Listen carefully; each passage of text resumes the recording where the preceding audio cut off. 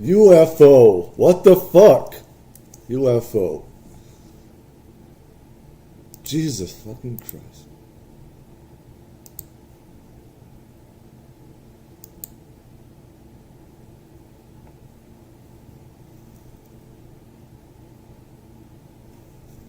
Yeah.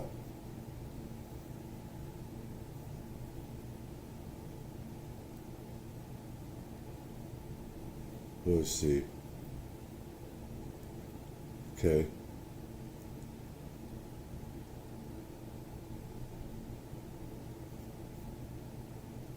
How many?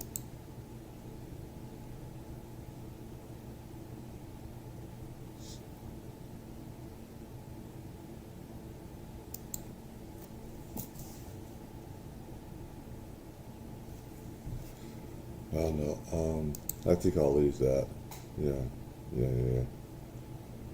Okay.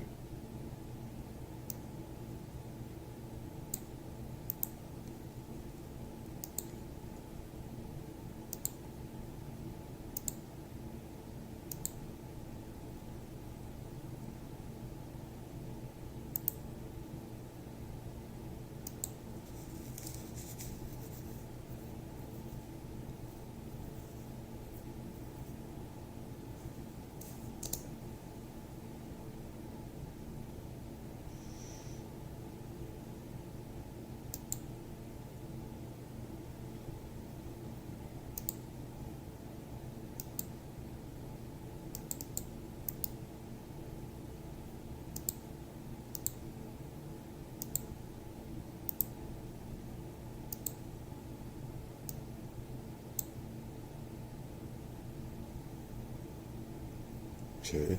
Boom,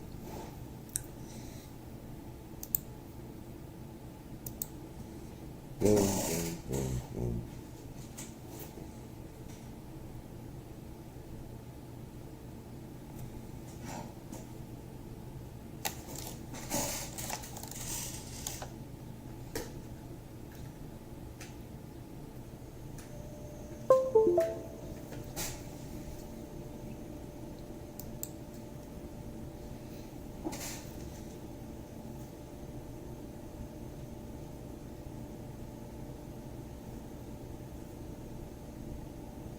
From the beginning here.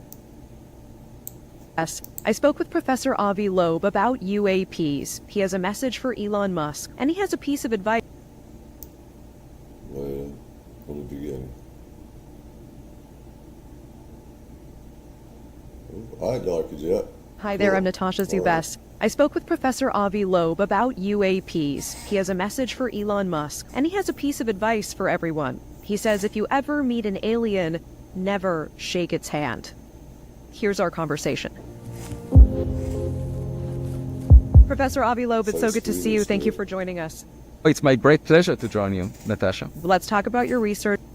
This is from News Nation. Get us here. I put out news, my reaction to these things, my experiences, what I may not know about UFO stuff, paranormal as well, from my experiences, freedom of the press, Uh, so, just want to get everything out there. And let's talk about UAPs and UFOs as well. I've always wanted to ask you, what is the most compelling piece of scientific evidence so far in your mind that UAPs and extraterrestrial life may actually exist? Yeah, so I should say, I grew up on a farm, and I wasn't necessarily planning to become a scientist. I was interested in philosophy and the big questions, and then circumstances brought me to science. And so I mentioned that because the way I think is following common sense. I'm not swayed by sophistication. I don't need very sophisticated mathematics to feel good about myself. And the reason I say that is because right now theoretical physics is driven by people who work on the question of what might reality be like if it had extra dimensions, and they've been doing it for decades. We have no evidence for extra dimensions. That's not all theoretical. It's very real. A lot of us have been to the other side, have communicated with ETs or whatever, know about UFOs and stuff. It's not theory, it's fact. So I don't want to speculate about that, but at the same then time, you're not going to learn. You're not going to the evolve. possible existence of something like us is being considered as an extraordinary claim. And I say that makes no sense whatsoever. Because right now we know that there are hundreds of billions of stars within the Milky Way galaxy, like the Sun, and at least a few percent of them, tens of billions of stars, have a planet the size of the Earth, roughly at the same separation. And so I say, well, you have all these other systems that look just like our home, okay? At least superficially, based on what we know. So it's just looking through the window of your house and seeing a lot of houses down the street. Now, my colleagues are arguing it's an extraordinary claim to imagine that they have residents like ourselves. We are the pinnacle of creation. And Elon Musk himself says we need to go to Mars because we have responsibility to save ourselves because maybe, most likely, we are alone. And I say no. You're full of shit. That is the least likely possibility. The most likely possibility, there were other civilizations like us billions of years ago, because most stars formed before the sun, billions of years before the sun. And it's... I have not seen this.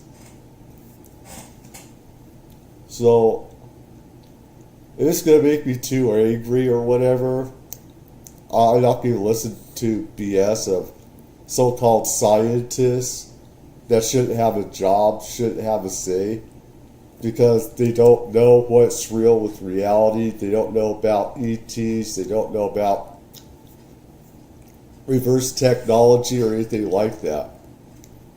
They shouldn't have a job. They shouldn't be in positions where they're in, because they're putting out disinformation, misinformation. It's only natural to say we exist, therefore there should be things like us around those stars, and they existed before us. And so all I'm saying is, let's look for evidence. So after the elections, Peter Thiel talked in various podcasts, and he said, the conclusion of this election is never bet against Elon Musk. So the following day, I placed a bet against Elon Musk in an essay that I posted on medium.com. And I said, I'm willing to put 1% of my net worth against 1% of his net worth. Oh boy. I'm not going to waste my time. I'm not getting paid to do this. Oh my God. I think what I'll do, I didn't go over some of this other stuff. I didn't read it. Let's see. I didn't redo this. Let's see. Let's see here.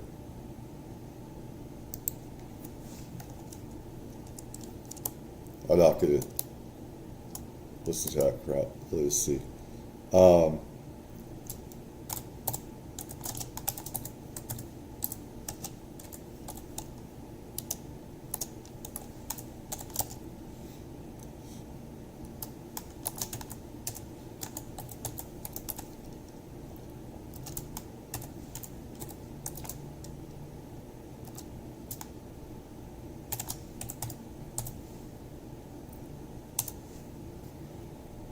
see.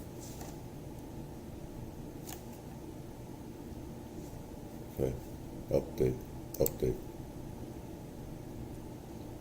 Alright, got it, good. Update there. Let's go to this one instead.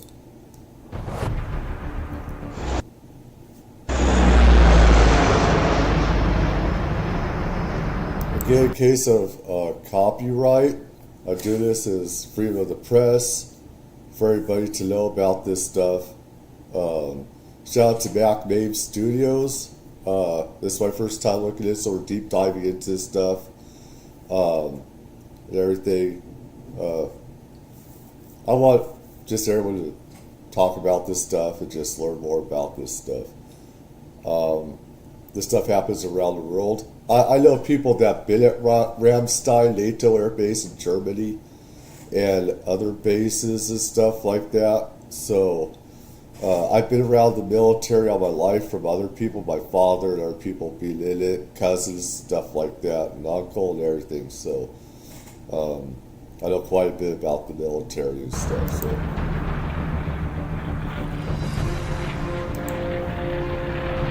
Let's see. Shout out to the Black Wave Studios. Let's see.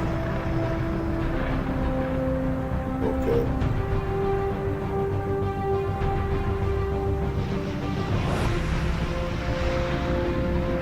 Is this based on anything real or not? Or is this a story?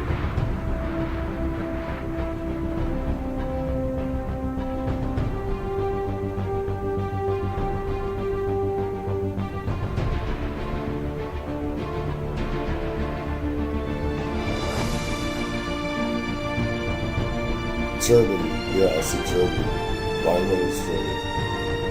1974.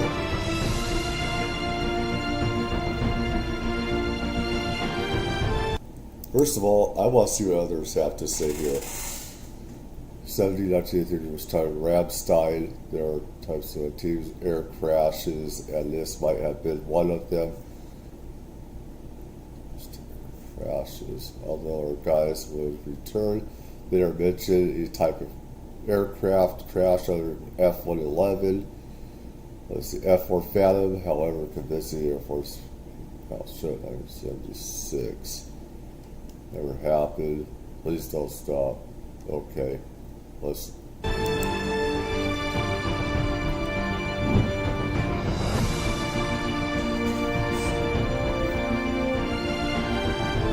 want to get to.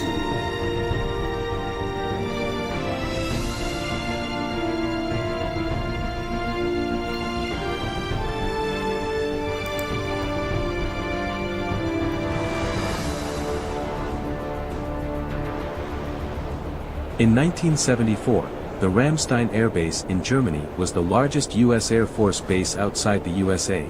During the Cold War, the base and its NATO partners formed the first line of defense against the Soviet threat. Nuclear weapons were stored both on the base and in numerous bunkers around the area.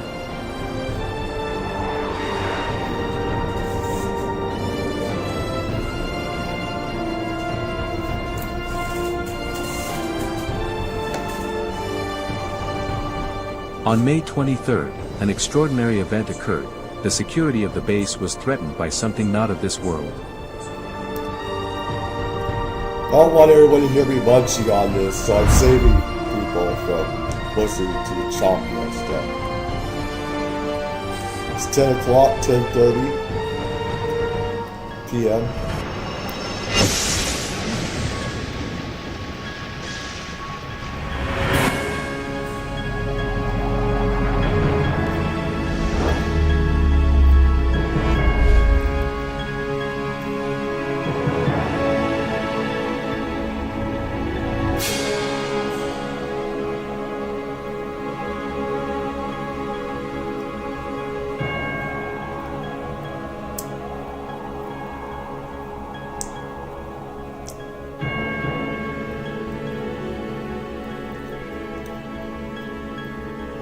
still is part of Germany as well.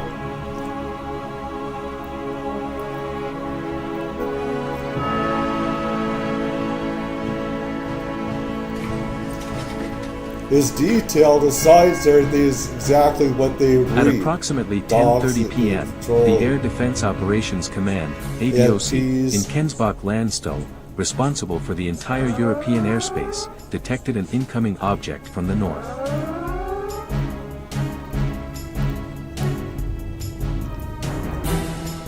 This is Tiger A, bogey bearing 180, range 50 miles, altitude 6,000 feet, unknown identification, closing fast. 6,000 feet.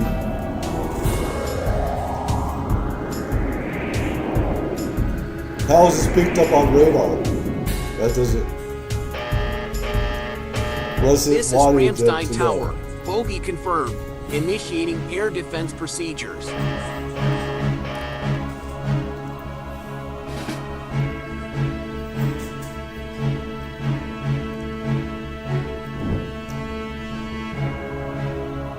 To secure the airbase, a Vulcan chaparral system was stationed on the hills north of the base.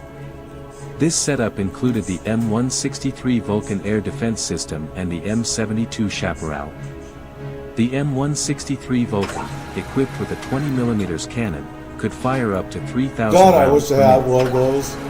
God. I want that.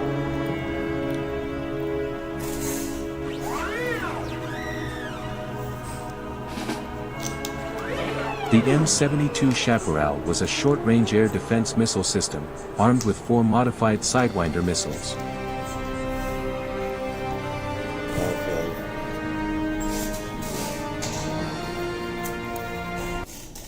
Now the biggest question is, no stuff about UFOs, CTs, stuff like that, is how was it detected on radar? Because most of the time, at least with CTs, they can't detect them. NORAD, now, they have developed technology, got NORAD, stuff like that, could pick things up.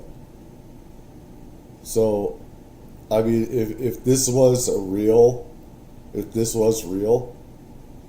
was it man-made, or was it E.T.? Was it magic? Was it spirit technology? Etc. Because was it trying to make itself known that it was that this craft, was crashing? Was it trying to make itself known? That's the big question. Because usually they go invisible. You can't detect that stuff on radar. That doesn't make sense. Unless why it would have itself known.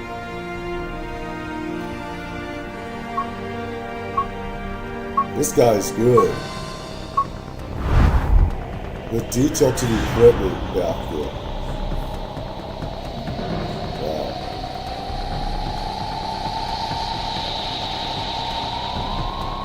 Yeah, Wave Studios.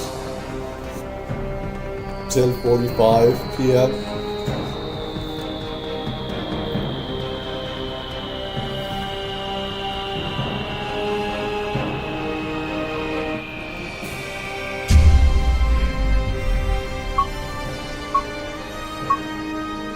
That makes no sense how it's picked up on radar like that. Sometimes they can. A Sometimes few they miles themselves north of know. the airbase, the unidentified object suddenly vanished from radar. The military suspected a Soviet aircraft crash and dispatched a below recovery radar, team to yeah. locate the presumed wreckage.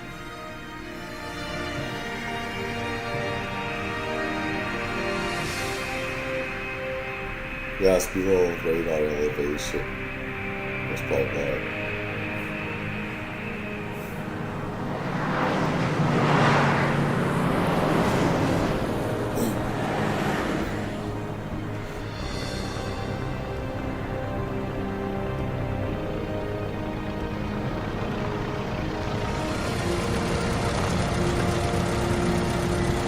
Jeez. 4 Humvees were there.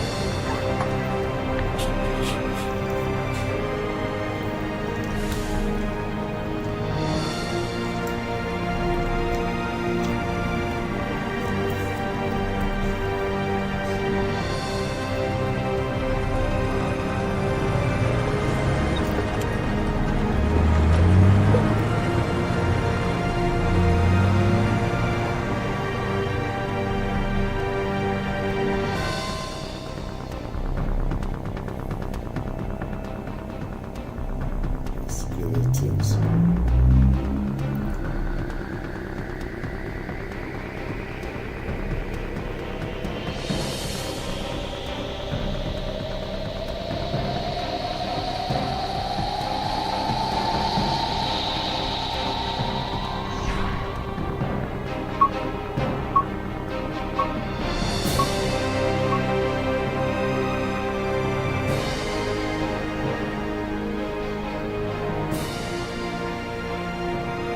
Wow. I need this. I need this thing. I gotta have this.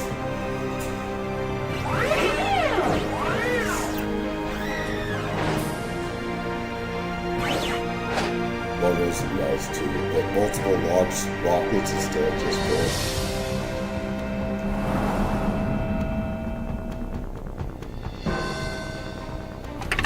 Makes sense, but...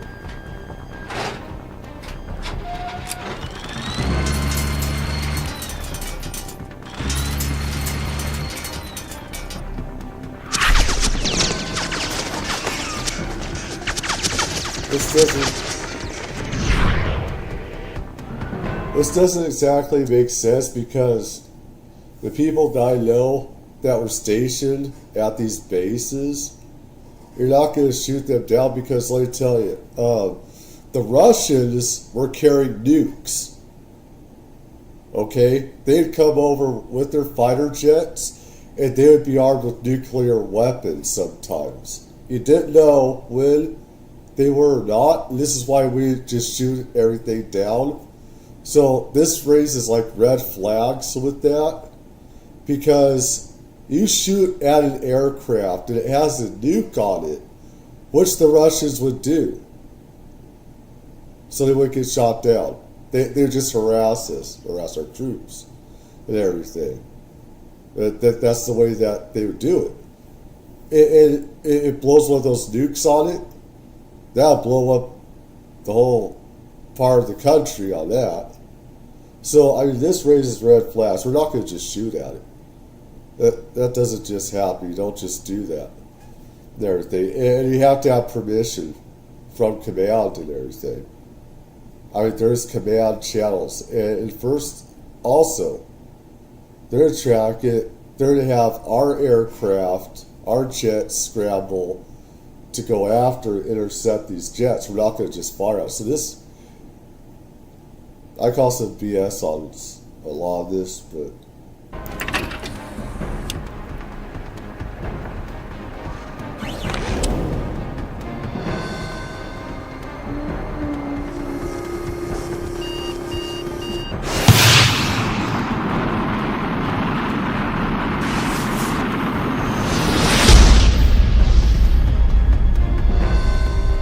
Meanwhile, German police and American military police were conducting vehicle checks nearby.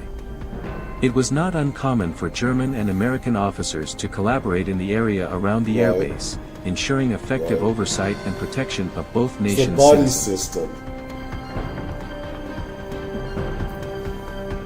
We did have Korea as well.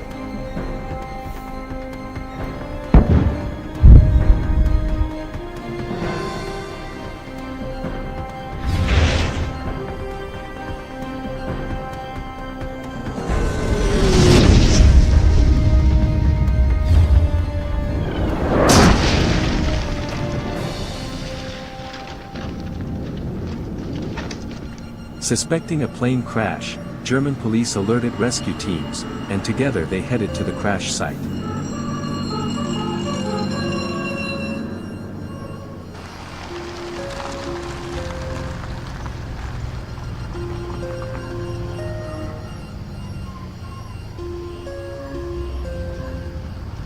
Yeah, there's some red flags with this. There could definitely use.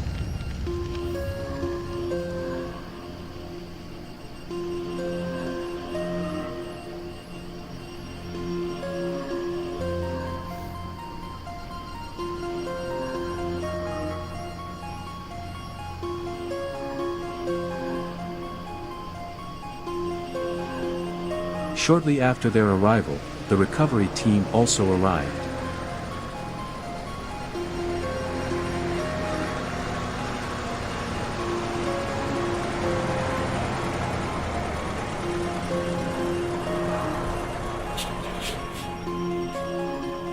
Although crashes outside the airbase fell under German jurisdiction, the military convinced the police and rescue teams that the situation was too dangerous. Believing it might be the Americans, the thing is, the Americans always took around the world, pretty much. Almost even in some instances with Russia, I heard. The Russians had autonomy and stuff like that, but we collaborated stories and stuff like that with the Russians during the Soviet era.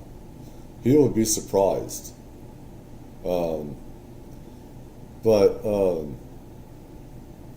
there's just red flags with this, but the U.S. would take over most parts of the world. We'd have our military spawn. We have crash teams that could be there within a couple hours, whether it be Iran, Iran, or South America, or whatever. The response time is crazy. But Soviet object, possibly radioactive, they left the recovery to the military.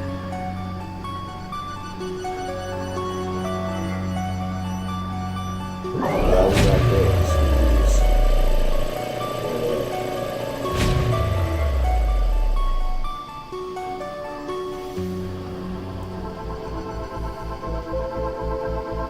The thing is, they didn't know if this is another red flag, they didn't know if it's radioactive. Exactly, until other teams got there. They had no idea. None. That's until special operations team would get there. Clean up everything. And they didn't know themselves. That's another red flag. They're just doing their duty. That's all.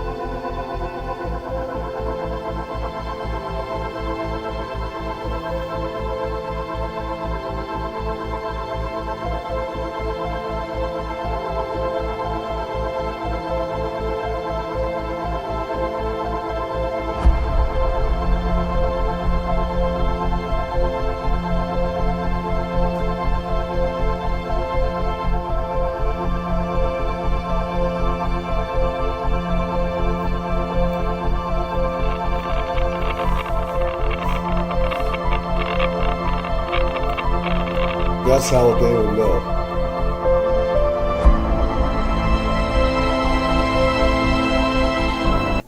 I gotta say, sometimes they did have these calendars. Sometimes they did, depending. A lot of them they would, but it depends on the crash. And some people with some of these crashes, they didn't know that. They were told. They were always told to stand down. This is a peculiar, different type of crash situation. If this did happen, and stuff like that. Sometimes they didn't know, and they just go and look at the craft and stuff like that. And other times, they would have Geiger counters for radioactive stuff. It depends.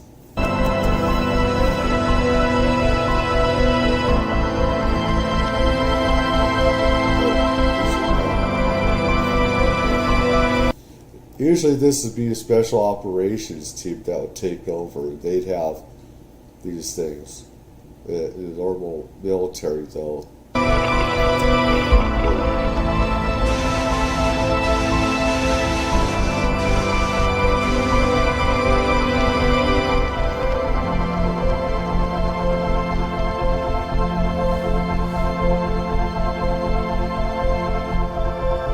Nice detail. Radiation measurements showed no contamination. Gradually, it became clear that this was no Soviet aircraft. The object's exterior was impeccably smooth, with a small slit suggesting an access point. It couldn't be opened with conventional tools.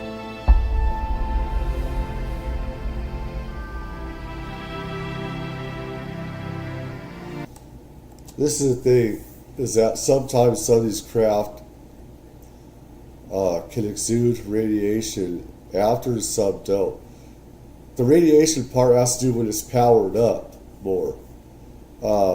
When it's turned on, the energy and everything, or depending on how its propulsion system is, that could give off the radiation. But usually there is a radiation around the whole field. Usually there is radiation.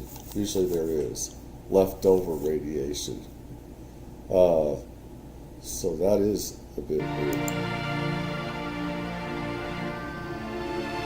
Yeah, usually there is.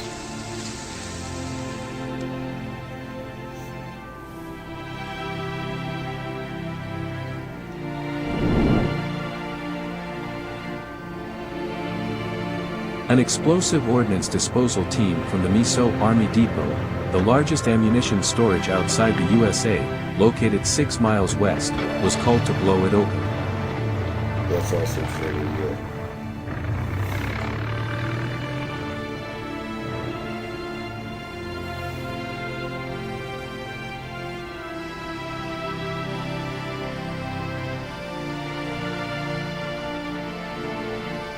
Wow, that's...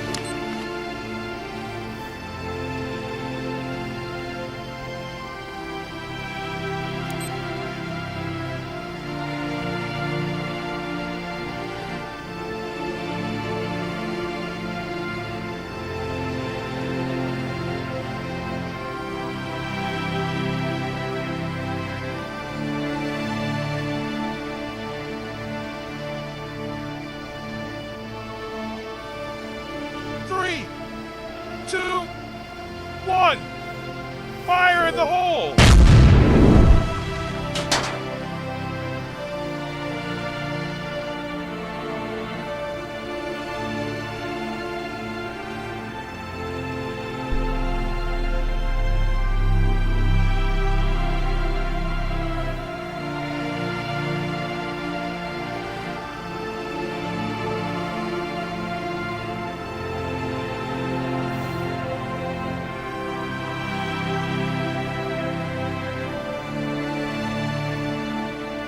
Inside, That's they weird found how these UFOs have no real toilets or anything.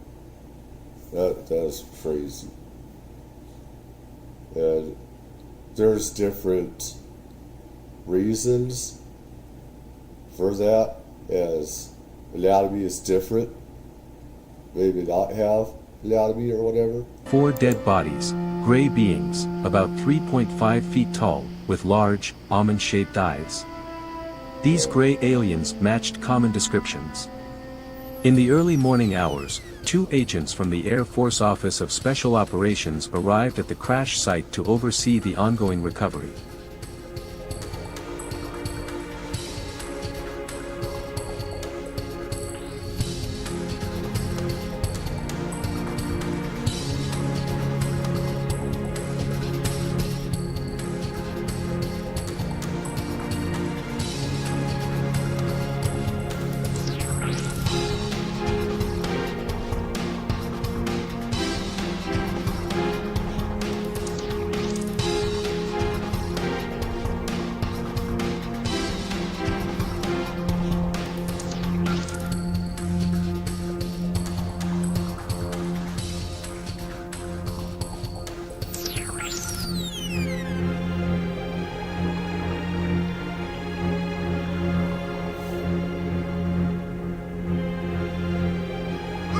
That's a common thing I've heard.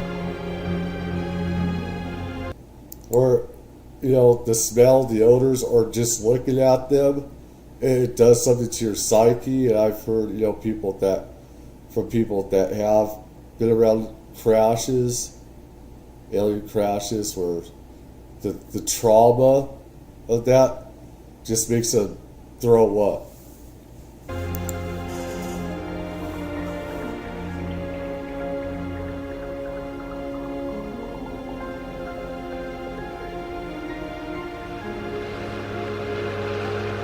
Because you're not used to see that, of course.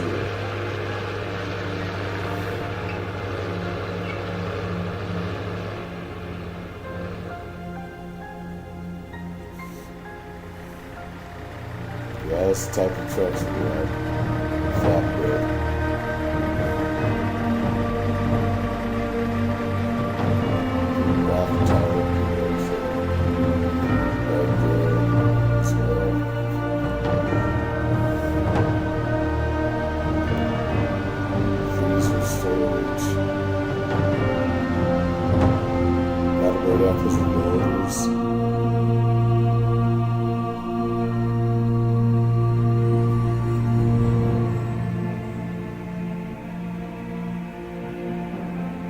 The beings and their spacecraft were loaded onto a C-5 and flown out that same morning. Oh wow. Yeah, military areas. Those are huge freaking jets. I mean, planes. Cargo planes. Much bigger than C-17, sorry.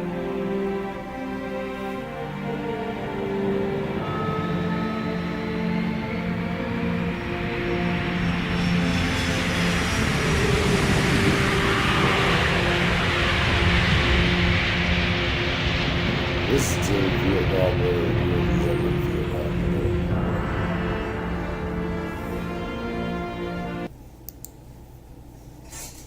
So yeah, that's right there, Ramstein.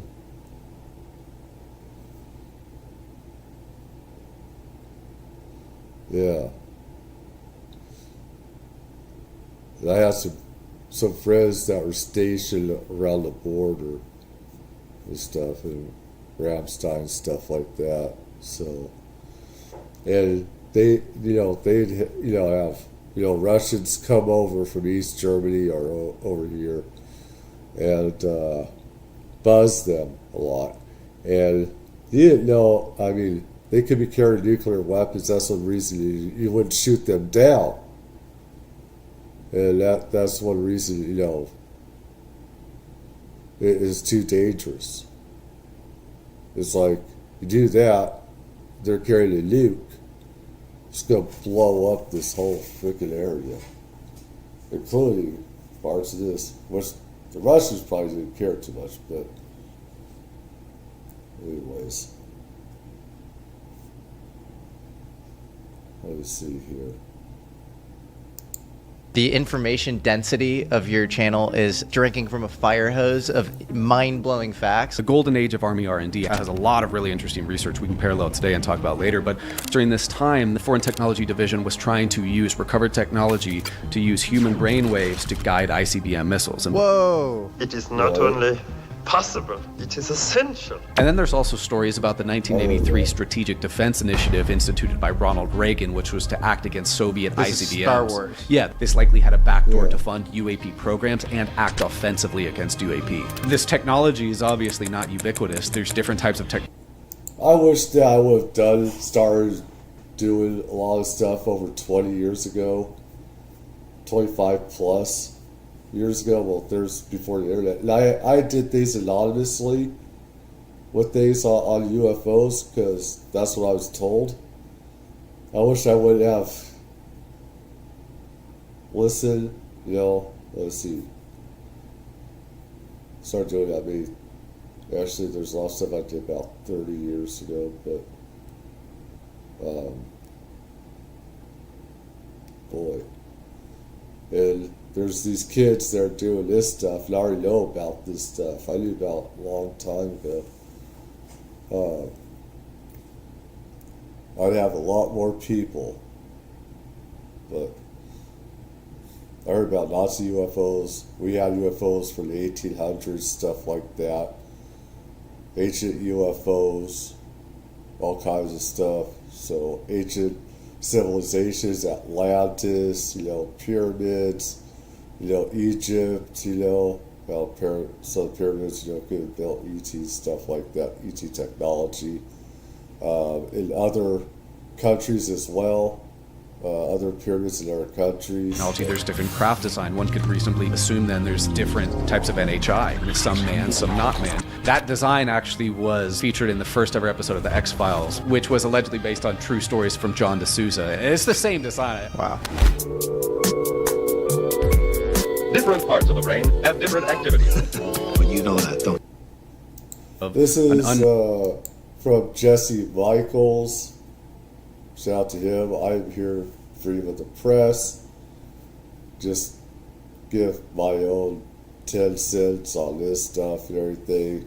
This guy says he's the most knowledgeable UFO. I don't think so. I don't think so. I mean, a lot of us could say different. Known possibly foreign craft, and he and two other Marines, one Sergeant Allen and another person, found a crashed craft. The story is super interesting because it features like mother of pearl effect on the skin of the craft, liquid coming from the craft. Explain what mother of pearl effect is. Kind of like oil on water. Something that Jake and others also kind of described unique features of the shimmering of kind of the craft skin. And also Weygandt spoke of what he assumed to be bodies in the craft with kind of an arm hanging out of the craft. He's only ever done 2 interviews. One in 2001 for Stephen Greer, one in 2023 under, I think, Dan Willis. And so he is a really interesting person. Are you in touch with him? Yes. Yes. Jonathan Weygandt is one of the nicest people I've ever met in my entire life. Wow. He's a really good guy. Do you find him beyond reproach as a person? Yes, I fully believe Jonathan Weygandt's encounter. Why? There's small details that kind of prove to aid in other research. The reason I covered him and Michael together in a video, besides just the fact they were Marines, is they both talked about a team present. Of course, in Michael's case, he talked about a human-made craft that he encountered. But let's back up real Right. quick. So you're saying Weygandt's this Peru case, and then just for the audience, Michael Herrera is this case in Indonesia with this Marine unit, right? Yes. And they see this sort of, I guess he calls it Vanta Black. Yeah. Ape-gon shape, which Jake Barber describes as well. Craft hovering above the treetops. He kind of closes in on it, and then this like really elite paramilitary unit Black then forces, basically takes his whole unit into sort of custody. Yeah. And kind of reprimands them. And then he thinks that this whole thing is part of some sort of psionic asset trafficking scheme where UFO legacy programs are actually taking people in third world countries like Indonesia back to the U.S. in order to summon craft. I mean, the whole thing. Well, initially he thought it was human trafficking. And we'll get into this in a few minutes. It It is was trafficking, when it he is. gave his testimony when Michael Herrera gave his testimony at the 2023 Stephen Greer National Press Club show.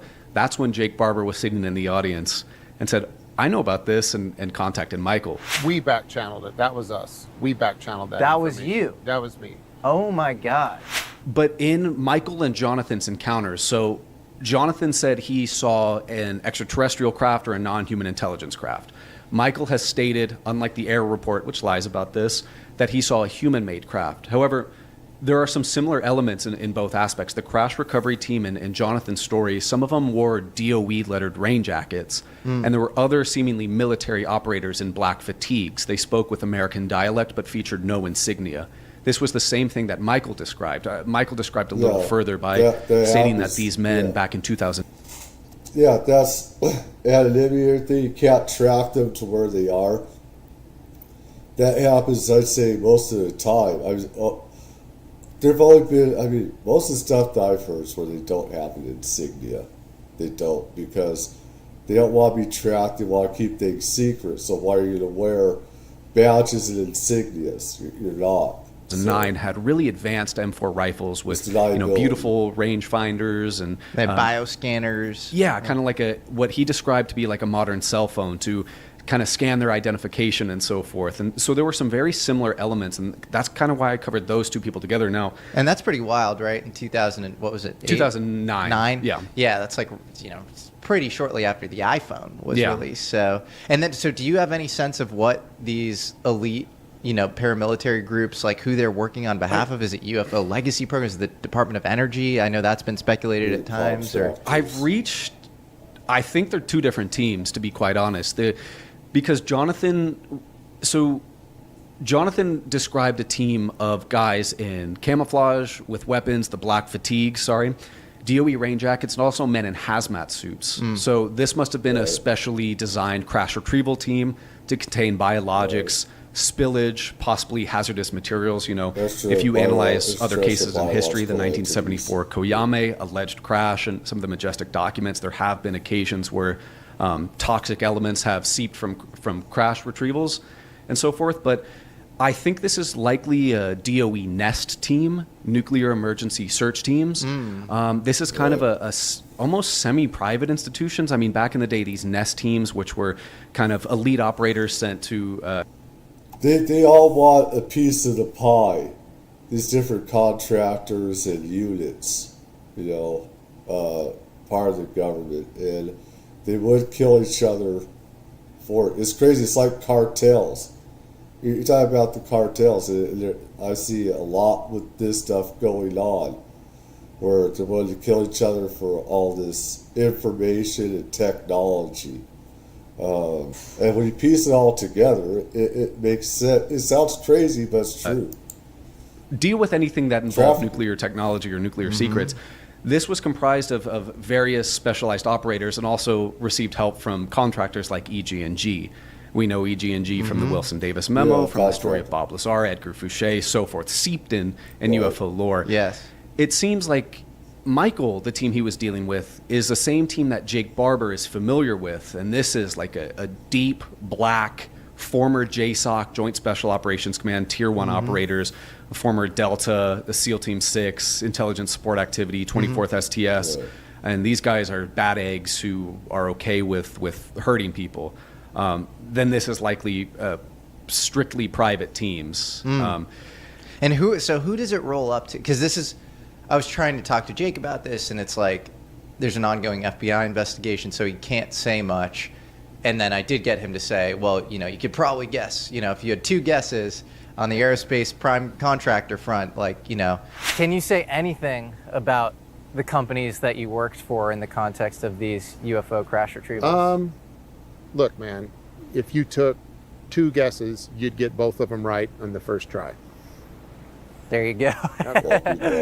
And then, so my guesses, this is me talking, would be like Lockheed and Northrop, but there's this other element of Department of Energy, who in the government does this roll up to? You hear stuff like they all want pieces the of CIA's pie. Director of Science and Technology, somebody like they want their piece of the pie. They want the knowledge, and it's like how the mob has different families.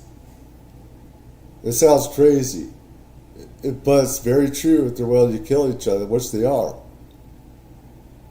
It's like the mob. It's like crime families and stuff like that. They want to know it too.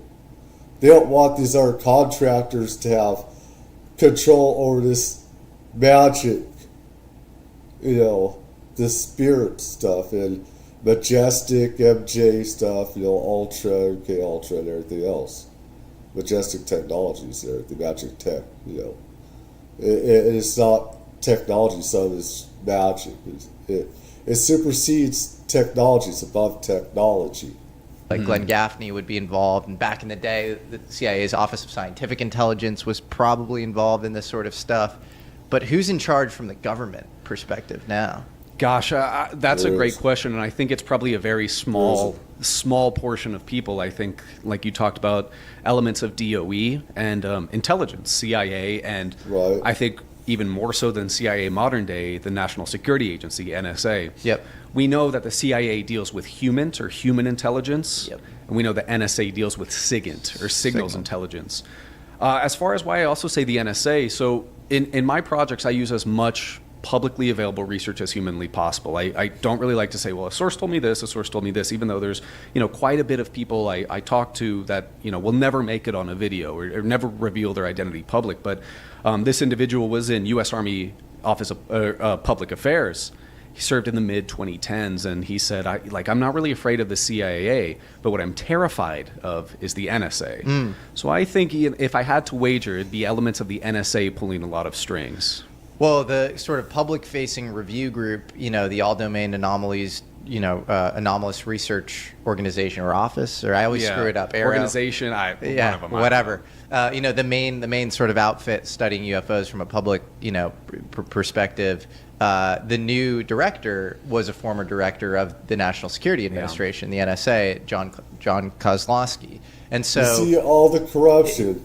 This son of a bitch himself said there's no proof of ETs and that there's. These people that testify says real piece of shit, and they're bought, they're paid for it, they're part of these criminal acts and everything. They're criminals themselves and everything, and they want to control this magic and technology and everything.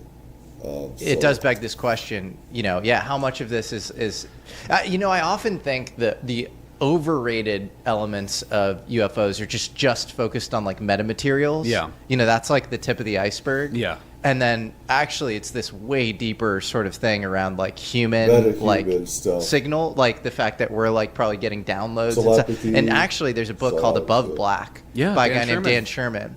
And he's like sort of recruited into this like nondescript, you know, NSA building. Mm-hmm. And I've heard some from an extremely credible source high up in government where if I were to give you this person's title, it's just completely beyond reproach, saying that program probably existed. He's recruited to this like NSA, you know, nondescript building, and basically told to do all sorts of weird mind matter experiments, like collapse a sine wave. He's given these like binaural beats, and then like basically he's used as like a sort of, you know, human antenna for like alien signals. Right. And it's part of this thing he calls Project Preserve Destiny. And he says that he's genetically been manipulated in the womb. And more, I interviewed yesterday a psionic asset who was recruited through the GATE program, through these gifted student programs or whatever. And so I think more and more is coming out of the woodwork around like kids and gifted program that probably existed. He's recruited to this like NSA, you know, nondescript building, and basically told to do all sorts of weird mind matter experiments, like collapse a sine wave. He's given these like binaural beats, and then like basically he's used as like a sort of, you know, human antenna for like alien signals. Right. And it's part of this thing he calls Project Preserve Destiny. And he says that he's genetically been manipulated in the womb. And more, I interviewed yesterday a psionic asset who was recruited through the GATE program, through these gifted student programs or whatever. And so I think more and more is coming out of the woodwork around like kids and gifted people and like clairvoyance being approached at a very young age for downloads and signals that they're getting. And there's a guy named Andrei Puharich who I believe he wrote a book called The Sacred Mushroom. When I had my near-death experience and everything, I was manipulated different ways myself in the womb and stuff like that. I'm not going to talk about it too much, but it's like there's different things, and I don't know, everyone has their opinions on stuff like that. But and he had these space kids back in the day where he'd recruit all these kids to upstate New York, and he had this Round Table Institute in Maine. That's human trafficking. And it was, the space kids were very meant criminal. To basically get downloads from, and Star Trek came from one of these downloads. Wow. Gene Roddenberry was inspired by this woman named Phyllis Schliemann. I don't know, Phyllis something. Yeah. And that sort of inspired all of Star Trek. And EG&G, I think, actually picked up a lot of the work there. And so it's super fascinating. That's similar to like Tim Taylor, right? He said some of the ideas for his businesses came via like unknown downloads to his head. Isn't that what Diana Pasulka has kind of said around him and his work? Yeah, that he engaged in protocols to basically download all sorts of information. And you know, he I believe started a biotech company called Vivex Biotech and sold it for $88 million or something crazy like that. And he claims that a lot of that was derived from downloads that he got. And I spoke to him for a very brief period of time over the phone once. He sort of disappeared on me after that.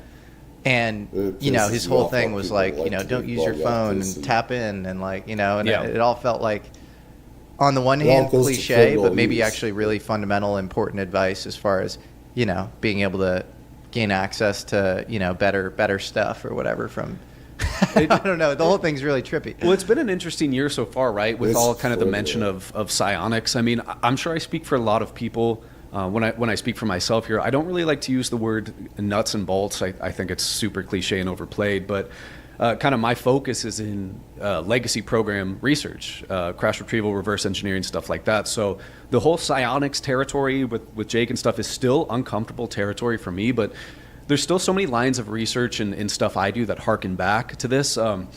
One example is Philip J. Corso. I recently did a project on Corso. Corso stated that in 1960 he was recruited to the U.S. Army's Foreign Technology Division. This isn't to be confused with the Air Force's Foreign Technology Division. Two separate things.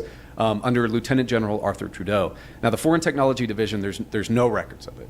It's similar to the Army's Interplanetary Phenomenon Unit that probably only exists through institutional record. Right. There's no record. But in Corso's testimony... Which, by the way, we know that existed. Correct, yeah. That was the Interplanetary Phenomena Unit. We know that existed, which is crazy. We knew that a group named that existed between, 47 and 50? Yeah, 47 to 50. And that was first confirmed in 1986 to UFO researcher William Steinman. Exactly. And in the Majestic documents, there's an IPU report, Interplanetary Phenomenon Unit report, and an IPU field order. 2 documents, still disputed. But this stuff is happening all over the world, South America as well. And I know about the UFOs of Peru and the Nazca lines, the Mayans, all this stuff, and ancient astronauts thousands of years ago. And there's art and stuff like that in stone, little stuff as well, of a Mayan using a UFO, having something attached to his mouth and everything.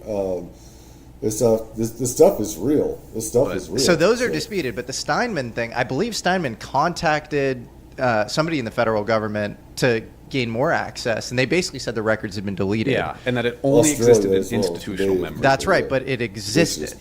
And so that's just so fascinating. And I'll get back to Corso, but maybe we'll talk about the IPU documents later, because that actually talks about like a crash retrieval that killed technicians at Sandia National Labs because of the danger of the crash. But so Corso worked for the Foreign Technology Division. This is not in dispute. You can look through his official military records that said he was the chief of the Foreign Technology Division, not out of Wright-Patterson Air Force Base. Right.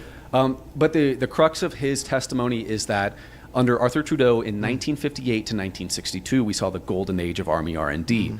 And this is where materials recovered from the Roswell crash and possibly other crashes, maybe Aztec, maybe crash at Corona, plains of San Agustin, and so forth, that the U.S. Army would partner with the U.S. industry to figure out how these technologies work and seed them back primarily to help the U.S. military, and secondly, help the American people if necessary. Well, we know we never saw the American people if necessary, but it wasn't just to seed the technologies, it was also to improve upon existing technologies. There's a lot of contention here because some of these technologies were passive night vision systems, and guys like Colonel John B. Alexander, who has made some lies about the Majestic documents before, dispute this, and stuff like the transistor and integrated circuit.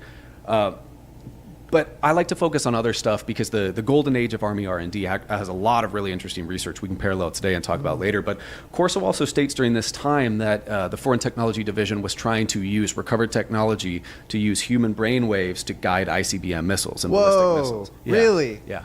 In today's world, staying informed can feel like navigating a maze of headlines, each with its own agenda. That's why I started using Ground News, a tool designed for skeptics and truth seekers like many in this what scientists call senescent cells, also known as zombie cells.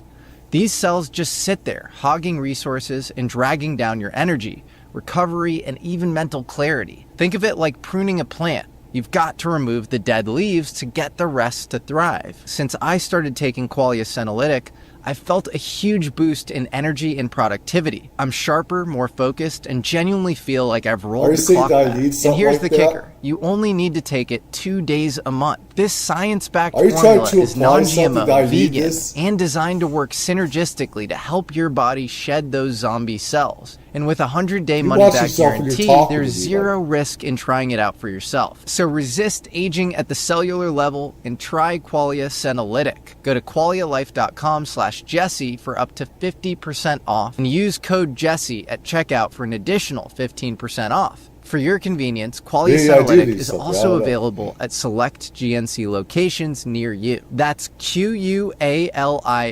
life.com/Jesse for an extra 15% off your purchase. Thanks so much to Qualia for sponsoring today's episode. Are you trying to so interesting. I didn't know he said that. Yeah. That's fascinating. So this is Philip J. Corso wrote this book called The Day After Roswell, and he wrote it in 97? 97, but The Day After Roswell has a bunch of fluff added by its co-writer. That's interesting. And he wasn't super happy about that, right? No. Rumor has it he only had 24 hours to edit it, and according to there's misinformation in some of these books. There's misinformation along with real stuff. People need to recognize that when you read some of these things, because some people on the inside they know they go to prison 25 years to life, federal prison.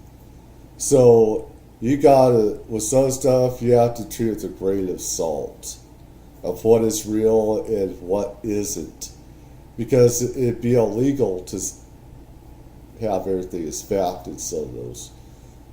So I mean, the only way you can know is if you actually talk to them personally and were able to do that. Sonny put his hand to his head and said, I can't believe this. That's so interesting, because I was just talking to James Fox, who has an interview with Philip J. Corso, and we need to put this out. It's not public. No, it is. It is. Oh, is it? Yeah, yeah. He said he's sitting on 3 hours, and that's maybe part of 20 minutes. I think public. a little bit's public. And it's published through Greer, weirdly enough. Yeah. No, so I think more can come out. And he was like, basically James Fox said, gun to my head, I get shot if I'm wrong. I think Philip J. Corso was legit. And so that's fascinating. He had a co-writer that might have kind of co-opted his process in some way, because there is stuff in that book that's, I think, clearly false. Yeah. Like if you look at the tech tree around integrated circuits and semiconductors, I don't think you need alien intervention to describe. There's I think a Munich patent on a transistor that goes back to the 30s. Yeah, there is. But I do think we saw this stepwise leap in interesting technology around this time, especially in material science. And I do believe the basic Roswell story that some sort of this memory metal, and I believe Jesse Marcel, this Air Force flight surgeon, that may have handled this memory. I mean, there are too many people. I mean, a lot of them are dead, were killed too. And they took it to their graves. They would talk about it because they were threatened that they'd be killed. I mean, I have that one of these tabs around here where he was interviewed and stuff from the National Archives and stuff. I know, I don't give a shit what other people think. I don't. It's what I know, or whatever. Now, you have to be careful of some misinformation is what you do. But, there are different crashes that happened. Not just one, not just the 47, but there were others that happened in New Mexico and stuff like that. And there's some weird stuff going on, including with the ground and stuff like that, and draining of, let me see. I just need to get those tabs. There's so much stuff that I do and go through that I get attention deficit disorder with different things. Marine metal material, and that it probably did make its way to Wright Airfield at the time, which Wright Airfield would have been the place you would have taken it, because it also got over here at Plant 42 at Lockheed, which it became Lockheed Martin. They became Lockheed Martin, Skunk Works and stuff like that. Actually, Skunk Works, then Lockheed Martin. They had it over there. I have too many people, personally, that I know that wouldn't lie about is put right there at Lockheed at Plant 42, Palmdale, California. They were basically reverse engineering adversary tech. They had like MiGs, Russian MiGs, later on, but in 1943 they successfully reverse engineered a German pulse jet engine. So they were already successfully reverse engineering adversary retrieved technology. So, well, we had to get technology from the Germans that they had on extraterrestrial, spirit technology. The Germans had this stuff.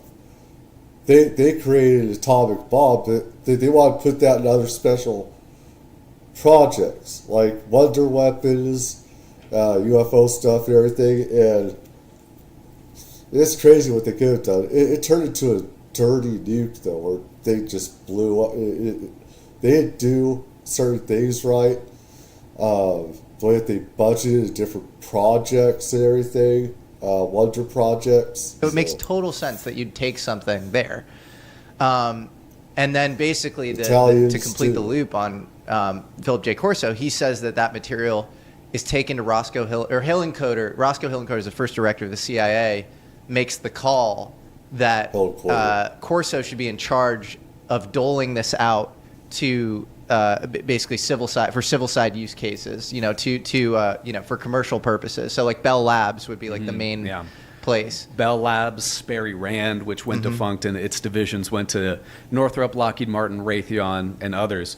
And so Philip Corso actually has a manuscript. It's called Dawn of a New Age. And so for my research on Corso, I read the two side by side and went through every single difference. Remarkably different. For example, in Day After Roswell, there's a passage about how Corso intimidated a CIA director to off himself, which is absurd. And of course, you don't see that in the manuscript. Oh, they psyoped him, man. Yeah. And he had 24 hours to edit it. Yeah. And what else? What else? The first chapter of the book is like a detailed description of Roswell as if somebody was there. Corso never talks about that stuff. He doesn't know what happened at Roswell. He just takes the materials he's seen. Another example is continued mentions to the Majestic documents in Day After Roswell. They're only passively referenced once in Dawn of a New Age. However, in Dawn of a New Age, Corso also states interesting stuff that he found after his time in the Foreign Technology Division, and maybe we'll get into that later because we can circle back to the psionic stuff with other like really old research we can dig into. But Corso would talk about stuff like a UFO working group, which there's reason to suggest maybe the Majestic 12 changed into that along the way. But what I wanted to say about the psionics as well is, and just kind of the mental phenomena, I want to route this back to three key players. Dr. It's also saying how Harry S. Truman created the CIA because of UFO, ET technology, extraterrestrial technology created for that, as well as, foreign. The CIA was for foreign aggression, for espionage, spies, spying on other countries. It's supposed to be international. FBI is supposed to be relegated to the national, this country, but they always overstep everything, all the time. Dr. Eric A. Walker, Robert Sarbacher, Dr. Robert Sarbacher, and Wilbert B. Smith.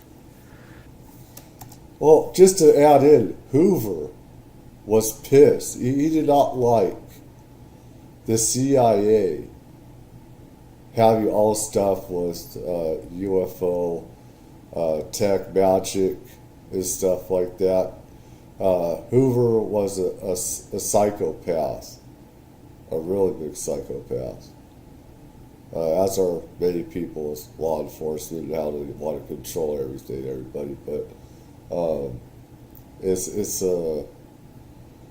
he wanted a piece of the pie, of course.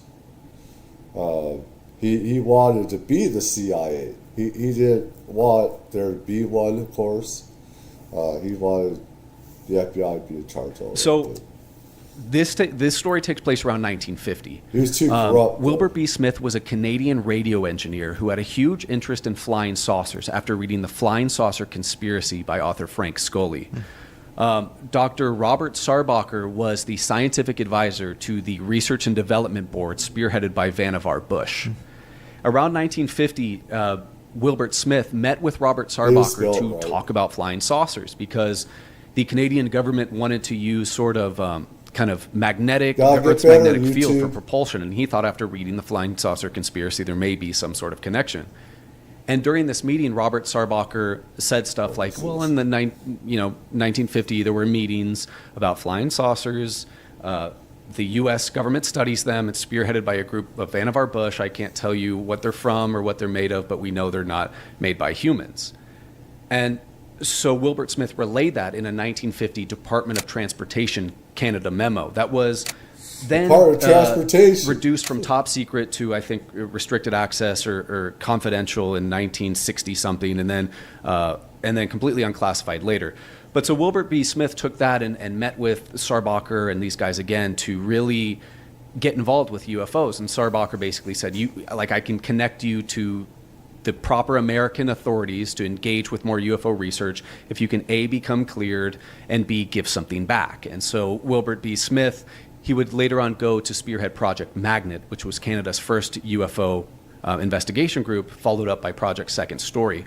But when he finally met again with the Americans, he learned other things such as, Vannevar Bush spearhead the group. He knew that, a couple more things, but he also said that the U.S. authorities studying UFOs were obsessed with the mental phenomena that accompanied UFO research. Yeah. So later on down the line... Yeah, and this is where the spirit from ETs or the craft itself, their spirits. This is why calling it tech is kind of a stupid, it's a human response that we need to get out of. This is a spirit, magic. It transcends technology, and how spirits are from dead NHI, non-human intelligence, or EBE, whatever, okay, is that they would latch on to whether it be the woman or man,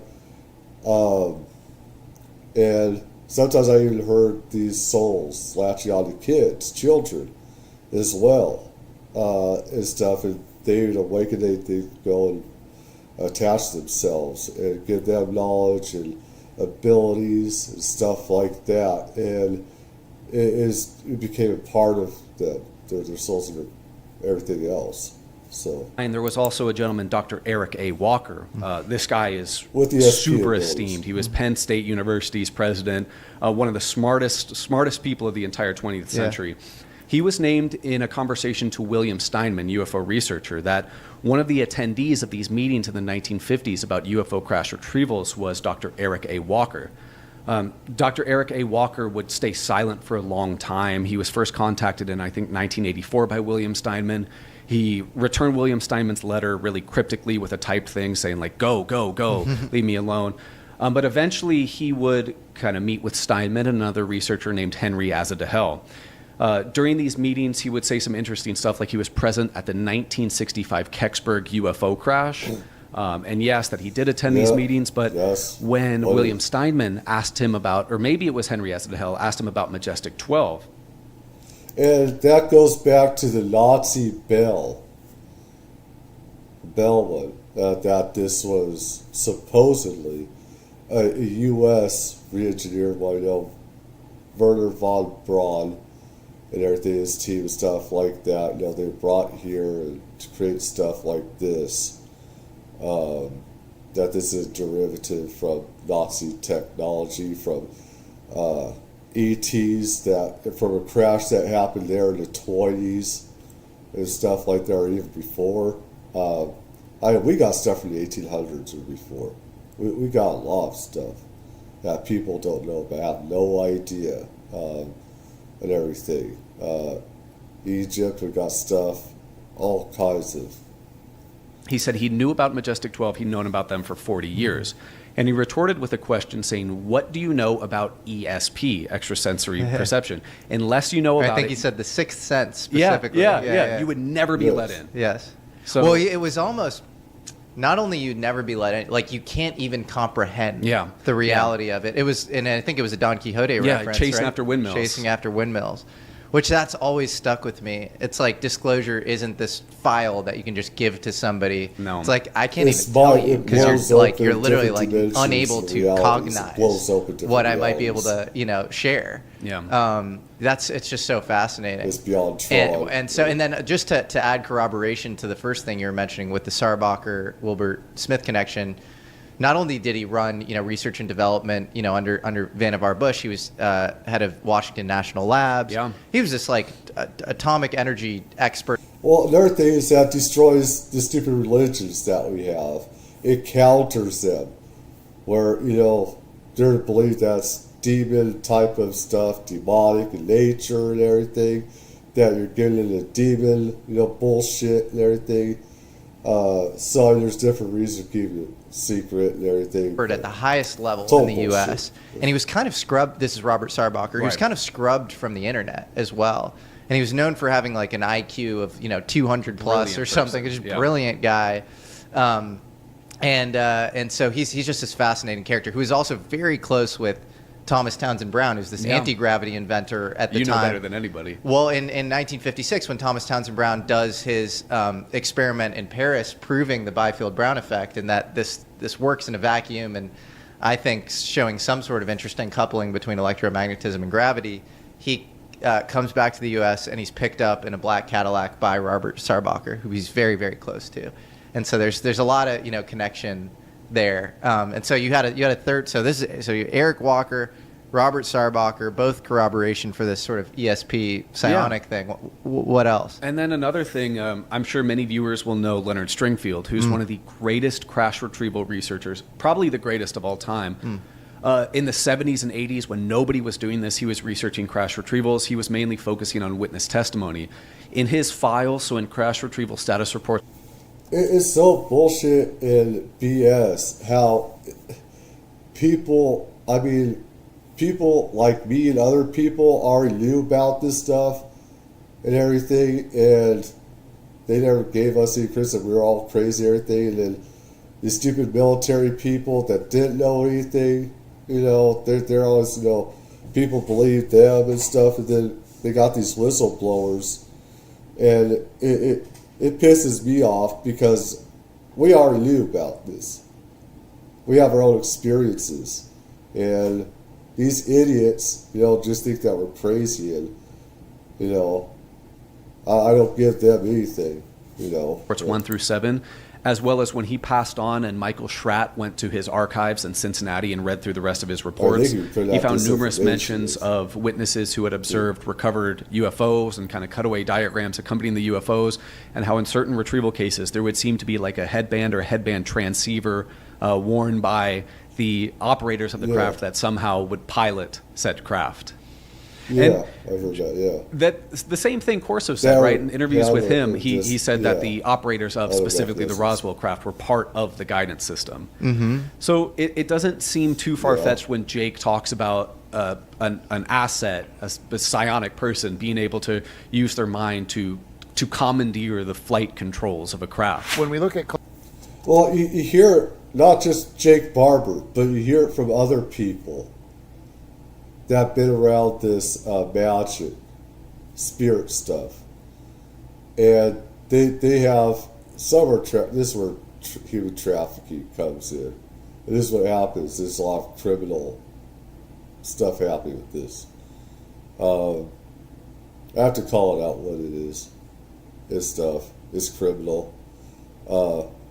But other whistleblowers have said this, well, other people have, where they bring some people into this magic. I don't even like to call it tech. It's not tech, but we'll just use the human word for it. To see if the technology, the magic, is receptive to the human being in the mind and spirit.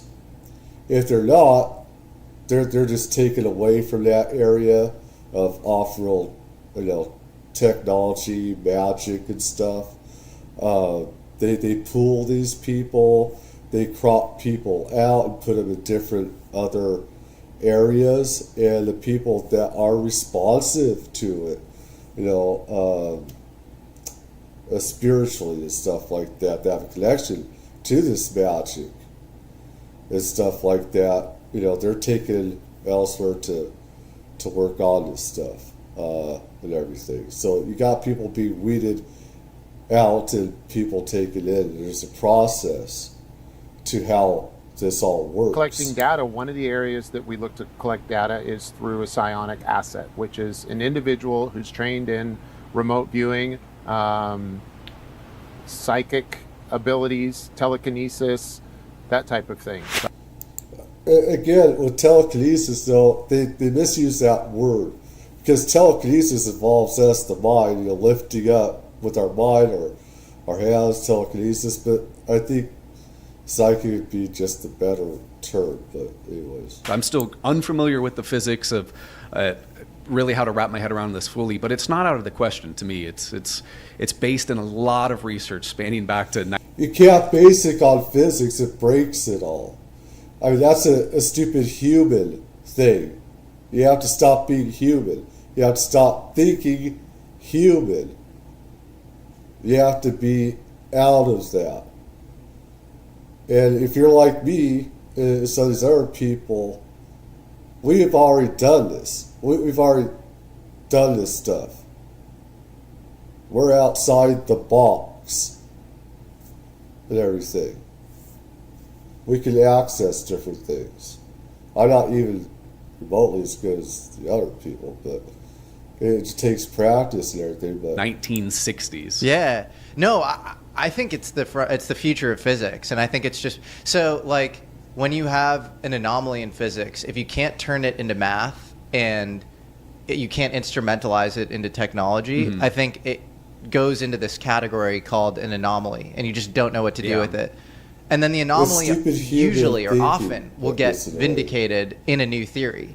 But until that anomaly gets vindicated in a new theory, you just have to say it's a weird. You're not going to evolve when you just think human.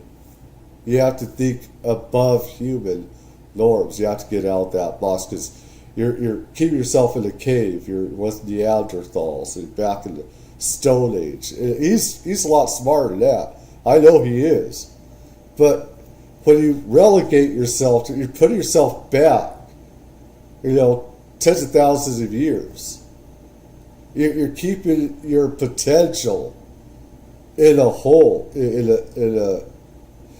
a dark, hole, in the ground. You dig yourself a hole. You're keeping yourself there, and you have to evolve out of that. You got to stop thinking human.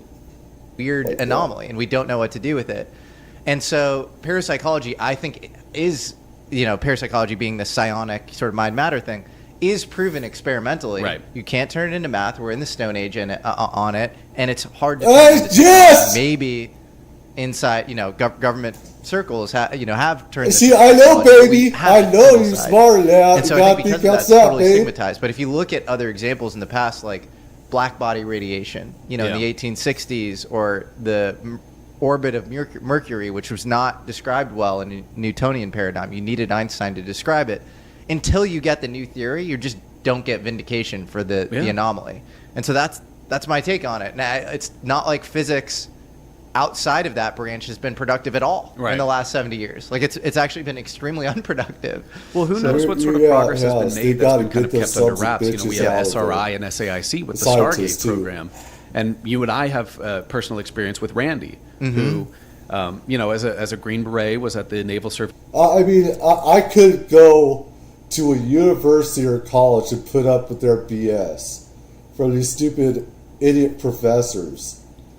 That think that they're smart, and I'm way out of their league. And a lot of us are. He is. They're like idiots and degenerates in a way. I have to be honest. They have no idea. They're way down here. Me and some of these others are way above them. They're like Neanderthals and stuff like that. I've said that to so many of so-called smart people.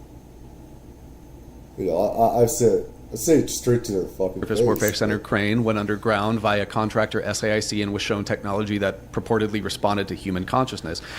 We get under there, door opens, we go through a security type checkpoint. This is another whistleblower from Area 51 here, describing, what I was talking about. I remember the first thing that stood out to me was that it was significantly more modern than everything up top. Yep. And that was odd.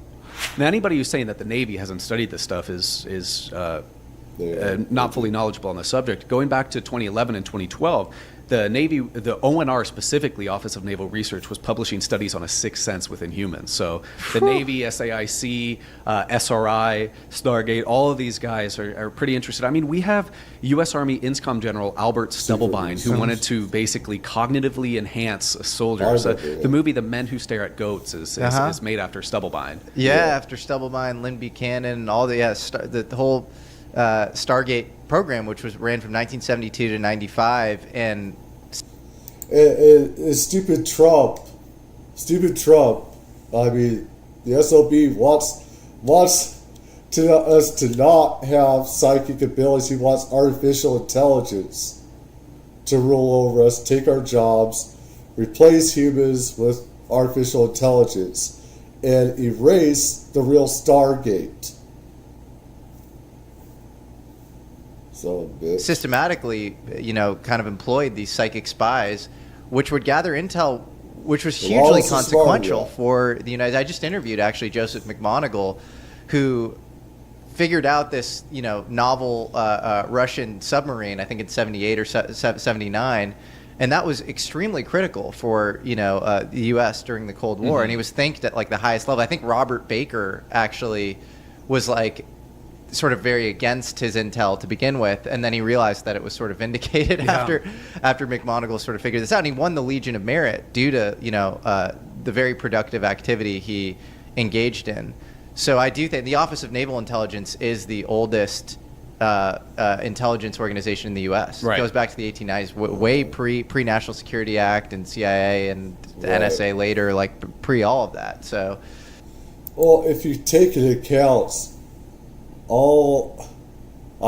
the Navy goes back since we were rowing canoes, prehistory and stuff like that, and people, would see UFOs at sea, see monsters, stuff like that. So the paranormal's always been there. They've always wanted to do that. It makes sense. It's always been there. And they've had, not cults, but secret societies. I know because I've had family in secret societies that deals paranormal stuff. So I know what I'm talking about with this. This would be part of the secret departments that would be in the military and stuff like that. They'd be off for the main part of the military, but they'd have these offshoot, departments and stuff like that. Like basement type of stuff you don't want your mother and father to know about, I agree. And for the audience, because they're probably drinking from a fire hose of facts now, Randy Anderson is this amazing Green Beret who you introduced me to, who is really just I think a war hero. I think both you and I have heard offline of stories around his deployments to various countries that he wants to lay low on because it's not the Green Beret way. He doesn't want to brag about anything. It's not the CO way. But there's a number of people in his graduating class who've died. He's gone through a lot, and he was stationed he was an 18 Bravo weapons sergeant. An expert on all various weapons systems, and he was taken underground to this deep underground military base, which we know exists across the country. That's not a question. Yeah, we have underground bases. Around this country, there's stuff around the world that goes underground. We have stuff at Edwards Air Force Base that we have B-52s. We put those underground. We had that case of, a nuclear war. I've heard of Plat 42, Palmdale, having underground network to Area 51 and stuff like that, and how there could be underground tunnels to other places, intersecting and stuff like that. It just, if you want to keep things really secret, it makes sense. Instead of, you have to do all underground. Wright-Patterson, underground Wright-Patterson, all these other bases. You create all these underground networks, tunnels, stuff like that. And of course, some that are 9 miles underground or more. So underwater, under the ocean, on the eastern seaboard, and other places, Pacific here as well. Question. So. Yeah. That's not a question, and that's a fascinating topic to get into as well. And once you talk about Randy, we can absolutely get into dumbs. Well, I just want to hear you because, there's I got a lot of flack for that video, and I've spoken to his colleagues. I've spoken to, 2 of his Green Beret buddies now. Yeah. I have their DD-214s. I know a little bit about them and their background. And, I know that Randy is not lying. No. And there are people out there on the internet questioning his service, which is insane. And I honestly shameful. Yeah. If there's anything substantive you have to say there or on the testimony, fine. Because he also has pictures of him at Crane. It's absurd. At the year, right when he saw the technology as well. He's a war hero. Yeah. And you just don't, that's insane. And then, there are questions he has about his experience. Those are people, most likely, either they're just idiots or those are people that don't want the truth to be out there.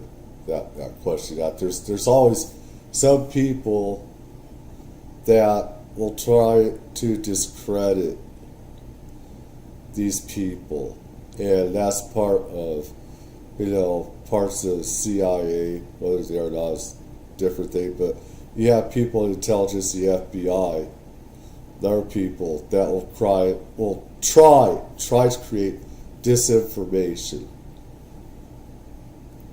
That they're always going to do that.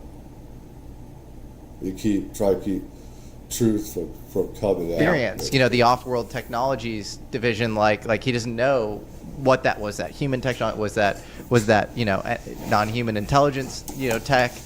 After that, we moved on down another hallway and got into an area that had a marking on the wall and said off-world technology. Said off-world technology. That was where the weird shit started. So yeah, we go into the room, and the one room, these significantly higher level of technology, like the lighting even looked, everything was just, it was more, it was just a different vibe, man.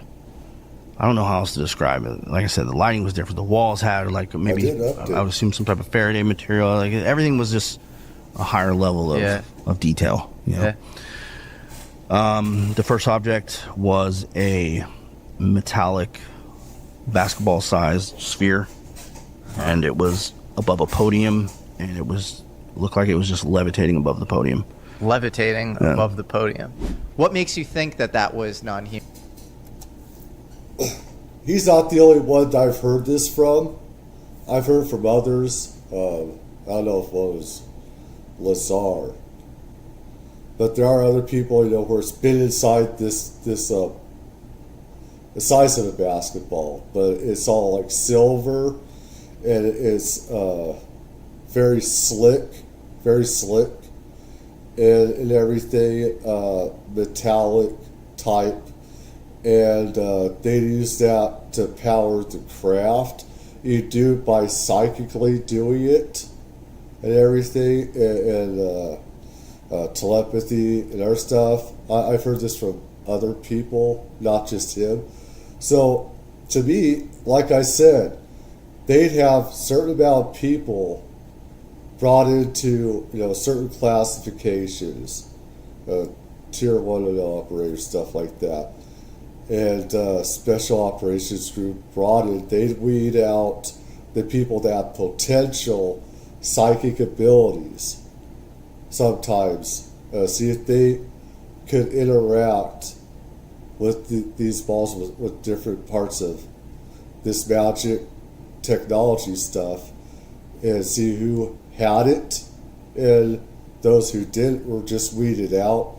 And there's that had these special abilities, they're taken elsewhere to be used to fly these re-engineered craft that we have and everything. He's not human.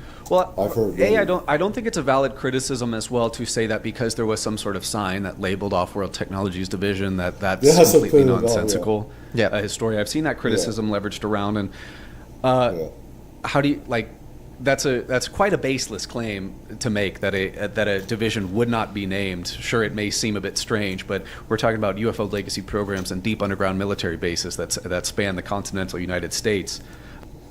Well, one thing is that what Randy also said is that he was in this elevator for much longer time than he thought.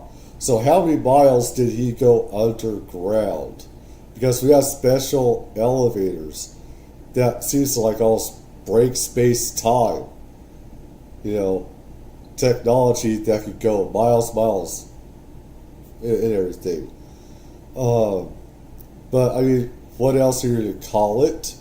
I mean, yeah, it sounds suspicious. It sounds sus. It does, but it doesn't exactly matter if he's telling the truth or not. I know from other people saying the same thing that have worked at these installations, the same type of thing. So that's not an accurate criticism to me, but the technologies Randy saw, I want to focus specifically on the sphere that he said reacted to human consciousness. There is a mutual friend of ours that has observed that as well. Yes. And that is Jordan of Skywatchers, if we can talk about that. Yeah. When he was involved in the GATE program as a late teen, intelligence or military brass and suits and, eggheads brought in a case, opened it up, and there was the same exact sphere. That story continues to pop up. Yeah. It's either a sphere or a piece of metal, and they want to see. I just interviewed somebody yesterday, and I can talk about this because it's going to come out. This guy Shane Frakes, Old Vet Symposium on Twitter, and he talks about being shown a sphere. And so it's the same thing, shown a sphere and seeing how the person would react and if they have some sort of psionic connection to it. And it's kind of the same thing as the Jake Barber story. Yeah, I've heard this over 25 years about it's like like I said, I call it magic spirit stuff because it's beyond technology, because it interacts with our spirit, our souls and everything, how it projects everything. It's not exactly technology, but where he locks on mentally to, in this case, the Aegon craft, but there is a mental connection. Right. And so that is, and then there's SAIC, I believe, is on record studying quote unquote psychotronic technology. Yeah, there's like a long history. They coined their own terms for like telekinesis and psychokinesis when they kind of bought up the research from SRI. So SAIC took it and ran with it. And they were operating Stargate, the psychic spy program, in Palo Alto, like at the end of its existence. So yeah, there's a lot of history there that just corroborates. Where if you don't know the history, you're going to hear this Green Beret saying, I saw a sphere levitating in front of a podium and I mentally locked onto it. And you're going to be like, that's fucking crazy. Yeah. But you need to update your priors and like actually dive deep into the history of this stuff, which, I mean, you're like the tip of the spear on. But I often feel like I'm out on an island where you have very few people to talk to who who don't realize that this stuff actually isn't crazy. If you're engaging in solid Bayesian reasoning, I mean, the big question is, I remember so many people saying, who cares about UFOs, ETs, that has nothing to do with us in our daily life? Yes, they do. They've been here, they're part of our creation, they're a part of our creation. They're a part of the DNA that we have today and everything. They help create us. They have this beyond human technology, energy. That we have ways to communicate without technology, without energy, without using cell phones, without using computers. Our abilities, what we have latent in our spirits and our mind's eye, supersedes and totally destroys all technology. We can see outside this dimension and everything else. And there's different dimensions and everything else, So, I mean, it has to do with everything. ETs and UFOs. That's honestly has everything to do with our life. Because we're in a cave, a dark cave right now. Maybe you have to think probabilistically, and it's not 100% this is definitely real or whatever, but like your base case is that it actually is real because there's a lot of evidence around it. Yeah, and like the other testimonies we mentioned too are incredibly interesting. The story with Jordan, he and I spoke about that long before any research with Randy was ever made public. So initially when I made contact with Randy, I went around kind of looking for any other story that may involve some sort of sphere, some sort of basketball-sized metal that might interact with people. And this also almost harkens back even to how we opened up with the story of Jonathan Weygandt when he got in close proximity to the crash craft he saw, whether it was the beings or the craft itself. He felt an overwhelming sense of calmness and communication in his head. And we hear that from Jake Barber as well with the Aegon. You hear it in pretty much every alien abduction account is this sort of mental telepathic connection. And I do find it interesting. Certain people are down for breaking exotic breaking physics in the form of exotic flight principles and metamaterials, but for whatever reason, so that like breaks our reality there. But they're not down for the mental thing, and it's like, why is that a bridge too far? If you've crossed this bridge is crazy. Like I said, you got to get rid of that physics. You got to get rid of that because you're thinking about the human thing, and we got to break out of human reality because what we could do is beyond human. We're not human. Our human bodies only last for a certain amount of time. Then the flesh dies, but our spirits are forever, and we're electromagnetic energy, and we could go to different dimensions, stuff like that, and everything. And so, I mean, people, even he says this. He's smart at himself, but when people think about physics and try to use technology, circuit boards and stuff like that, and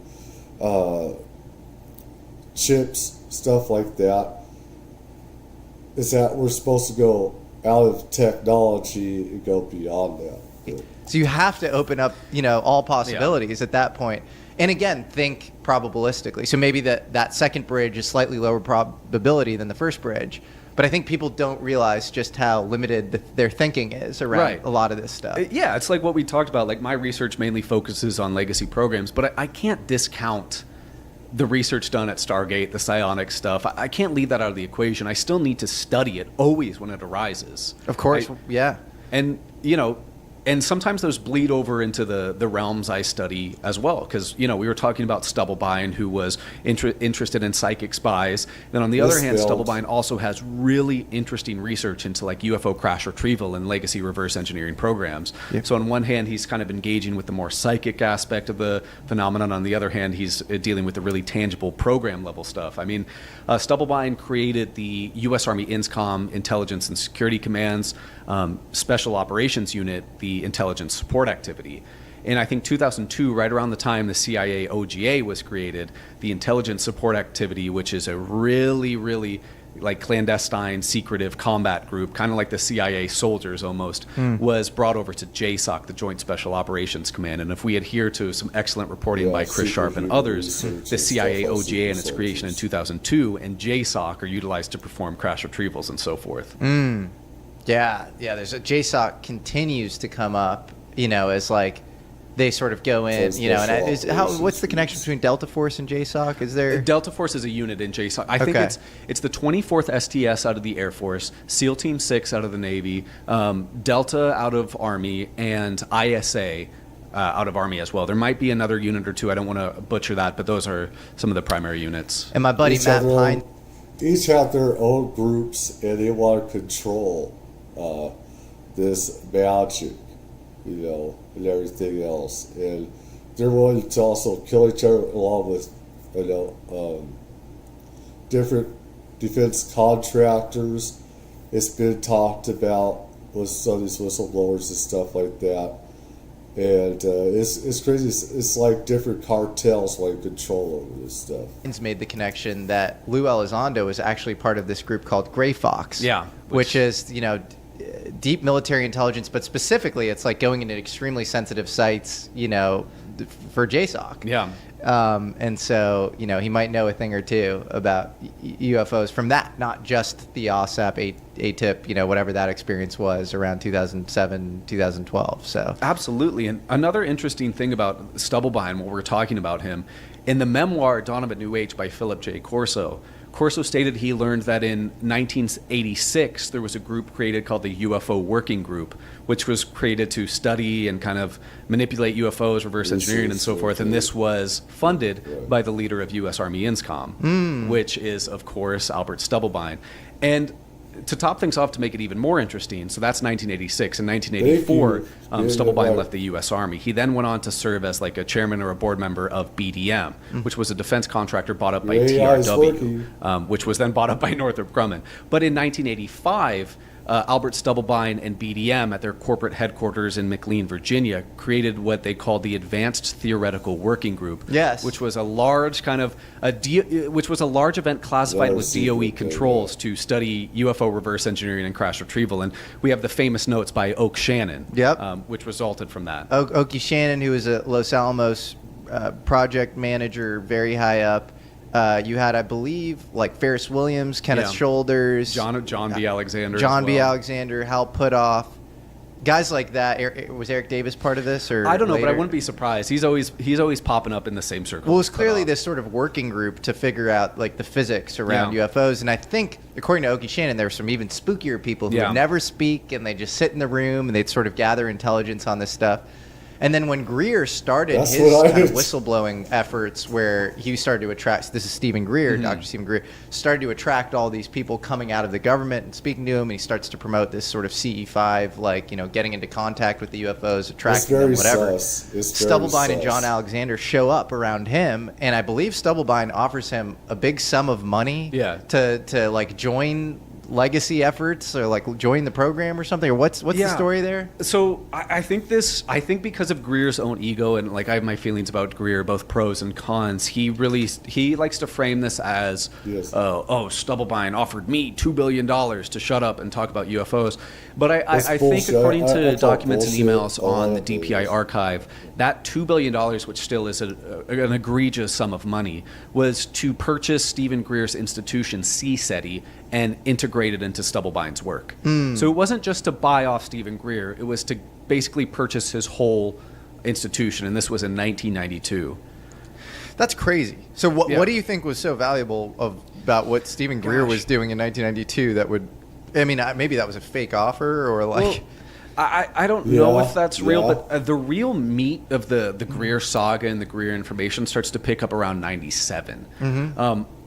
It's really hard to track down what Greer was doing in pre-1990s. Well, I mean, the thing with Greer is that he believes that his agenda, his story, is the only factual story, and there's a lot of BS with this story that I know personally. I know that there are evil ETs. I know there are good ones. I don't care what David Greer says. I go with what I know personally and what I felt from different, ET stuff like that and everything. There's good and bad. But he was a doctor? Yeah, he was a practicing trauma doctor, I think at an ER. I don't really know how he got interested in the subject, but he does say at the age of 18, and he said this in his 2024 September event, that he was contacted by like a cosmic intelligence and told to basically save the world. He's brought a lot of exposure to the UFO world, and he should be really vindicated, and he's worked his ass off, but... yeah, it can be weird vibes, I think, at times. I think there was a really big shift in Greer. So, he talks about his archive release, the DPI archives, Disclosure Project Initiative Archives. He says it would take somebody 2 to 4 years to go through it. That's nonsense. I've gone through the whole thing like 8 times. But so in 1997, I don't know what Greer was doing before that. Yeah. But in 1997... UFO researcher Bill Hamilton, William Hamilton III, who wrote the book Cosmic Top Secret I talked about in relation to Northrop Grumman, he had been in contact with Greer, and this UFO researcher, who I think is one of the most underappreciated people in the entire realm, he introduced Greer to various witnesses that would feature on the 2001 Disclosure Project National Press Club event, where various government and private sector whistleblowers would speak. Some of these included some redacted names who I've come to learn about those people. They're not public. Wow. And then Mark McCandlish and Brad Sorensen. Oh, yeah. The two primary witnesses, Brad Sorensen being the primary witness of the 1988 Norton Air Force show, where an alien reproduction vehicle was shown off, and Mark McCandlish, the person who created the line art drawings and so forth. And by the way, the term alien reproduction vehicle that most people associate with Greer was coined by Sorensen himself and relayed in Hamilton's 1992 book, Cosmic Top Secret. He got this wrong. He said alien replicated vehicle, but even so. And around the same time, I talked about this in around Northrop as well, Greer met a person named A.H. He's since spilled the name in his archive. I just won't repeat it. We'll call it A.H. But A.H. was, I guess, a former Boeing technician.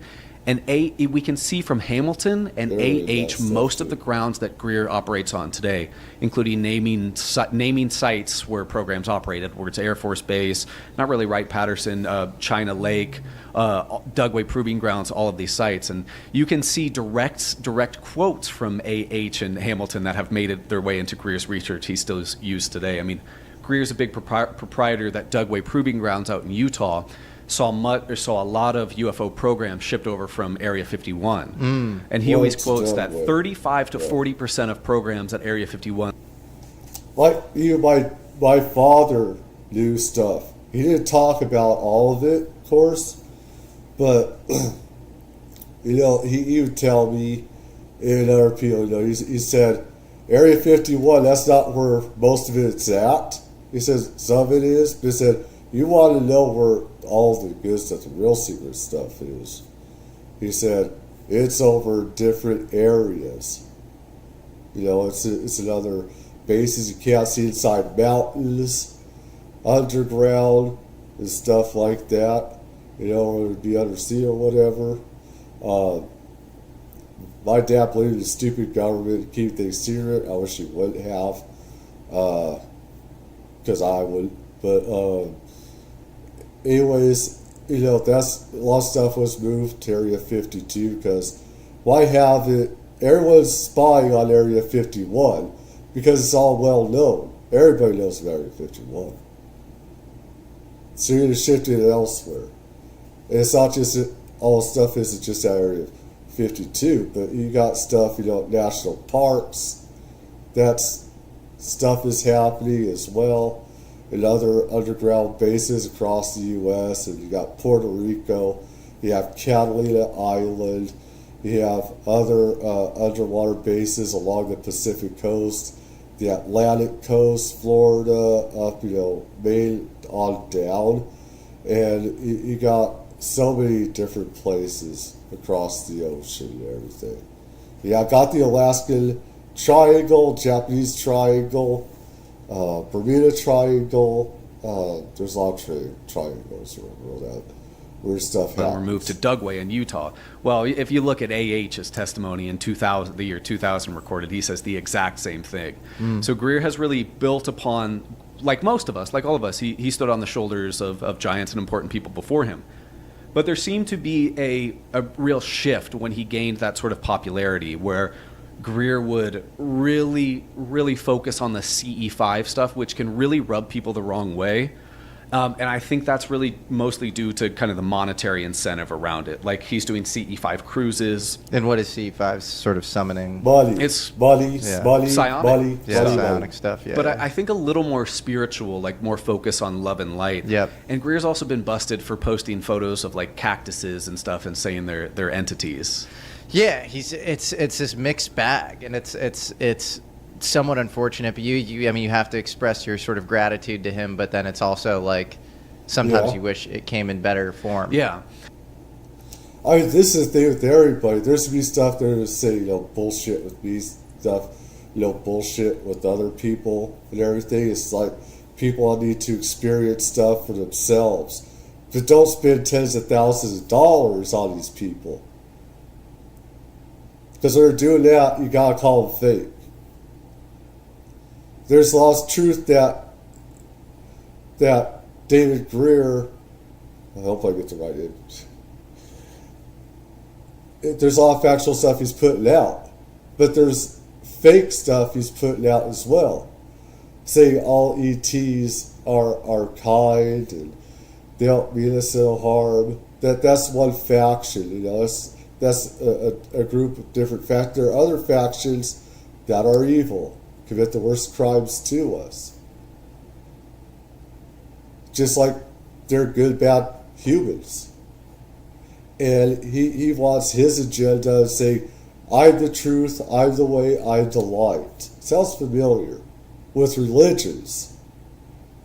And if you think otherwise, you're evil. You're a part of intelligence. And you are a plant, and that's complete bullshit. That's not true. Those are lies he's using. I've called him a liar on different media and stuff like that because he is lying about that. So, I mean... Because I've never spoken to Greer. I've never been in contact with him. I don't plan to, but I've been badmouthed by him. I know that. What did he say about you? So...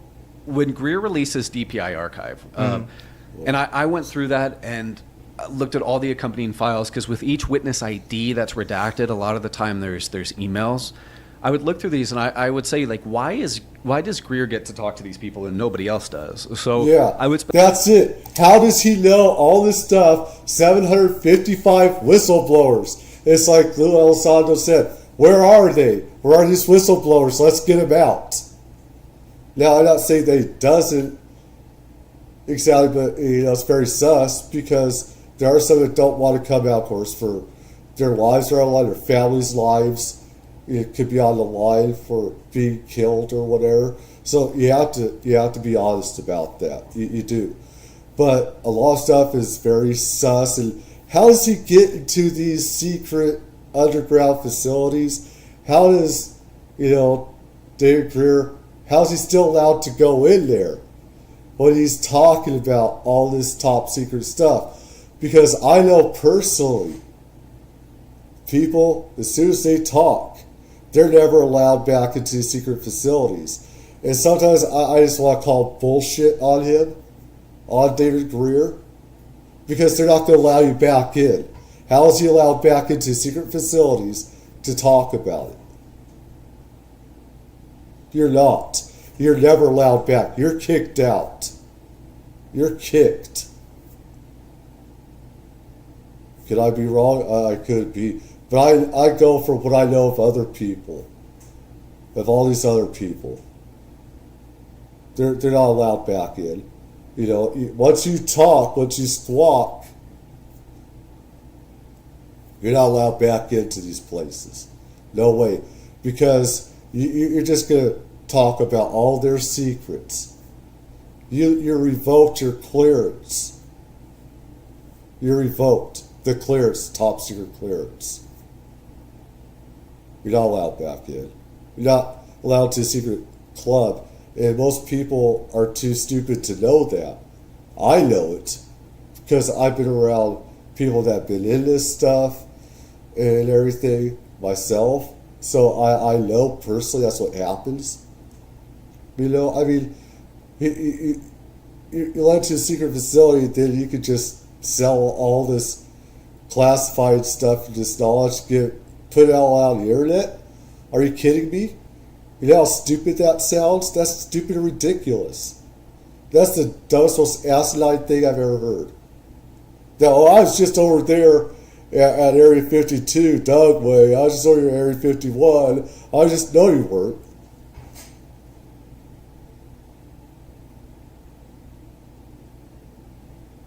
I call it bullshit.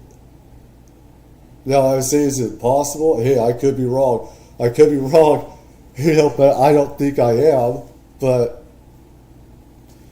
been weeks tracking people down and finding out who they were and contacting them. There's been multiple that I have, but at the tail end of 2024, there was a recent entry on the archive. This was a brand new person. This was the Army Public Affairs person that I talked about recently.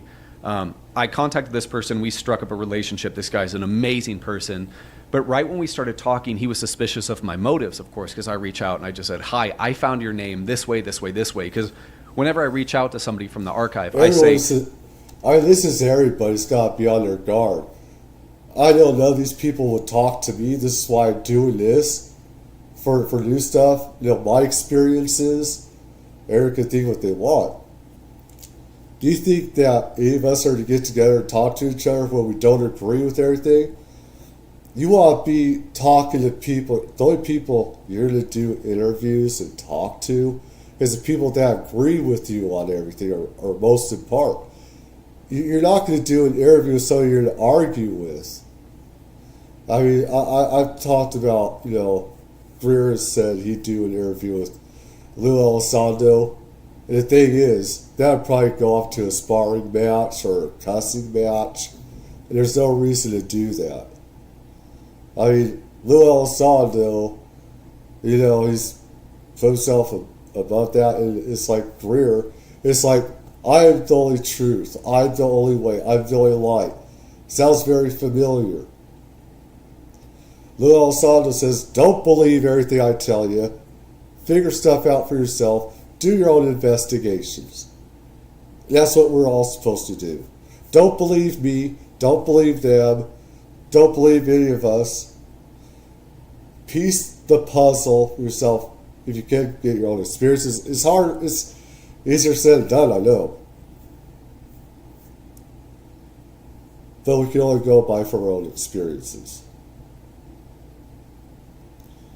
And everyone's going to be on their guard and not trust anybody else because everyone has their own agenda. Everyone has their own message. It's fucked up, it is. It's very fucked up that we're all tribal because we have all this knowledge, but yet, there's plenty of stuff we disagree on. Such as life with everything else. Hey, this is where the breach of security happened. This is how I found your name. It will not be shared. I'm not interested in contacting anybody else. But so this guy and I started talking, and we hung up on the phone one day, and he called me back 10 minutes later. He said, I need to know what you're doing. I said, excuse me? He said, I just talked to Greer, and he said you're an intelligence asset. That's so I said, bitch. What? So apparently this guy, when we hung up off the phone, he then contacted Greer because he was still in contact with Greer. And he gave Greer my full name, which I would prefer if he wouldn't have done that, but that's okay. And then why said did I he do intelligence that? Why asset. did he So do that? That's my one. This is the thing with Greer. This is the thing with Greer. He reminds me a bit of a cult leader. He reminds me a bit of a cult leader with what he's doing with money. Dude, he reminds me of a cult leader. David Greer does. He knows a lot of stuff that I give him credit for. But when you try to control and say I'm the only way, the only light, I'm the only information you should go by, he got defensive. I don't just make claims. That's exactly what he does. He makes claims. He wants to spin his own agenda, his own narrative story, and everything. And I hope people wise up to that because there's a lot of things I can say about Greer I'm not going to. It's like people need to wise up to him and anybody else. I've got Jake Barber and these other people, how they're for the military-industrial complex. I spit on that stuff. I curse that. A lot of that needs to be destroyed because of really the corruption and the criminality of it. And they want to control it. That the magic, the technology, keep it from us. We all have a right to it.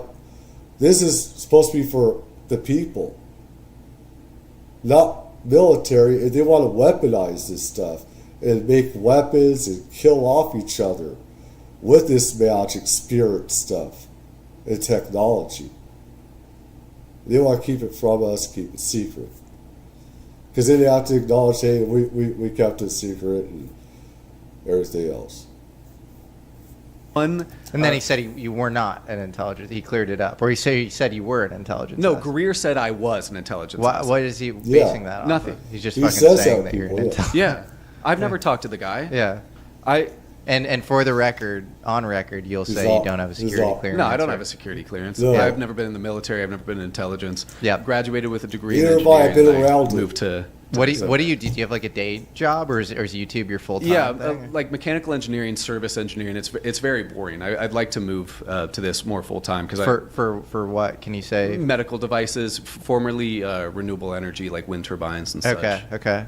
Normal dude. Yeah, I live in a normal cave. dude. But that's been my. But he's gonna have a massive channel and do this full time, and I hope so. I mean, there's a lot of work in this subject that I think needs to be revisited because as much as I hate to say it, and I'm sure you realize it as well, there has been elements of circular reporting in this subject. Tons, and I'm sure I've been guilty of it at times. Like I don't think you can thoroughly investigate all of this stuff and get it's all so crazy and weird. You're gonna get a little bit wrong along the way, and so it's gonna be this dialectical process where you have to wade through the bullshit and just have open conversations.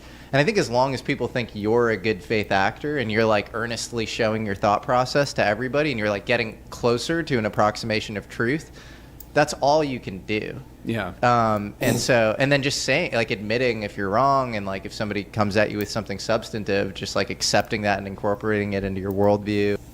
Me, I've been wrong on some stuff, but I'm usually right on the bigger picture. I've been wrong on some stuff and everything I have, but usually I'm right on stuff. I don't know, it has to do with the decades of stuff. And sometimes I can see inside different things that's happening, secret stuff we're doing as well. It's hard to say. It's like I can see stuff going on. I can see special operations teams getting ET technology, spirit technology, stuff like that. I can see what we're doing at different facilities. It's like my mind's eye, spirit can see stuff happening around the world and stuff like that. In a way.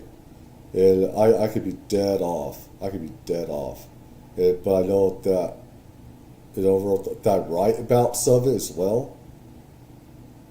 So, I mean... And I think the other tricky thing is, like, people can say when you cover this topic that you are shilling a thing. And you can grifting, which is absurd. Like, I do have like a company that like encapsulates my show. I've never taken money out of the company. Like I've never like money has come in through like sponsors and that sort of thing. Cause I do want this to be sustainable. I have costs and like, I'm down to make money on it long term, but like what I was doing before was definitely more of a clear path to making like a lot of money than this. If anything, I've lost a lot of money over the last couple of years. It's kind of funny. Like, but yeah, I don't think you can do anything else other than like earnestly kind of move forward and just be humble and cool, and like people sense that. And I really, from what I try and do, I see a big gap in modern day in terms of investigating primarily legacy programs and witness testimony, because historically, like wherever you look in this subject, Greer kind of has his pause in post like 1995, because even he is entwined in stuff like the Wilson Davis memo going back that far and so forth. And guys like really great researchers today, like Richard Dolan, he still focuses more on like sightings and kind of flaps and encounters and so forth. And what he does, he's almost the best at. So. Totally. That's the beautiful thing about this subject. I don't view it as zero sum at all. Like I actually think you're like best in the world now, and you will be like so much better there, because how old are you? You're like 28. You're 28. Yeah, 28. Yeah, so it's like you're like best in the world now, like tracking granular like legacy activity stuff. Wow. I think I'm really good on the theory side. Absolutely. Like like consilience, interdomain consilience between like science and like theory and that sort of thing, and that's what I love. And then we have a buddy, Chris Ramsey, who has his YouTube channel, who like to me, I think he's gonna have like the biggest YouTube channel on this, just because he's so his like the thoughtfulness that he puts into like production and storytelling is just next level, and his skill set there is so good that he's going to open this topic up to like a whole new massive a swath of people.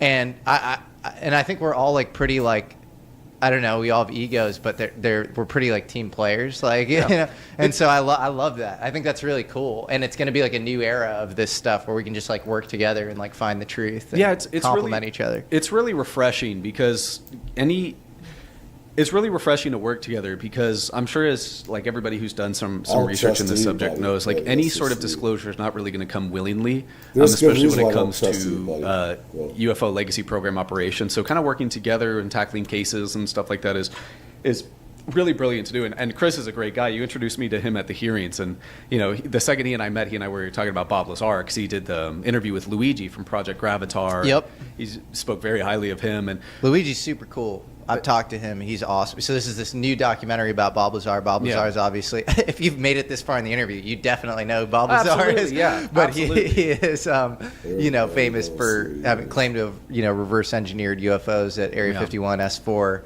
and one of Rogan's biggest episodes. This wild controversy, some holes in his background, but like spoken to Luigi and Chris, and they've actually really helped me update my take on Bob Lazar to the point where I think he worked at Area 51 for sure. Area 51 or S4? I think S4 is different.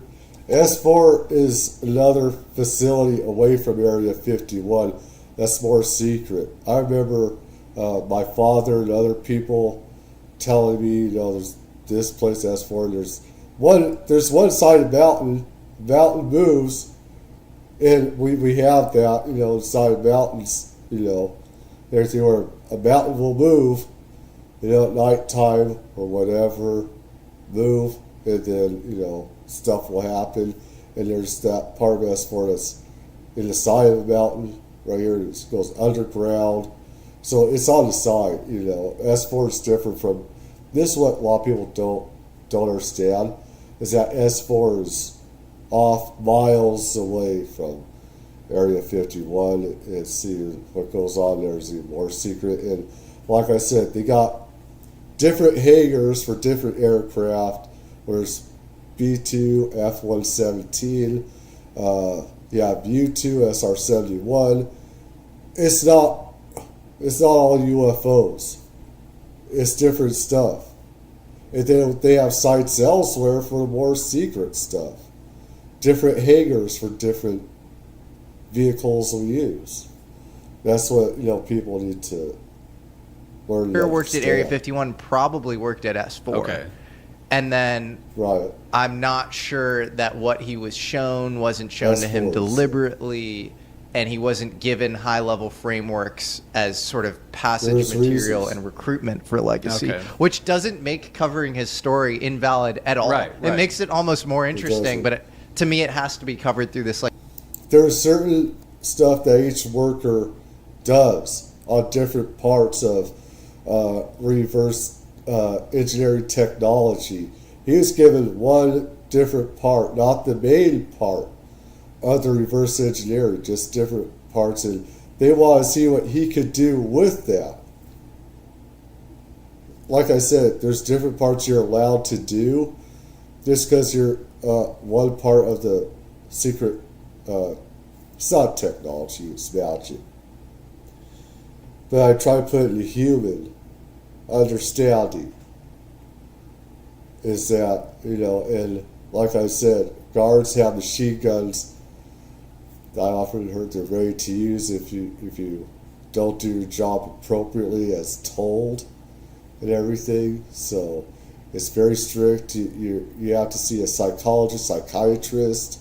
They bug your phones. They go through your phones, and they're always listening to your phone conversations all the time. That's real.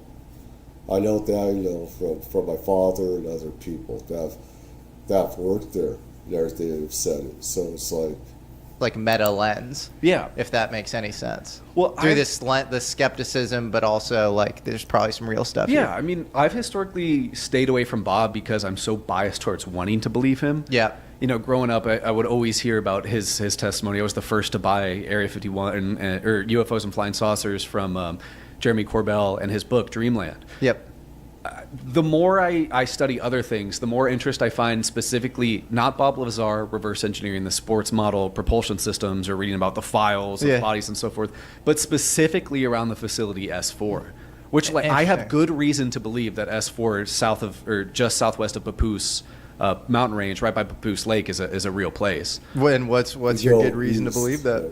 So there's a couple public testimonies around it. There's that I don't really want to focus on, but like Dan Barish, Edgar Fouché, who claimed that S4 ran the Defense Advanced Research Center, the DARS, which was found in a ARPA document in the 70s to be proposed to exist, which was an underground facility, never really proven to exist. But I've talked to one person who has been to S4 and another person who said they won't comment on if it exists. The person who had been to S4 said he didn't see anything like crazy or extraterrestrial. He was just went in the facility. But he did say some things that are similar to... I have to say, there's different... In these facilities, there's always different areas, sub-places, just like Los Alamos. I know of a lady that worked at Los Alamos, and she didn't work in the classified places whatsoever. And she said, oh, there's nothing secret over there at Los Alamos. There's nothing. I've been there. It's like, well, yeah, I've been to this area, red area, there's green area, or yellow area, and this and stuff like that. And there's different subsections, stuff like that, different areas within these facilities. Change my breath. To what Bob Lazar and others would say, meaning like colored pathways to show where you can walk and stuff. Yeah, I think we should all wait for Luigi's documentary, Project Gravatar, because like he's told me things offline different. that, out of respect for him, I'm not going to share. Yeah. But that... Yeah, I've heard that and everything. Just like, listen, this stuff, it makes sense because the military has these places that are very controlled. They have color-coded stuff where you can... That's real. That's real. Okay? You have to have that there to control people. Just like jail or prison. You walked over here. This is restricted area. Only certain people. This type of badge, this designation, this clearance could go in the red zone. You other people, you go in this green zone, you other people go yellow. I know this is real, so it's like, give me conviction that he did work at S4 around stuff that's that will get corroborated in the documentary. So it's pretty cool. So yeah, I'm psyched. Chris has as well, and Chris is coming at this whole thing from an angle of like he's a famous magician before this, debunking other magicians, and so he comes at this whole thing through a more skeptical storytelling lens, and he thinks that there's definitely something to the Lazar story, and that he worked at S4. Yeah, I mean, if that story is true, then that's one example of a deep underground military base with a hangar built into the side of a mountain. Yeah, we do have that. We do. I know what we do. So I mean, I don't care what anybody says or thinks. I don't. But it's not just Lazar. It's other people. But I could be wrong. I could be dead wrong. Maybe they fed me BS, but I haven't taken a drone out, gone over myself. I can't. I'd love to, but it's like I could see things. I could see things over at these areas, and I could see inside this stuff and everything. So I don't know. I could be dead wrong. I could definitely be dead wrong. Which is really interesting. Yep. Because deep underground military bases, a lot of people associate those with conspiracies for like human trafficking or stuff like that. But those are a very real concept. There's like a very rich history of deep underground military bases that started in the 1950s and 1960s out of Air Force Project RAND, which eventually became the RAND Corporation, which is a federally funded research and development center that is likely up to their eyeballs in UFO. And they make billions of dollars. This is trillions and trillions, not billions, over all these decades of them making money. And contractors, defense contractors, and other military contractors, usually people from special operations, put them in here. It's how you keep things secret. Is because contractors, they're not. They don't have congressional oversight. So the military is going to have former people from inside the military that are loyal to military secrecy and brainwashed by military. Say we have to keep this secret. They're brainwashed is what they are. This stuff. I know some of these people that are brainwashed. Jake Barber and other people that believe in the military-industrial complex, just brainwashed into this thinking and stuff like that. And they're used, and they make billions making these deep underground bases, derps, dumps, whatever, and everything. Under the ocean as well. We have stuff under the ocean that we're doing, along with ETs and stuff like that. together. So. Legacy programs. But why do you think there's so many things that, like, when you talk, I'm like, we need to query this and this and that. Like, why is Rand so? So one of the things that I talk about all the time that I think is really overlooked in legacy operations is everybody likes to talk about the government, intelligence, or military, and contractors. Northrop, Lockheed, Battelle. The piece that's missing, the thing between them, are the federally funded research and development centers and the university-affiliated research centers.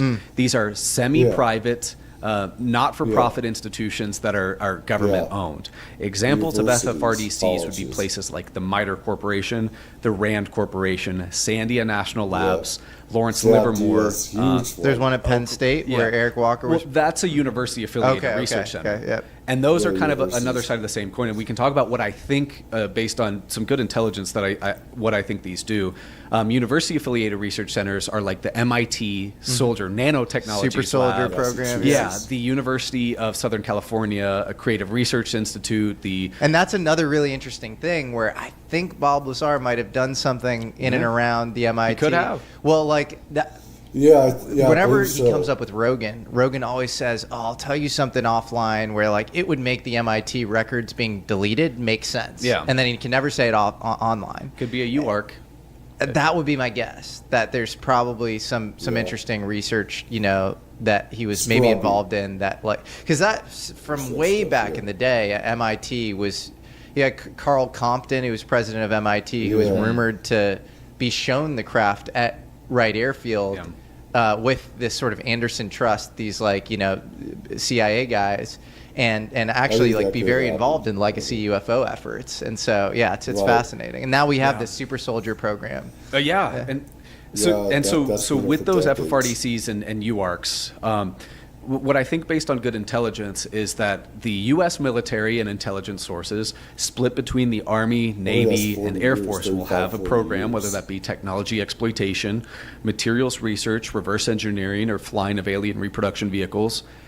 And direct connections will be made with the UARCs, or FFRDCs. These will serve as the project manager, performing subject matter expertise and research and development. And that will bridge the gap to the contractors, the defense corporations, because most, as far as I'm aware, most of the contractor personnel will not necessarily know what they're working on. A famous example is the infographic show Whistleblower, where he talks about a guy at Texas Instruments getting a piece of metal and not knowing what he's working on.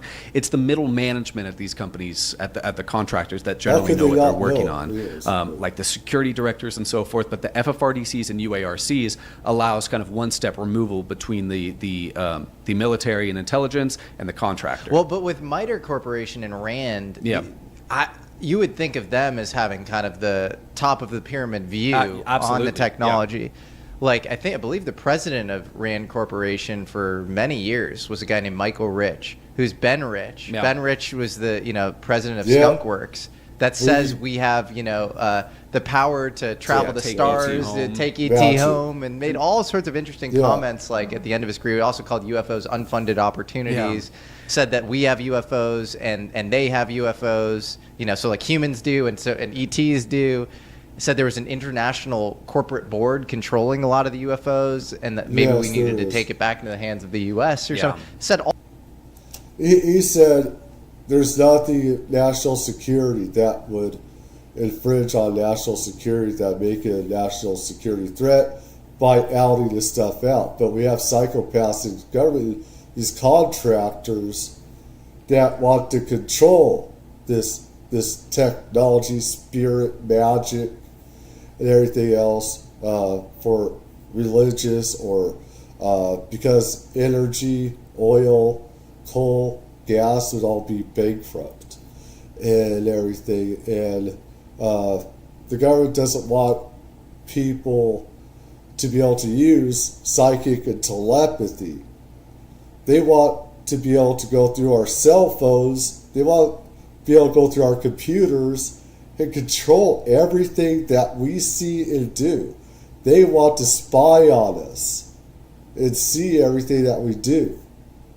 And it's very easy. It's easier to do that. We have a CIA, we have NSA that spies more on our own people than Russia and China combined.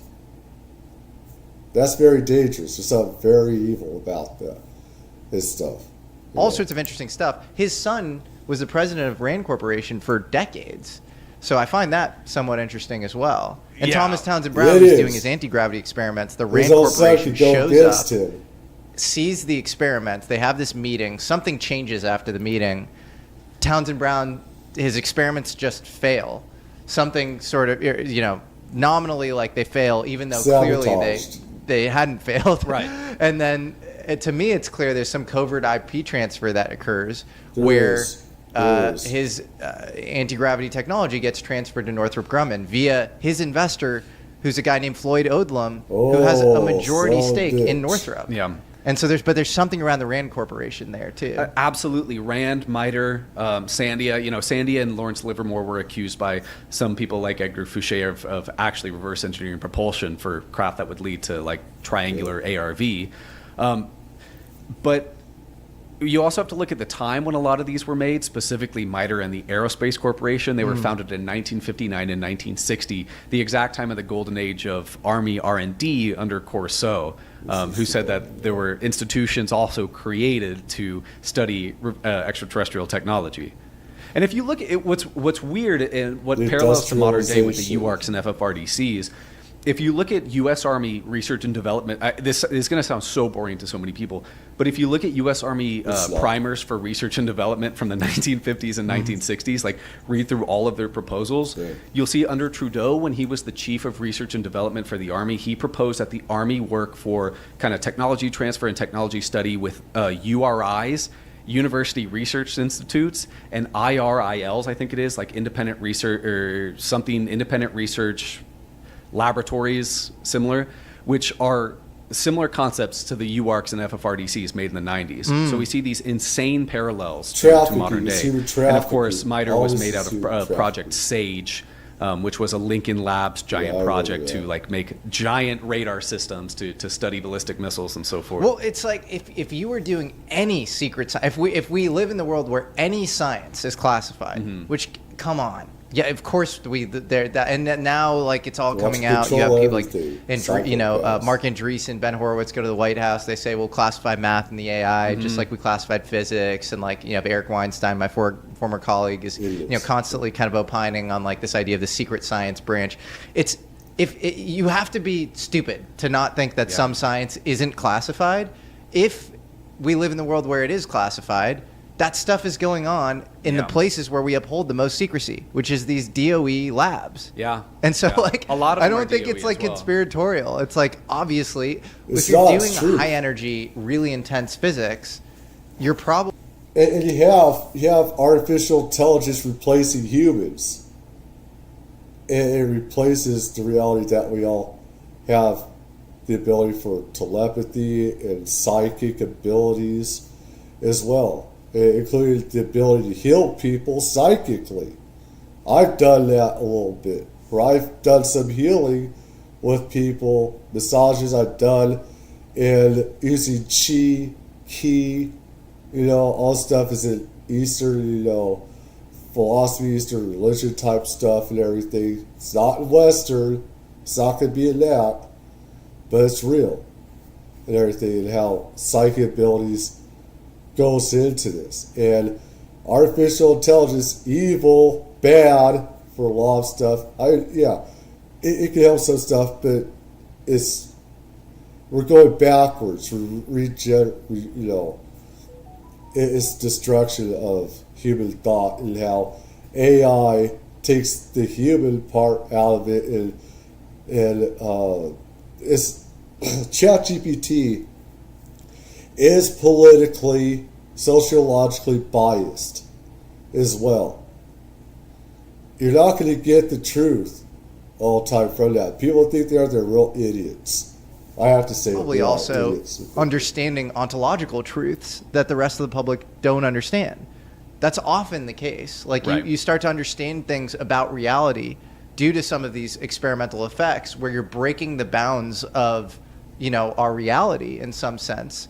Through these, high energy experiments. This is another thing. Is it breaks, they're going off on a little thing. I'm going off on another thing here, where we're not just this dimension. This is one dimension. I can see outside of this dimension. A lot of times I have. I've gone out of the body, stuff like that. And when you have near-death experiences, certain amount of times, you become more in tune to other dimensions, other non-human intelligence. You know what's real, what's not. And that how, psychic stuff breaks the barriers, breaks the walls of this dimension, goes outside of it, and everything, and how everything is connected to paranormal. Everything you don't think exists does exist to a certain degree, and how everything's connected in a like reality. It makes sense that UFOs show up around nuclear weapons. Absolutely. It's high energy output. And if we live in any sort of like time bound, 3D bound, like if there's anything outside of what we perceive, you would be stress testing that every time you set a nuke off. You just would. Yeah. So it's like not that crazy.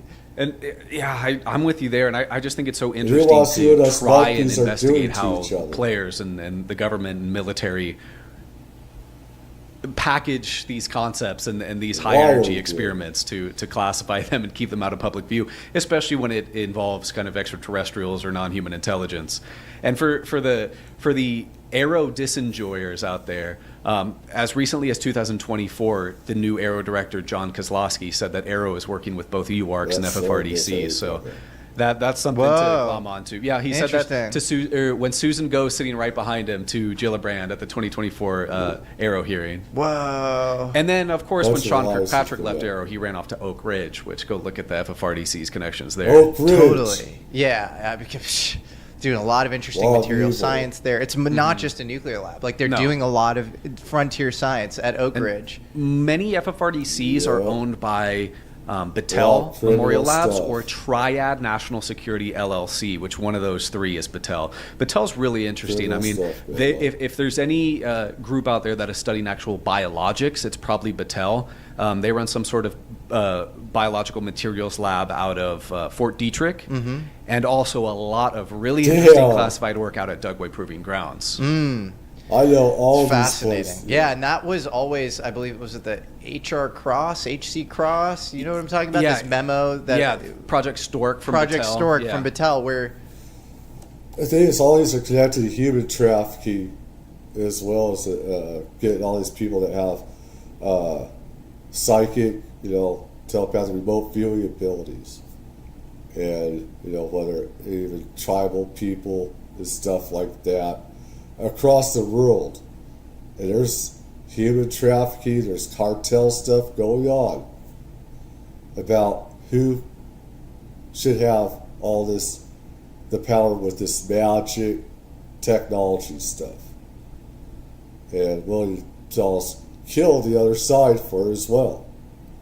Jake Barber and other people have talked about getting shot at, people being killed, because they want to control, they want to have control over this technology stuff. There's a lot of people, most people have no idea the evil that's going on. There's a lot of evil. I've seen it.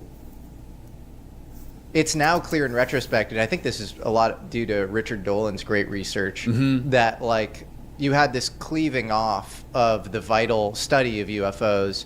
The public-facing stuff was relegated to Project Blue Book in the Air Force, and then all the private stuff was managed by Battelle Memorial Institute, the CIA's Office of Scientific Intelligence, and was classified under the Atomic Energy Commission, which occurred later in '54, but there was a precursor called the McMahon Secrecy Act. And so it would totally make sense that Battelle would have a whole lot to do with this. I believe Robert Sarbacher also told Whitley Strieber. So Sarbacher, I just interviewed Whitley Strieber. Wow. He talked to Sarbacher? He talked to Sarbacher. Sarbacher took an interest in Strieber. And when he published Communion? When he published Communion. So I'll tell you a fairly weird story here. Stanton gave me Sarbacher's number. And then he called me back and he said, Sarbacher is waiting for you to call him. He's very eager to talk to you. So I call Sauerbach. Sauerbacher proceeds to tell me all kinds of detail about the materials that he was working on at the Battelle Memorial Institute, about how when electron microscopes became operative, they understood that there was a molecular grid, a designed grid inside this very thin material, and that was what made it so strong.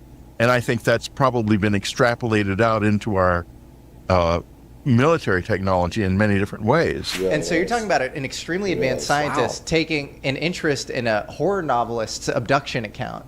And so Sauerbacher's working at the highest levels of American military, and he takes an interest in Whitley Strieber, reaches out, wants to speak to him, and Strieber says they're about to meet up, and Sauerbacher dies. Oh yeah. And so it's fascinating. And then again, Sauerbacher's just scrubbed from the internet, but like I keep on saying, they've killed people for this. Our government has.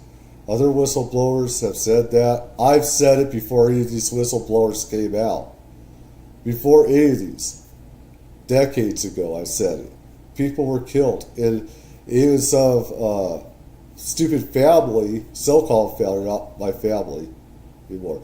Thought they wouldn't do that. Yes, they did.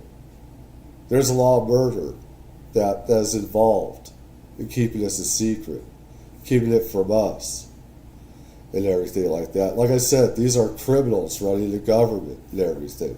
What Sauerbacher, I think, told Strieber on the phone is that you had all this interesting material that Battelle Memorial Institute was managing back in the day that Sauerbacher was somewhat involved with. So just another piece of corroboration for this. And there's research to suggest that Battelle also studied the really lightweight metals out of the 1947 Roswell crash. In 1949, alongside Project Stork, they started publishing information on shaped metal alloys, nitinol. There was like a nickel alloy. Or something? Titanium nickel alloys. Yeah. I used to. Yeah, they're very lightweight. I mean, stuff that would weigh tons. And I know from people that have worked at metal places personally that they're working on some metals with other types of materials that were classified and stuff. And when the guy asked, "Hey, what is this?"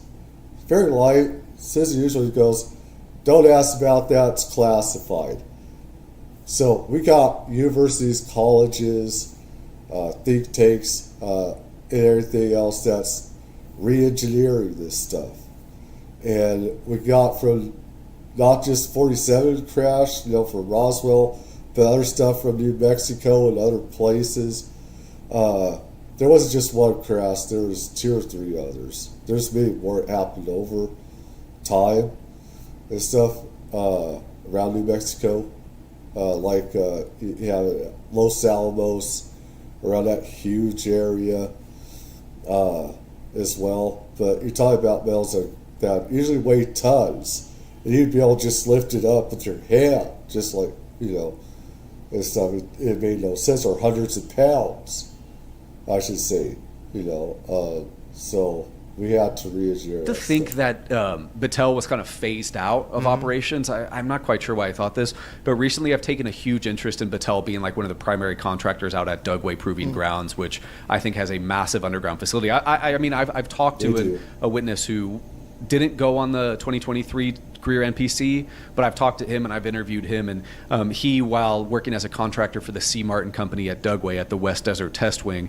in the Avery section, stumbled upon a building where he saw a craft hovering in the air being tested on.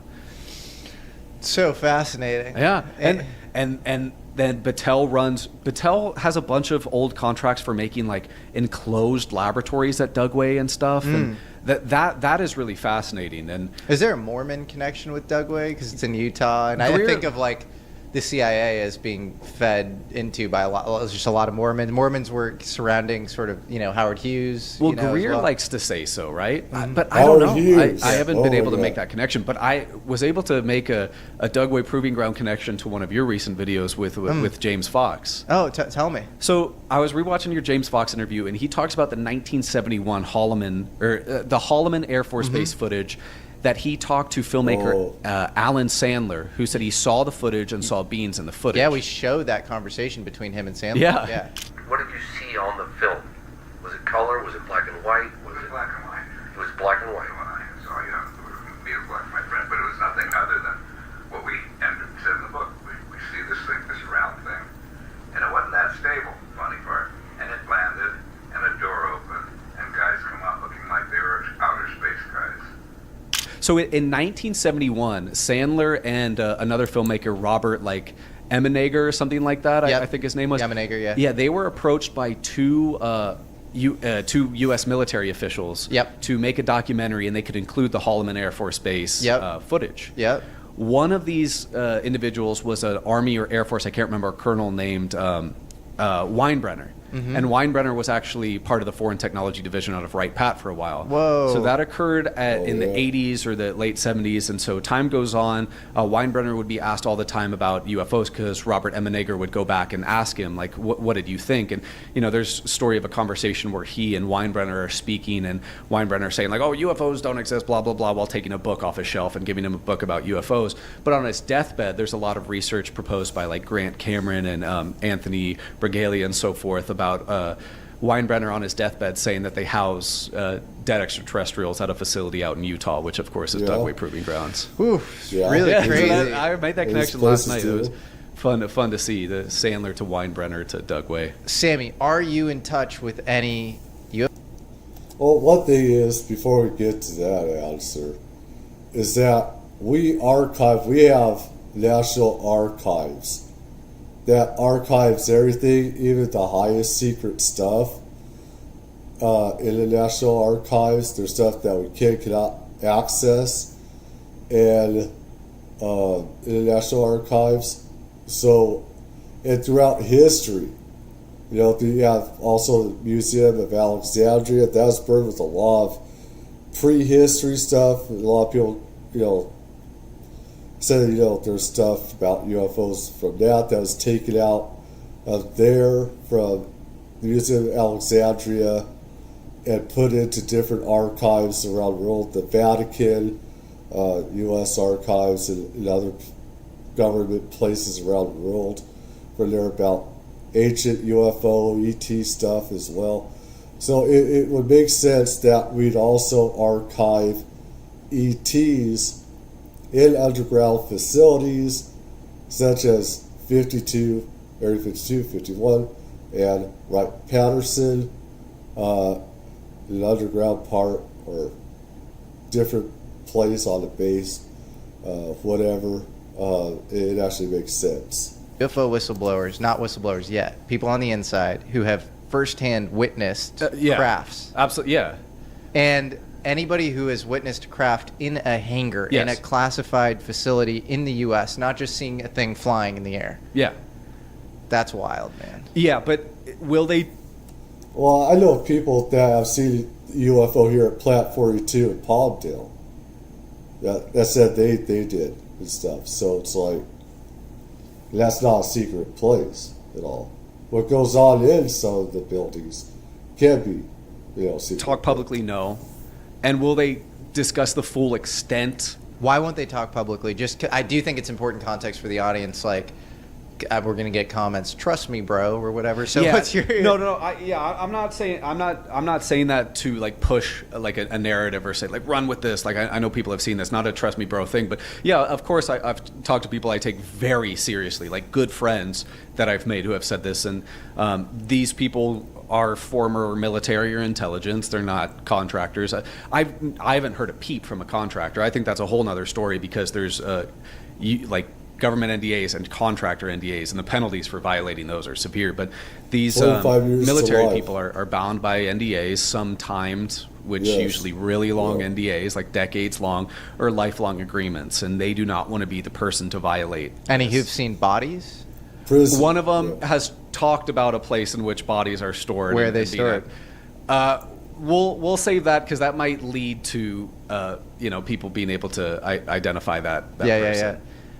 Anything about the bodies and no, what they nothing look about like? the bodies, because I think that is privy to their a lot of their NDAs and so forth. So they can't talk about that. How do you think this stuff gets so well hidden? Like, so, okay, I think there are some really important foundational questions that the Jake Barber story brings up, which is, if you can summon these things on command, then you probably have 1,000 plus. And if you have 1,000 plus, then you'd expect more leakage. You'd expect more like, I saw the thing in the hangar and I wasn't supposed to, I took a photo and it's out.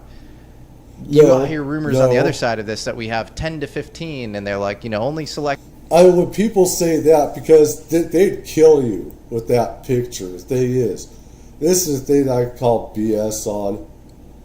They're not going to allow you to just take a photo. They're not going to allow you to take a photo at these facilities. They might do it to see what a person says. They might do it for disinformation. Some of it might be a part of a psyop. But usually, yeah, you can't take photos unless they let you. They'll kill you. They got machine guns. They got contractors working inside these hangars. And they'll kill you if you do that. From people I've heard, that work there. They'll kill you on sight. You can't do that.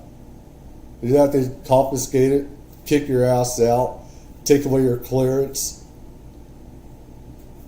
Like things and surround atomic sites or whatever. Yeah. How many do we have? 10 to 15 and 1,000 plus. It's a wide range. And so clearly we can't like fully attract these things at will, would be my guess, because I think if we had 1,000 plus, these things would have leaked. So do you have kind of like a mental model on that? That's a good question, because if we look at Ryan S. Wood's Fantastical Magic Eyes Only, we can find over 100 cases of UFO crash retrieval, and even if only 20% of those are true, that's still, above 20. There's also claims by Greer and others that at some of these black sites, 1 to 2 craft are brought down a year.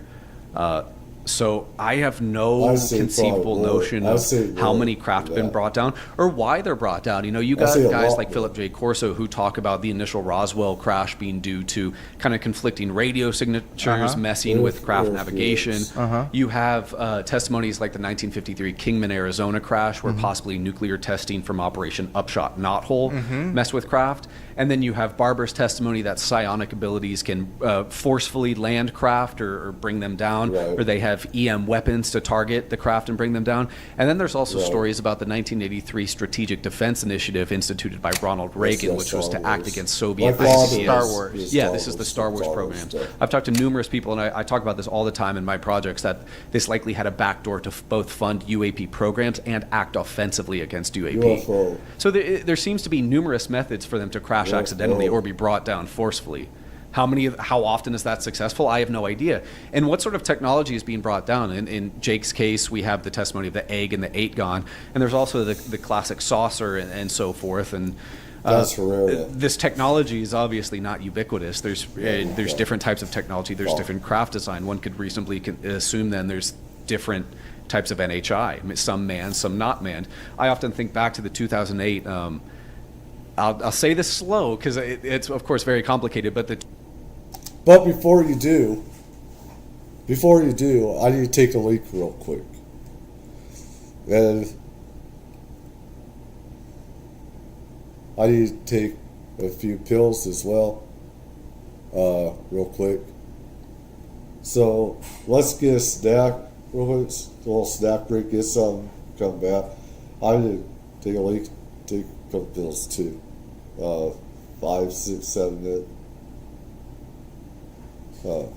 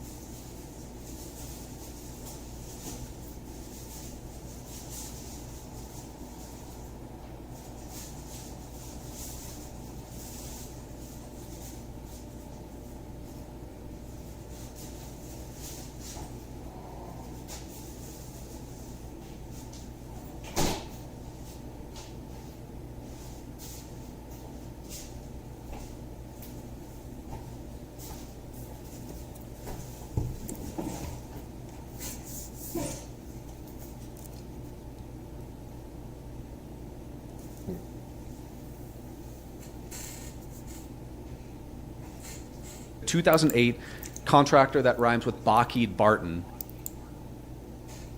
By the way,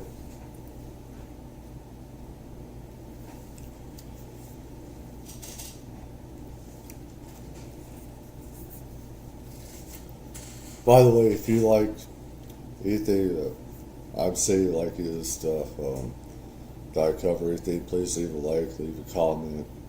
It helps. Hope everyone's having a good morning, night, wherever you are. Wanting to divest themselves of a craft, forcefully land craft or bring them down, or they have EM weapons to target the craft and bring them down. And then there's also stories about the 1983 Strategic Defense Initiative instituted by Ronald Reagan, which was to act against Soviet ICBMs. This is Star Wars. Yeah, this is the Star Wars programs. I've talked to numerous people, and I talk about this all the time in my projects, that this likely had a backdoor to both fund UAP programs and act offensively against UAP. So there seems to be numerous methods for them to crash accidentally or be brought down forcibly. How often is that successful? I have no idea. And what sort of technology is being brought down? In Jake's case, we have the testimony of the egg and the 8-gon, and there's also the classic saucer and so forth. And this technology is obviously not ubiquitous. There's different types of technology. There's different craft design. One could reasonably assume then there's different types of NHI, some manned, some not manned. I often think back to the 2008, I'll say this slow because it's of course very complicated, but the 2008 contractor that rhymes with Lockheed Barton wanting to divest themselves of a craft to... You could say this. David Grush said this on Joe Rogan. Oh, okay. So in 2008, when Lockheed wanted to get rid of materials to the OSAT program through the CIA Office of the Directorate of Science and Technology, Glenn Gaffney. And he blocked that.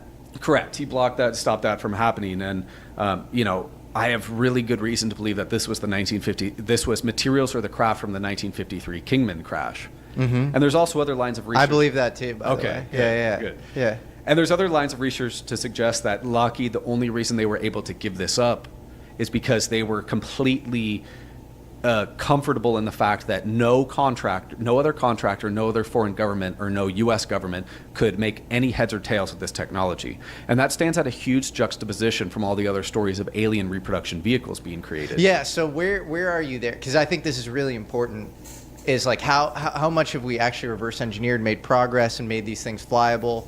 And you've gone really deep on this interesting story of Mark McCandlish and Brad Sorensen. But I'd love to hear, let's go over that story, and then I also just want to kind of zoom out and get your view on, like, have we reverse engineered UFOs effectively? Okay, so Brad Sorensen, he's an industrial designer with his friend, Aerospace Illustrator, who had worked for defense contractors, Popular Science, Mark McCandlish. In October to December of 1988. Yeah, so McCandlish is a top aviation illustrator, working with the biggest contractors. And you hear him speak, and like the guy doesn't seem like a liar to me. He was a genius. He's just super smart and like just almost like slightly, I don't want to say autistic, but like you just hear him speak and he oozes authenticity. Yeah. So Mark and Brad are to go to an air show at Norton Air Force Base in 1988. Mark had to not go to do work for Popular Mechanics. We can actually see the cover of that magazine he worked on. So Brad goes with some former high-up official. I initially at the time thought it might have been Frank Carlucci, but it might have been somebody else he went with. The air show's going on. There's all types of interesting stuff, fighters, advanced technologies, and so forth. And then the person Brad is with brings him to a classified exhibit at another hangar and passes Brad off as his aide. This was a former Secretary of Defense or really high up person, and there were other senators there, George E. Brown Jr., Cranston, and so forth. Mark kind of thought this might have been flown down to Air Force Plant 42, a couple miles away. But after further research and talking to some people, I do think this event did occur at Norton. So Brad Sorensen is brought into a hangar where all sorts of advanced aerospace vehicles are shown off. So this is like a back of the house, more secret version of the air show, only for select people. Yeah. Okay, yeah. And so there's like a hovercraft. There's the losing competitor to the B-2 Spirit bomber race. There's a craft called the Pulsar, which is likely a Lockheed Northrop Group craft. It's an unmanned UAV, unmanned aerial vehicle. and it was designed to go at incredible speeds with scramjet technology to go super fast that could deploy like 120 nuclear warheads on its underbelly. Insane piece of technology. This whole giant hangar is separated by black curtain. So eventually they go to the other side of the black curtain, and that's where Mama, Baby, and Papa Bear are. These are 3 flying saucers hovering off the ground. Identical in composition, but scaled to different sizes. What stood out to me from... these look like acorn shaped, is that right? Yeah. It looks like a Jell-O mold with half a ping pong ball at the top. Yep.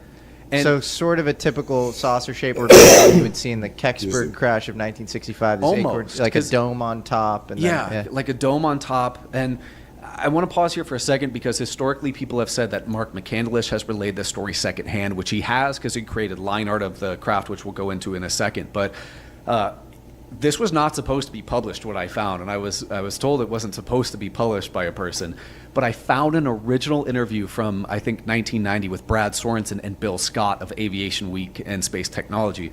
So no longer is this a secondhand retelling. No, this is straight from Brad Sorensen, okay? This is not a secondhand encounter. This is straight from Brad, who, by the way, gave me death threats. I don't like Brad. Not a nice guy. Yeah, he sent you some pretty weird shots across the bow. Yeah. And said something about... So Mark McCandlish died a sort of strange death. Right.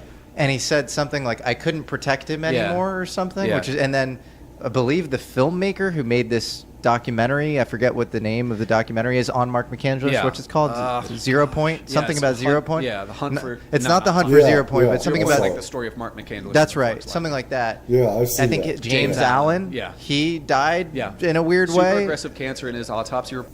There's a lot of killings going on to keep this stuff. And the thing is, this stuff I've seen too.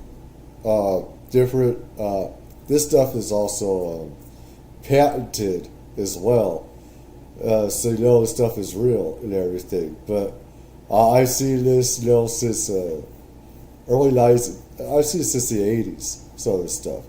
So they do kill people to keep this stuff quiet. They do. There's a lot of blood on the U.S. government and contracting companies, stuff like that. So we got technology where you could drones and stuff like that look like UFOs and everything, and make things look different. Got all kinds of.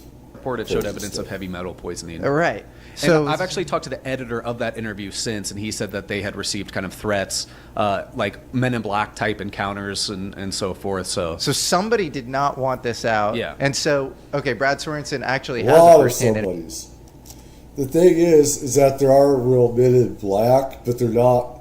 I mean, some could be from the CIA, because I know I've seen Men in Black, the humankind at Plant 42.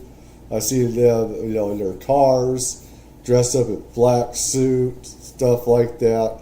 And you got people dressed up like that. If you like videotape plays stuff like that, CIA, FBI will question you sometimes. And then there are non-human ones that can be like Android as well, and they manipulate space-time around them. There's been missing time happening with Men in Black. It's a real thing. It's not BS. I mean, the Men in Black movies were made off of the real thing. It's just they spinned it into a joke type of thing, into a funny farm type of thing. So, I mean, I know that they're real, definitely. You get a cold feeling. You get an evil feeling. They'll threaten you. They'll have you killed. They'll have you and your family killed. This has been reported. It's been more reported in the 80s, early 90s, when they were a hot thing, even in the 50s, 60s, but became real popular. Unsolved mysteries would have stories about Men in Black, and people would be killed. They had. I mean, this shit is real. interview with real. Bill Scott of Aviation Week. Yeah. Goes back to the early 90s. What is he, or when was it? 1990. Was it 1990? Yeah. So what does he say?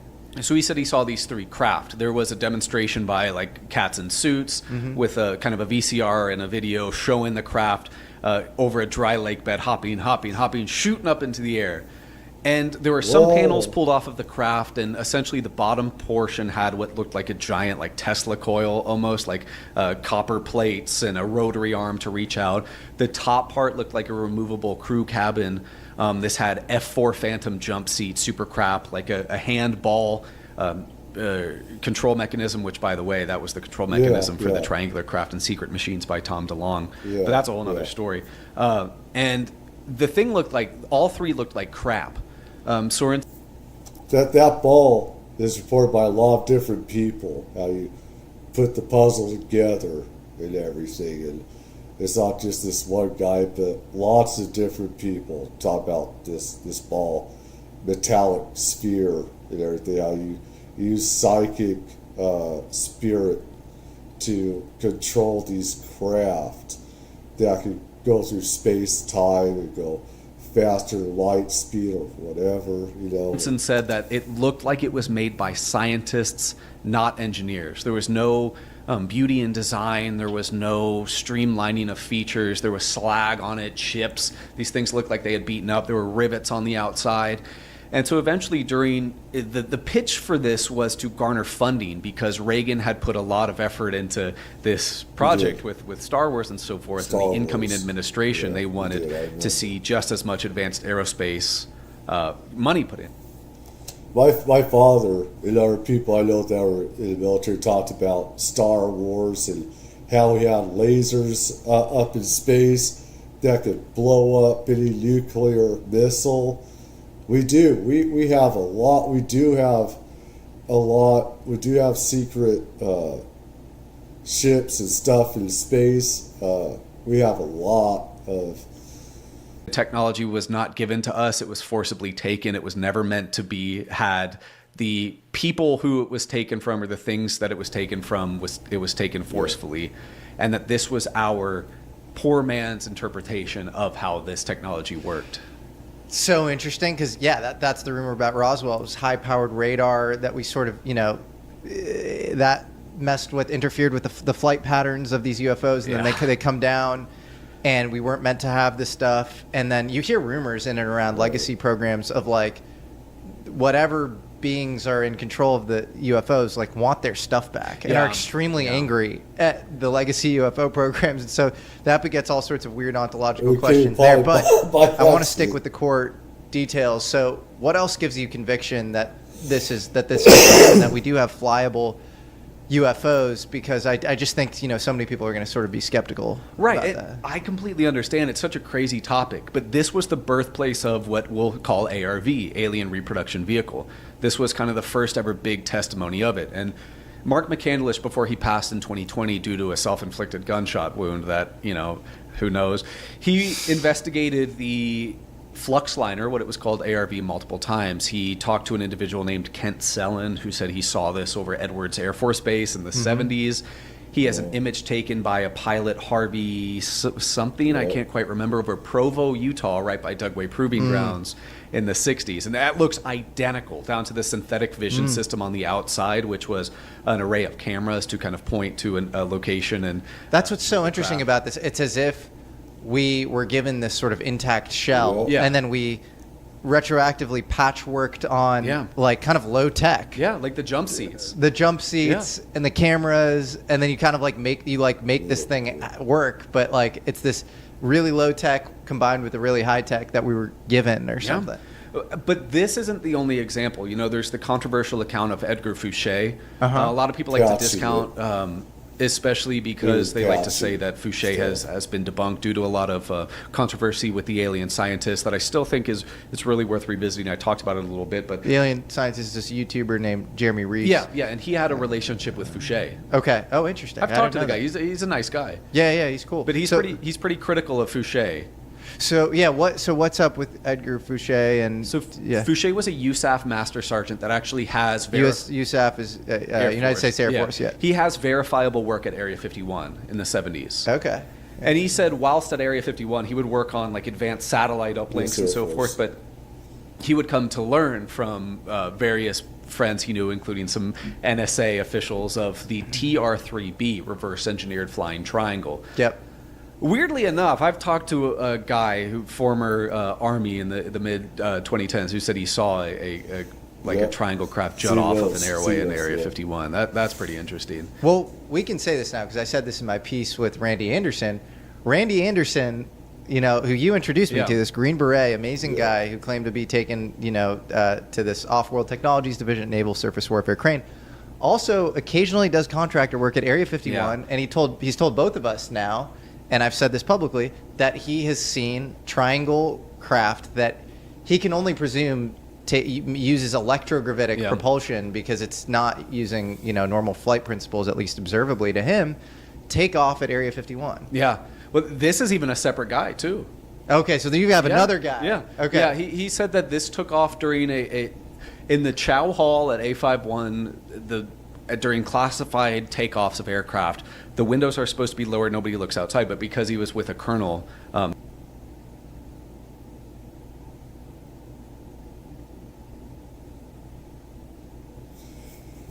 Yeah, this is fact. You know, they have things very controlled at these facilities where you can't go out certain times, day, night, whatever. Everybody has their schedule that work on different aircraft, different types of aircraft. They have different clearances at places like Area 51, especially controlled, you know, there where they have different people working at.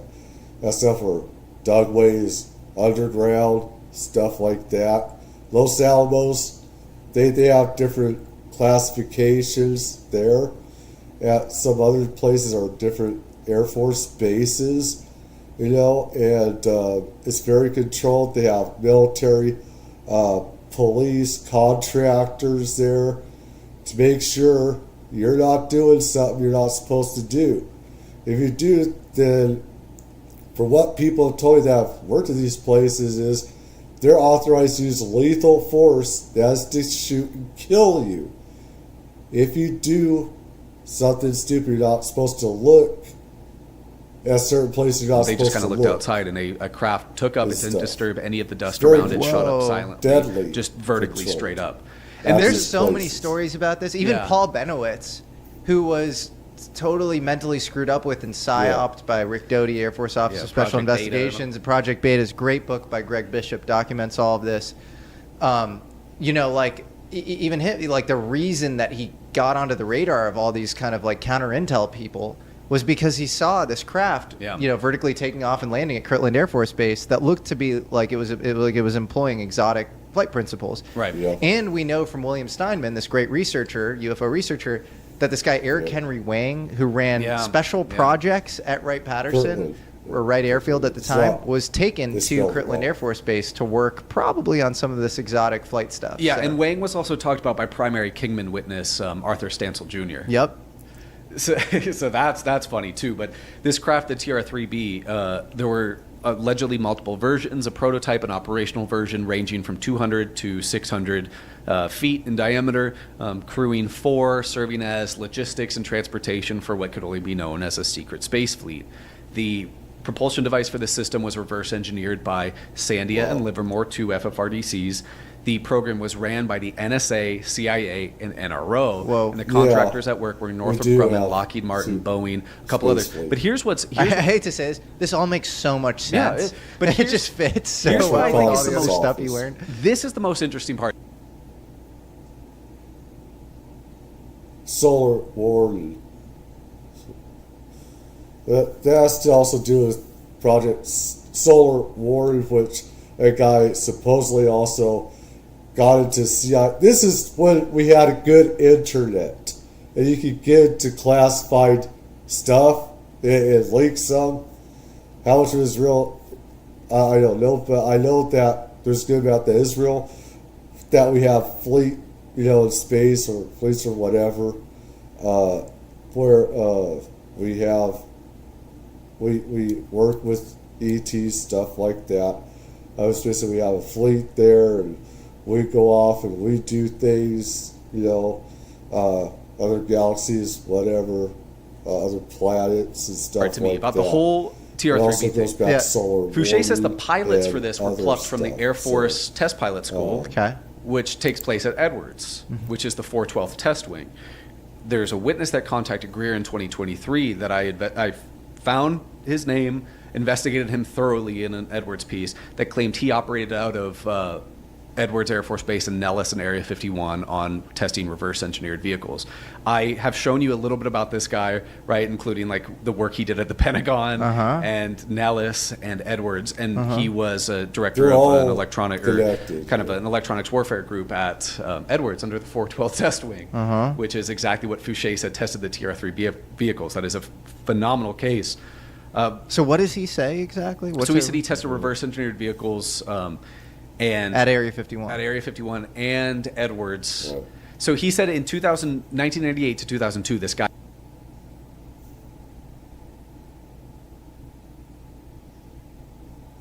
Edwards has a lot, miles upon miles.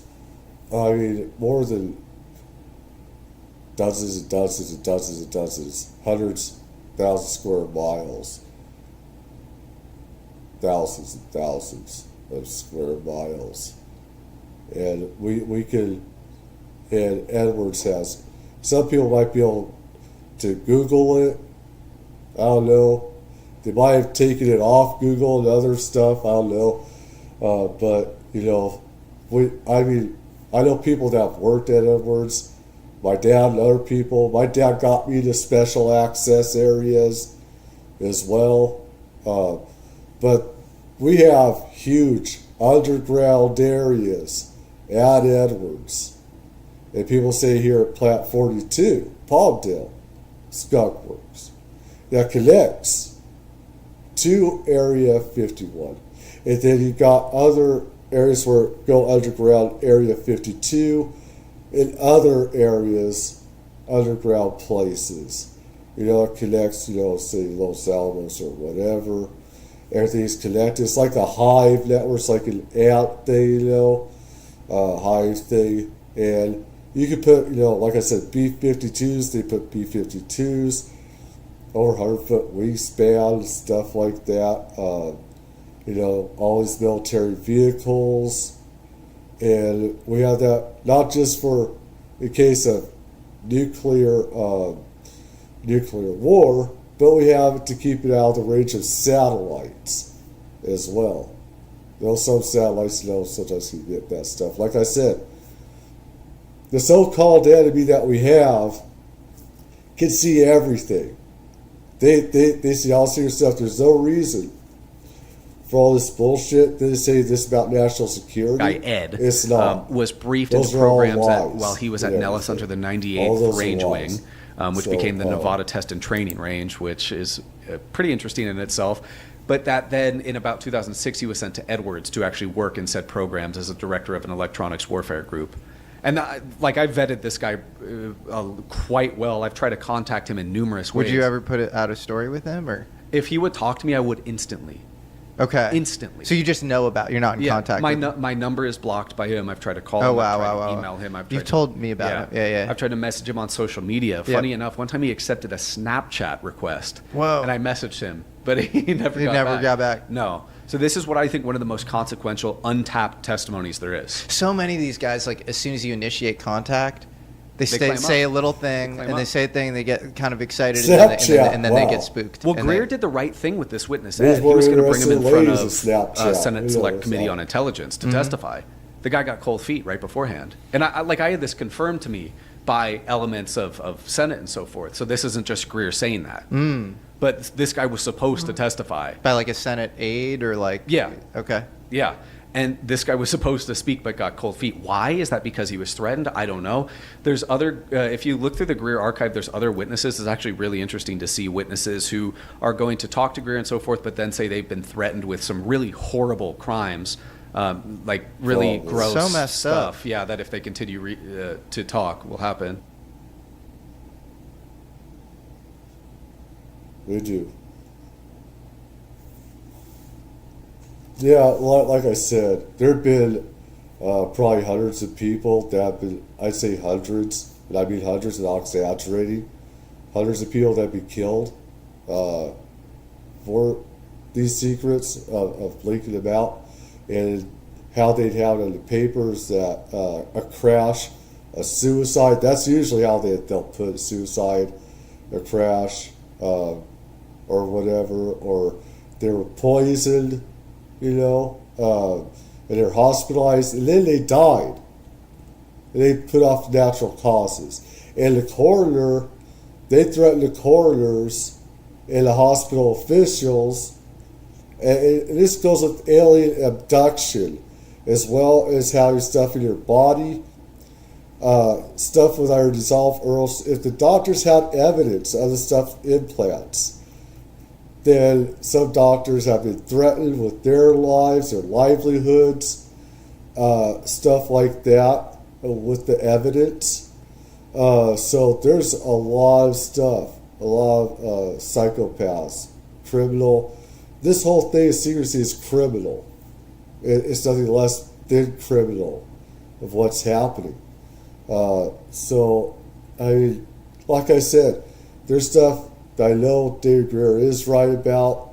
I just don't understand why there isn't some sort of limited disclosure around these things existing. Because it's like, in the event in which, we're at par with China and Russia, why wouldn't you let out some like basic surface area that this stuff exists? Like that's what, is it just this bureaucratic bullshit overhang, or are there real national security reasons for not letting this stuff out? And not letting it fully out.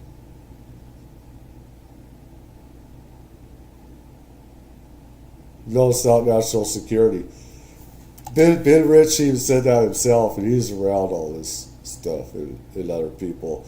You want to control it. You want to weaponize it. They want to make money off of it, and also they don't want to have to admit that they have to keep it a secret. It's like people say, "Why'd you keep it a secret after all those decades?" Well, people were murdered, cold blood. They don't want to admit all the criminal elements, that there's cartel type of criminal activity going on, human trafficking going on with ESP, psychic warfare, and other stuff. There's a lot of criminal crime going on with the weaponization of this stuff, and downing ET craft as well. Then you have us working with the ETs with alien abduction and stuff like that, working with ETs for foreign spirit technologies. But like, there's a lot of reasons nuclear physics is not classified. Nuclear trade secrets are. Why is that not fully analogous to this? I mean, it must be. Even looking at the testimony of Ed, he said 2009 to 2010, he was part of an Air Force going public plan that was called off by a 2-star general.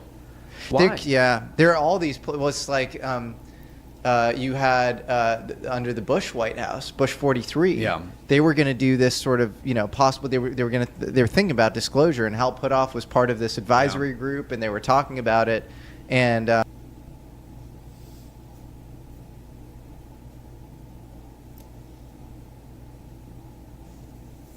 Senior, hell no. Senior just about threatened Gerald Ford and stuff like that.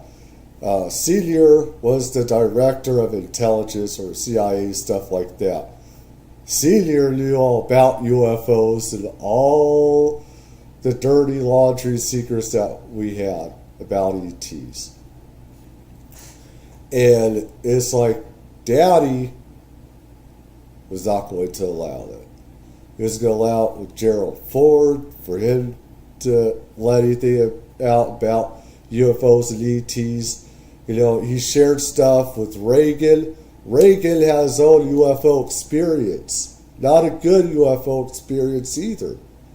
And that's why he wanted to create Star Wars SDI. It's because he wanted to fight against the bad, extraterrestrials. And there's good and bad ones. It wasn't just Russia that he's worried about. It's also ETs, bad extraterrestrials, spirits. All this stuff fits together. All of history's time, space, this together. I'm getting high a bit doing this because I've gained like history. I gained things from thousands of years ago in my head coming together at the same time. I'm getting like 10,000 years back. I'm getting stuff, and I'm getting right now, so I'm going backwards, forwards in time and everything. But it's like there are all these different reasons and stuff like that, and how government would fold and people want ETs in charge of government.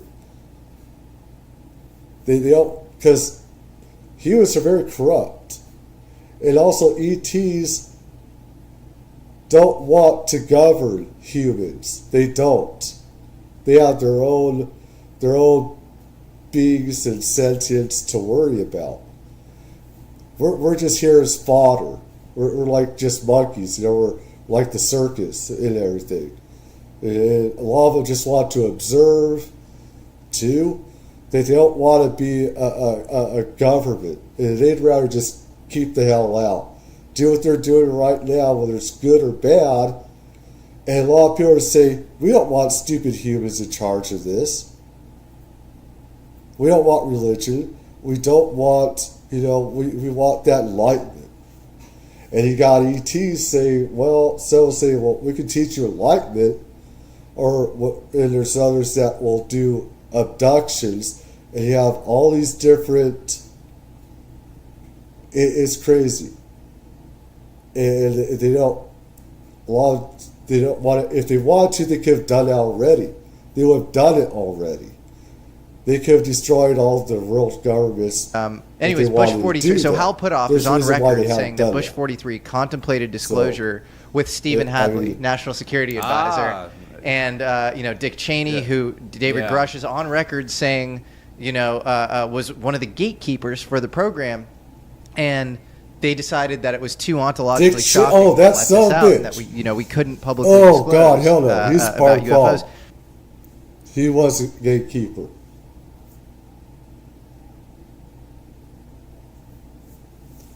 Look where Dick Cheney was. He was in charge of defense contractors. He owned that stuff.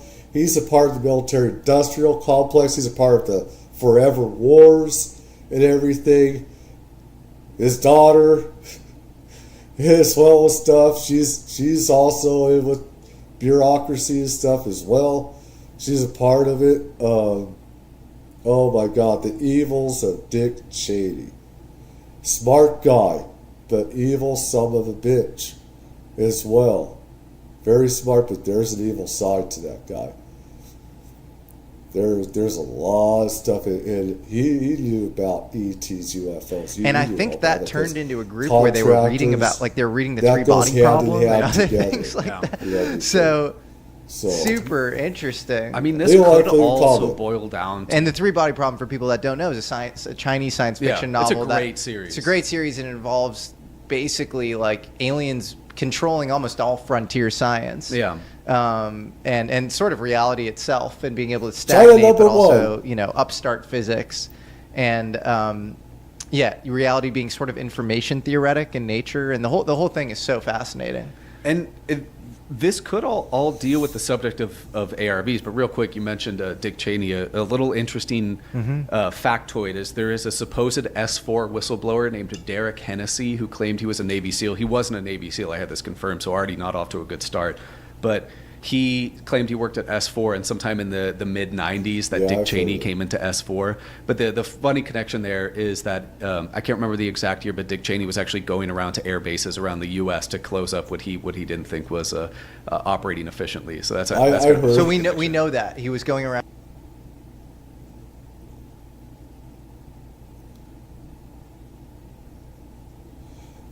I could actually believe that Dick did that. That Dick did that. There's a lot of stuff. There's some evil with Dick Cheney. There's some stuff. He's involved with military contractors, and military contractors, oh my God, they're a danger. They're a danger to this country and our Constitution. Because they'd rather more of us have more of a dictatorship than, tell us what to do. And it'd be dictatorial and stuff. They're a huge danger to this country. There are tens of thousands of these guys. And they have they have all the military hardware, they have secret hardware, they have ET re-engineered technology that they're using all the time.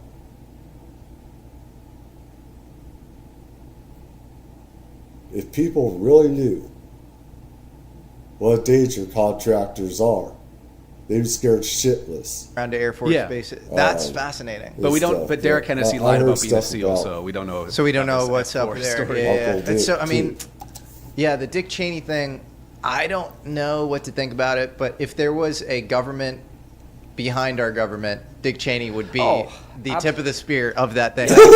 Martin Gellman biography of him, his called the Angler. I can see that. And it's like that dude single-handedly architected the Iraq War based on like false intelligence, and he was a representative of a lot of oligarchic sort of corporate interests, and and then Halliburton gets the contract once we go kind of screw up Iraq, and then he gets the contract. It's like there's something to that guy where.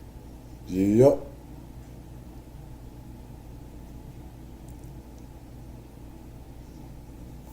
So you see that guy was fake, which George he was. W. Bush's There's some decision points, and you're like, your decisions locally are being made based on certain intelligence being given to you, and those decisions actually don't seem extremely irrational at each moment. And then it's like, who's giving you the intel? Yeah. And it's fucking Dick Cheney, and like, there's some other guys like Wolfowitz, and sort of cast of neocon characters, but like Cheney's at the heart of it. Yeah, I mean. Fake intel. Well, I mean, oh my God. The thing with Dick Cheney, I know a lot about this. Personally, from other people, whether it be my dad, other people that knew other people, they're in inside or whatever. And you get dark vibes. I got dark vibes from Dick Cheney. A lot of people have. He's got stuff up here. He knows how to manipulate. You can see Dick Cheney in some pictures. I kid you not. Look on the internet. Dick Cheney's whispering in little George's ears, little sonny boy, George W.'s ears. When Daddy wasn't around, Uncle Dick was around. It's either his father or his uncle. Call him Uncle Dick. For many reasons. And you can see Dick Cheney say, listen to Dick, listen to me. I'm telling you, this is real. He's coaching him. Even George Bush said, I shouldn't have listened to everything that Dick Cheney told me in this. He said that about Dick Cheney. He said that about Dick Cheney. He was too influenced by him. He still is. I think, if people knew the stuff that Dick Cheney did and military contracting, there's a lot of laws that you say were broken. A lot of laws that were broken with Dick Cheney. And we were all trying to be patriotic. I was. And I'd call everybody piece of shit or scum or everybody else, non-Americans, until we woke up later with all the classified stuff that we saw about what's really going on, influence, and the news was putting out. That there was a and he would make sense as a person at the top of the pyramid, like Russia's. Yes, person at the top of the pyramid, and maybe of a lineage. I'm about to do a piece on Henry Kissinger and UFOs. Oh, cool, yeah. And I think there's some connections there. And it's like, if you pick a modern Henry Kissinger, it would be Dick Cheney. Yeah. It's like, this guy is the man behind the man. Oh, right, yeah. So we were talking about the ARV and the TR3B. Yeah. And according to don't Boucher and so say forth, that that's about not the Aaron only Kissinger, dude. Don't say that triangular about it. alien reproduction vehicle that's in kind of UFO lore. There's also, if you reference forensic artists, I've talked about this a few times, Bill McDonald, who's done a lot of work on drawing the Roswell craft. He actually worked with Robert and Ryan Wood to create the two extraterrestrial biological entities mentioned in the Majestic document, the Special Operations Manual. In 1992, McDonald met with 2 Northrop and 2 Lockheed engineers who were fed up with the secrecy and classification of their work, who kind of dictated a drawing of a triangular ARV called the XF-131 Super Sentinel that operated off of like our...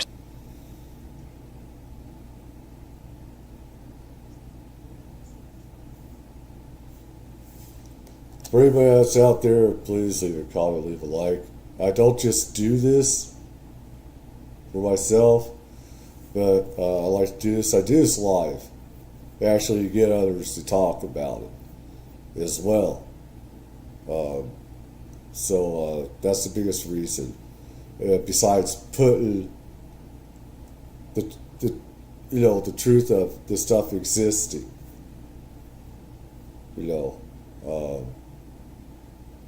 How this pertains to us humans in everyday life. So many people say this has nothing to do with everyday life and who we are. It has everything to do with our creation, our everyday life, how we communicate in life, the technology we use in everyday life, how it's not even needed. RCS, radar cross-section facilities in the Mojave Desert.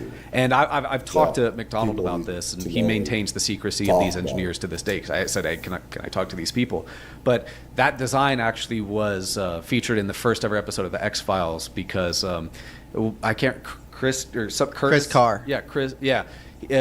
Contracted Bill McDonald to put that in the... Chris Carr is the creator of the X-Files. Right. Bill McDonald was contracted to put that in the first ever episode of the X-Files, which was allegedly based on true stories from John D'Souza, and that episode is about a triangular alien reproduction vehicle that's seen over an Air Force base. It's the same design. I've put featured some clips of that. That's so interesting. I think Hollywood has been engaging in soft UFO disclosure for 30 or 40 years through these CIA liaisons. We have Spielberg's new movie, Disclosure. It's now called Disclosure.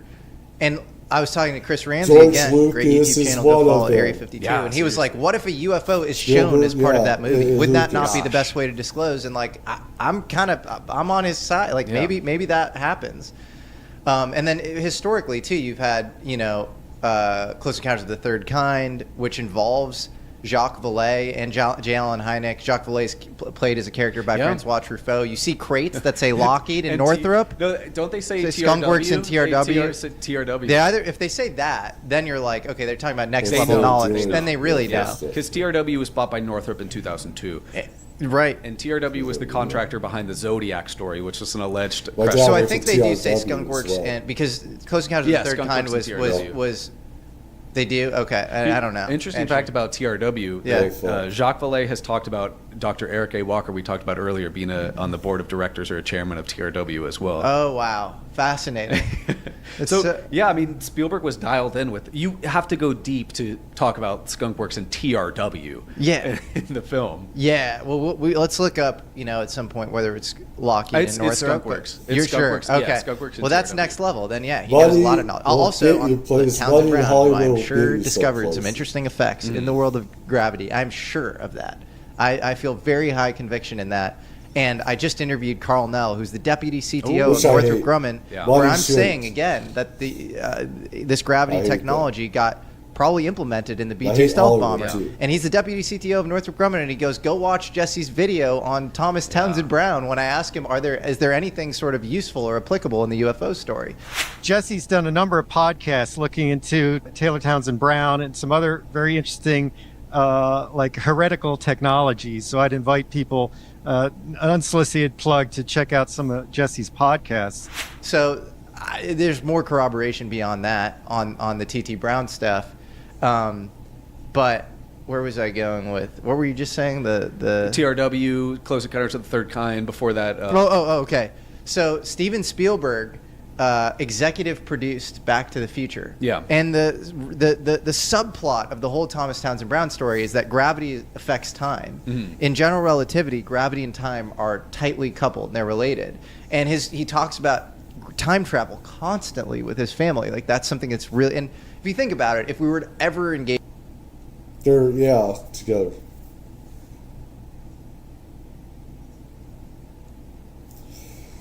The thing is, sometimes it's like I could go back in time, forward a bit. Sometimes it's like spirit walking, stuff like that. I think other people on the inside could probably talk about. I don't know. That's a very touchy, very. It sounds crazy and insane. But if you're in tune to stuff, there's a way that it's like your spirit could just go back and everything. It's madness, it's crazy, but I was doing some work on history, and I was actually doing it for an adult star, some adult stars going through stuff and everything, going and only found stuff that I was doing, because sometimes I do stuff for some adult stars on different things and stuff, not just adult work, but not just adult work, but UFOs, paranormal as well. And so I had all this work, and then stupid internet or site. Something happened, I lost all the work and everything. But it's crazy what, if you go to heaven, you have near-death experiences. People near-death experiences where they said they could go back through time, forward into the future, and everything, and everything is connected. Everything is connected. How you could break age and effective interstellar travel, it would involve space-time metric engineering inherently. You can't get around that. Even with nuclear thermal propulsion, you get to the closest star system in 40,000 years. That's biologically, that does not work, right? So he's super into time travel, and then you have Back to the Future come out, which is a Steven Spielberg executive-produced movie. The guy's name is Doc Brown, which everybody called Thomas Townsend Brown. His name is Emmett Brown, E-M-E-T-T Brown. Thomas Townsend Brown is in the name. He uses his flux capacitor. Thomas Townsend Brown's experiments are capacitor experiments, and he.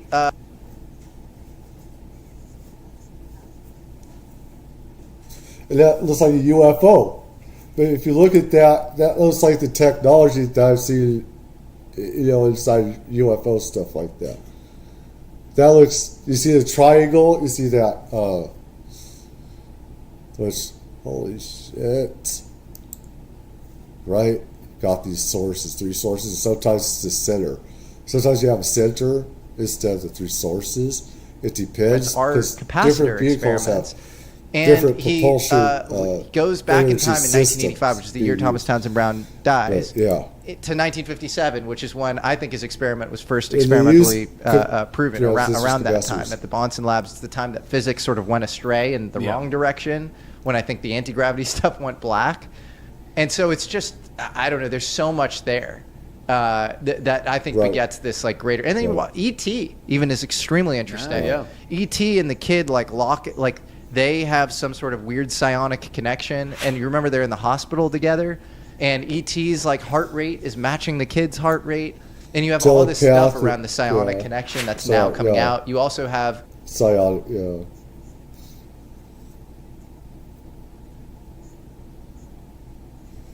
It's so much like what real ETs go through, but it's a lot faster. How their bodies cannot handle Earth's atmosphere. They can't handle our air. They can't. They can only do it for a small amount of time, which is the reason we have to have underground all stuff underground or underwater and stuff like that. We have to have things, the consciousness connection there, where the mother is walking around the kitchen, and like these kids have taken these kids see the ETs, but the mother doesn't. And like the ET is sort of like walking around the fridge, and the mother doesn't see it because like her perceptive, she's closed off to these realities.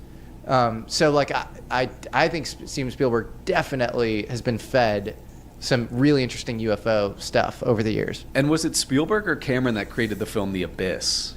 That was James Cameron. Okay, because that's also an interesting one about USO. Totally. Yeah, it's interesting to see these concepts related in Hollywood because James Cameron, Steven Spielberg, and Christopher Nolan are definitely fed intense secret shit. Yeah.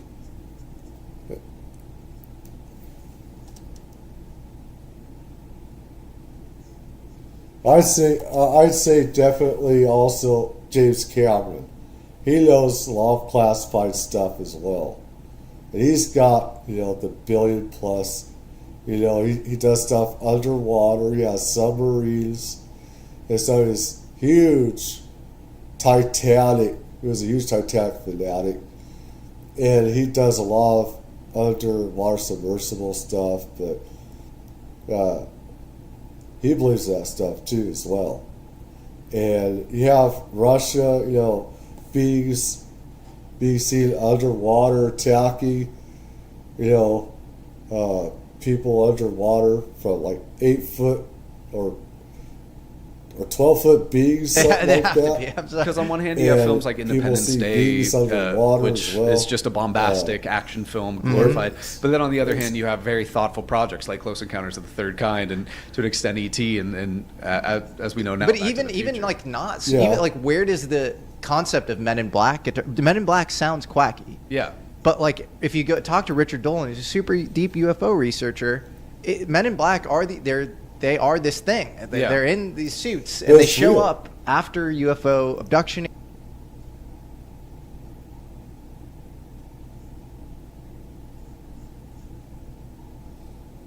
And like I said, they bend space and time. Their vehicles bend space and time.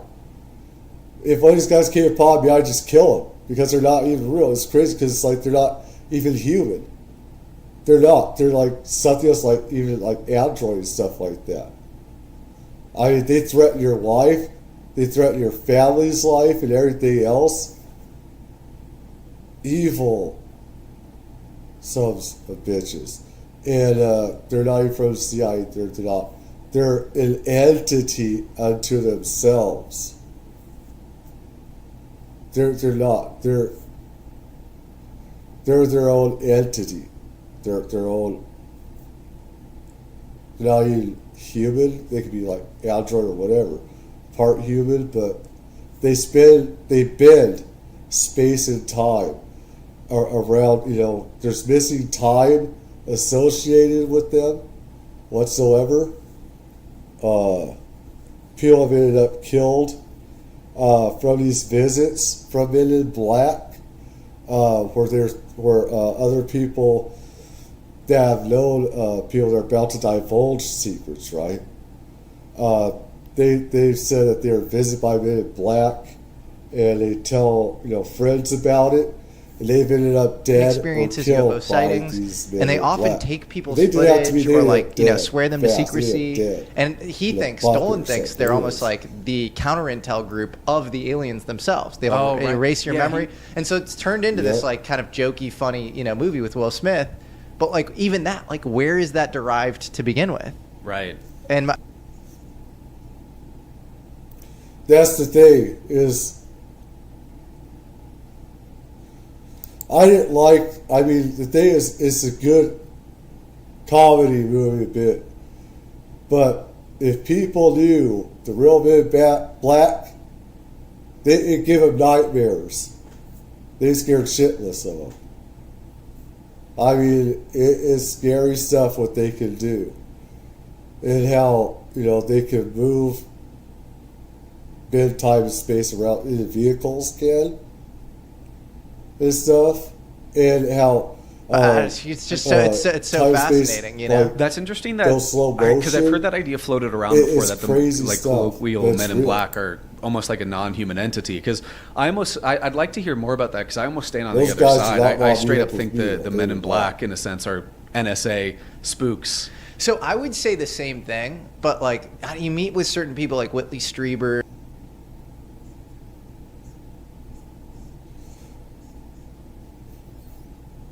They are total different, beyond NS, dude. It's because the thing is how they can move. They can bend time and space. How they can stop time, missing time associated with that. That puts them, beyond CIA and NSA. I mean, they could be like android. They're not human. They're not human. All these people and stories that I've gotten stuff from. Okay, I don't know what they know or what they think or stories they have, but from the people and stories that I've got, and other just they're experiencers, not human faces. They're and more like alien. These guys faces. seem to like have technology available to them that's not available to the general public, and maybe that is just like, okay, so it's like Occam's razor, it's like NSA or something, but it's weird technology. It's like implants that it's not technology. Technological mediumship, as Whitley Strieber. I felt his implant in his ear. Really? Yeah, I felt it, and it's the weirdest thing in the world. And he says it moves with his own metabolism. I haven't verified that, but like, has he ever thought about getting that cut out? he wants to get it cut out, but he says it moves every time. And Yeah. I felt the thing, and it's not natural. So He's talking about abduction. totally My bad. grifting and putting the thing in his ear, even though he's not Yeah, I really heard like making that somebody much say chill money now out. off of Yeah, I heard UFOs. somebody And say it happened chill after he wrote Communion, Right. and like it's like. I don't know, man. The whole thing's so strange. That is interesting. That, perhaps the two are not mutually exclusive. Because there's also Right. stories like, have you heard of Treat? It's No. it's the supposed Men in Black. They're not. So, like with Men in Black, their vehicles, they're like Cadillacs limousines. They'd be like the JFK mobile, but it's covered and everything. It's crazy. That the reality is crazier than the fiction. And they use these cars that it can bend space time. These non-human androids, or some could be non-human, some could be android. All right, and it's not all technology. That's why I yelled. I get some people tell me to chill out, but the thing is, it's not all technology. What they're using is cars, but it's beyond technology. A unit out of the It's NSA called the ultra- Tactical Reconnaissance yeah, Engineering Assessment Search Team, It's which so was created cliche. by Stubblebine. Ah. But- And it's only ever been talked about by Fouché and Hans Adams, the Crown Prince of Liechtenstein. So that's come up for me, and I've never brought that up. Stubblebine. Well, how do you think that the Crown Prince of Liechtenstein? Because I've heard some very interesting things about him. He seems like a really cool guy, but like really interested in the spooky science stuff. I've only ever seen his discussions with like Greer and the emails on the DPI archive, and looked up a few things about him and him mentioning Treat. Besides that, I have no idea, because I would see that and I said, Crown Prince of Liechtenstein, a small Central European company. What have you found out about him? Because that's pretty. I don't. I don't. I don't know. I probably shouldn't say, because the conversations I've had are in confidence, but he seems very interesting and interested in sort of secret science. One more piece of possible corroboration of, maybe it being a combo as far as the Men in Black is, I did speak to Hal Putoff recently, and I was trying to figure out, I was like, is it their program? Is it the NHI program or is it our program? And he goes, what if it's a joint space program? He goes, I might believe that. Maybe there's something in where we're in. That? He did, yeah. To me. It is. Because it's from. This is stuff that blows the shit out of your mind. The reality of all this is that we are working together, but these Men in Black are part of killing people to keep it shut up. That's the reality of it. They are an offshoot of both.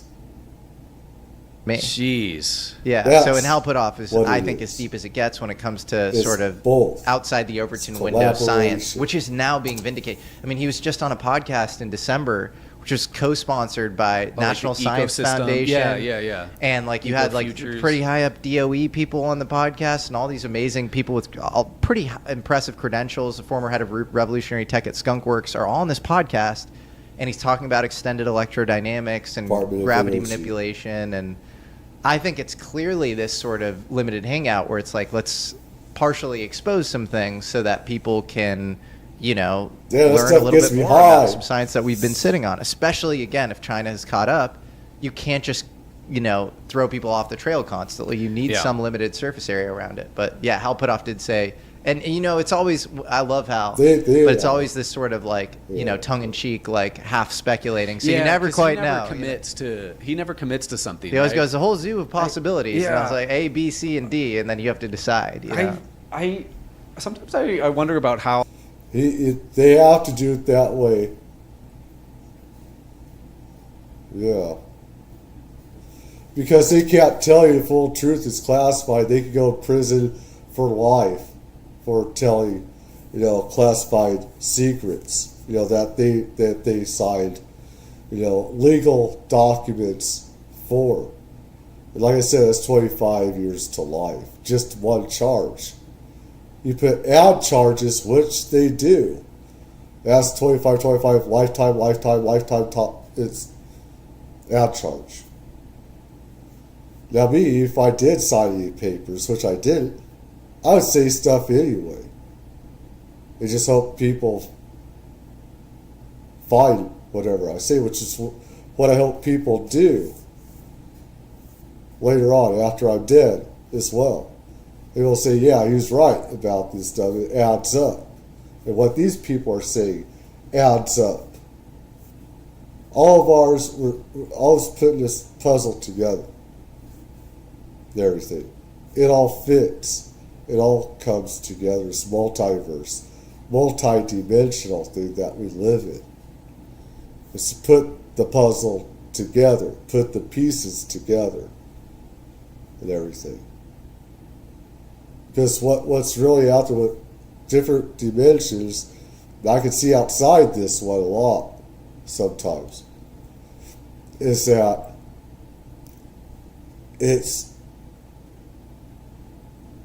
there's a way to focus your mind and learn this stuff yourself and to contact NHI, spirits, stuff like that. You just better be damn careful what you're contacting. You better be damn careful, because it could bite you in the ass too. You might do something stupid, you don't. So I gotta say that, because shit has happened to me. Bad stuff has happened to me. I've had. And how much he'll commit to subjects, because under his tutelage and good friend, of course, is Eric Davis. And recently, like as you know, Missile Man, myself, and others talking to Eric Davis. You did a great interview with Eric Davis. He said a lot of interesting things, but he also said a couple things I disagree with. One, he said that the only FFRDC he knew of was the Aerospace Corporation, which I disagree with, but I think that's because he was only read into a sub-selection of legacy programs under OSAP. But he also said that alien reproduction vehicles don't exist. Do you think there's aircraft systems that have kind of leveraged technologies off? Definitely no aircraft systems that have leveraged anything, and there's been no one-to-one reproduction. A lot of that fell into the psyche of the UFO community because of Bob Lazar and then Brad Sorensen and Mark McCandless. So I don't know where they're coming from, and then other people kind of came out of the woodwork saying the same thing, but no proof. Right. And I'm only left with two possible.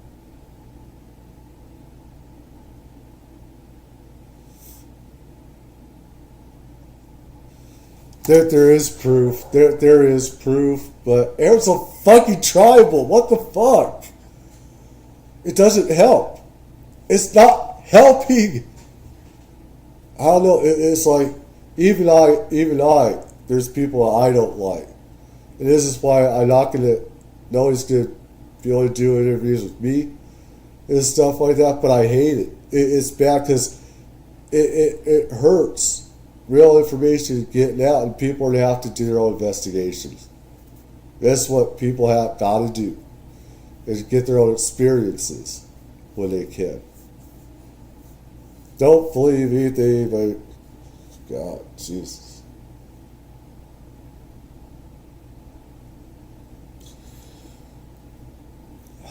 I'm just a hobo. I'm just a hobo.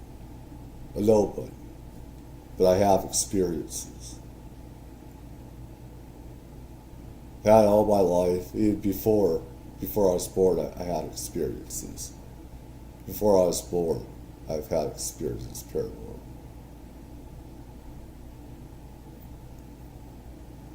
So I've always been outside of this earth, outside of this realm. I've always known things, felt things, seen things. I'm very different. You know, I've had family tell me I don't belong, you know, I didn't belong and stuff like that. And, you know, different things.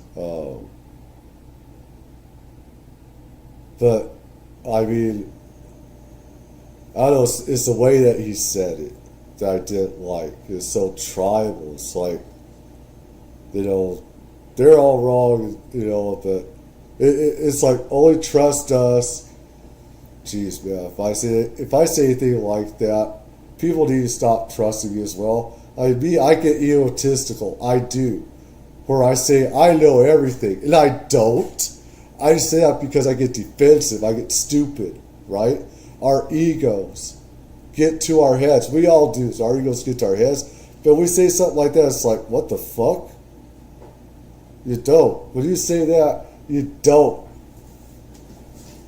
Even I have to be. I've had people have to keep me in line and say, you know, I've defended Lou Elizondo, who was Hector Elizondo's the act.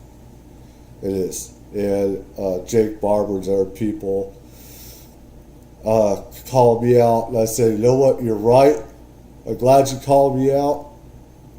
Because there's stuff I don't like about them being a part of the military-industrial complex, the evil, the corruption, and the criminal element, the criminal crimes with that, and therefore I need to call them out against that.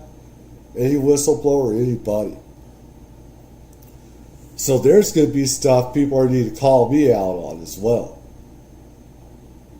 Because we get high off our own ego. We do. It's like we get into that heavenly realm where we just spout our mouths out to our flappy gums. We flap our mouths. It's like, oops, did I say that? I said that a few times. And then people is going to be like, what the fuck? You don't know shit.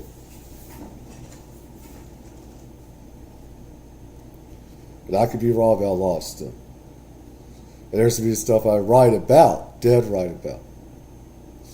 And we can all be wrong.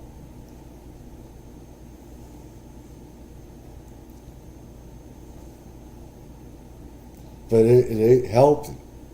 We're all possibilities when I think about that. One is that he's lying. Two is that he was only read into a select subsection of programs that only overlapped Lockheed trying to get rid of Kingman materials, and thus he would not know about ARV because those weren't. Both.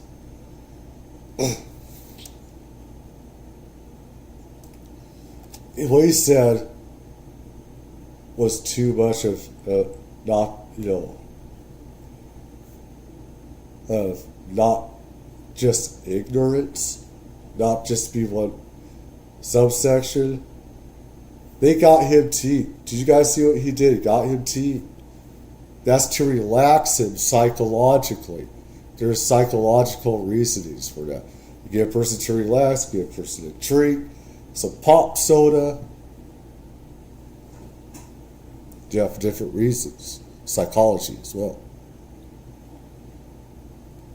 That guy, that food, that soda pop did nothing. If he was drinking hard liquor, he would have said a lot of bad things about those people. Instead, he wouldn't have divulged stuff. He would have unloaded on those other people. Probably some expletives too, I'd imagine. Just me. part of the program. And But I that guy kind of lean towards that also explanation lied. because I really don't agree with that Because of assessment. what he said. And at the end of the interview, I had a little notebook with the flux liner on it, and I said, Dr. Davis, you really haven't even considered this testimony of Martin That's a nice way Candlish, of the putting flux it. liner. And he said, but right before we cut off, well, Hal Puthoff interviewed Brad Sorensen. And we never got to talk about that more. And to this day, I want to ask him so badly about how that went, because Hal has spoken to Sorensen. Wow.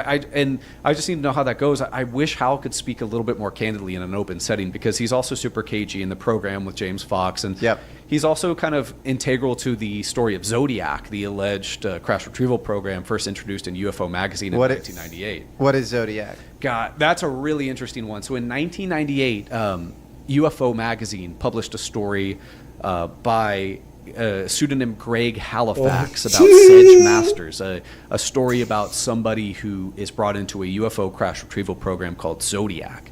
This occurred in 1988. 2001 or 2002, there's an email chain with Hal Puthoff, Kit Green, and Eric Davis talking about the Santilli alien autopsy film and so forth, and Kit Green saying he saw different pictures of an alien autopsy. But then in a later thread in that email, one of the three brings up Zodiac and the Sedge Masters story.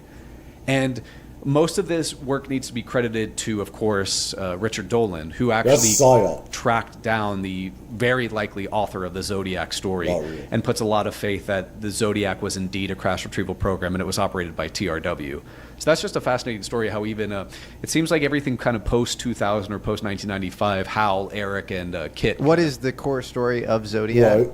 Right. But that feels like a psyop thing.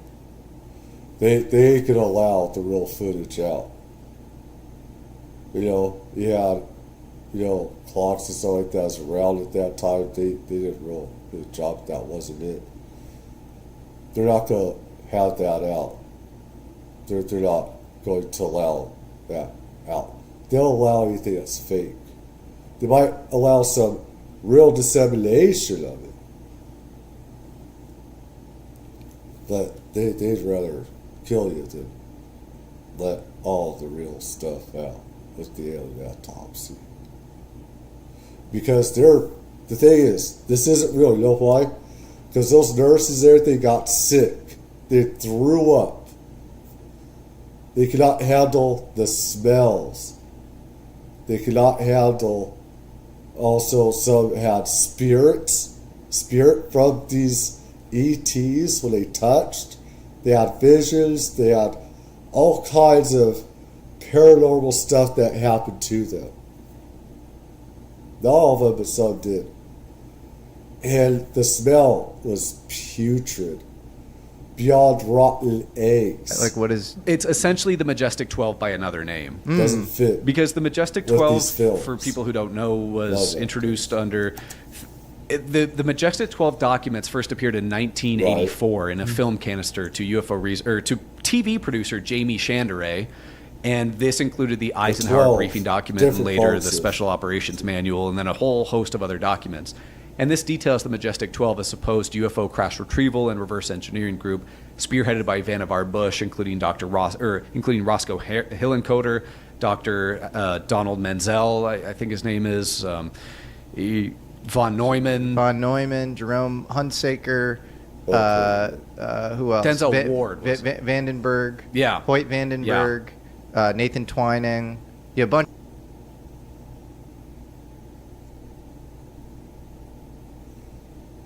Yeah, Vandenberg.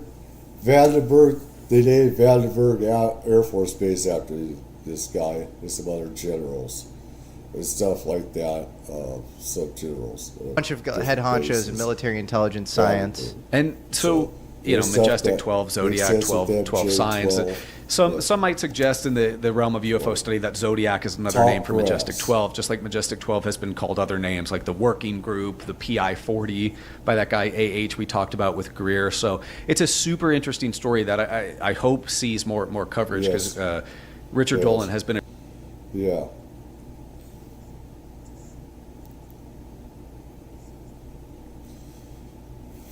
Well, it's like the same thing we do with UFOs. They give different designations. UAP and the Pentagon, CIA are always going to try to change it because they don't want people to know that they're still investigating it.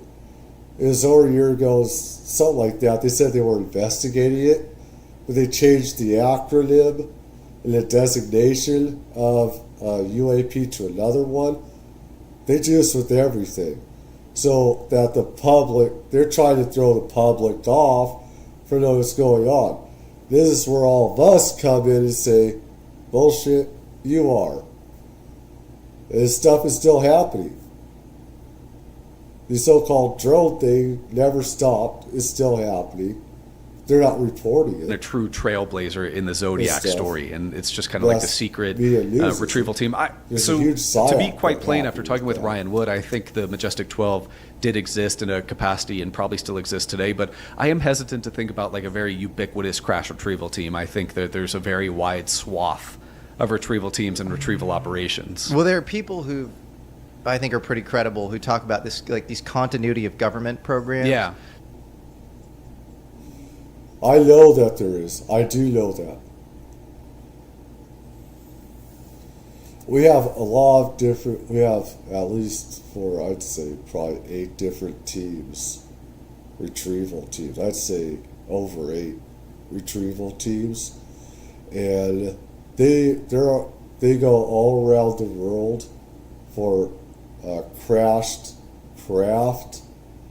Like I said, they could be anywhere within like 2 hours. So how many dozens would that have to be if they're not using magic exotic technologies? This is from people I know. My father knows people.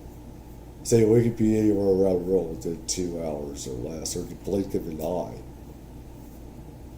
You know. And we had people in Iran with the 1970s crash, 1980 something crash. We got that from a regime that didn't like us. So we were there within hours, like 2 hours. We were there, or something. We knew about these crashes somehow. In Iran, Iran,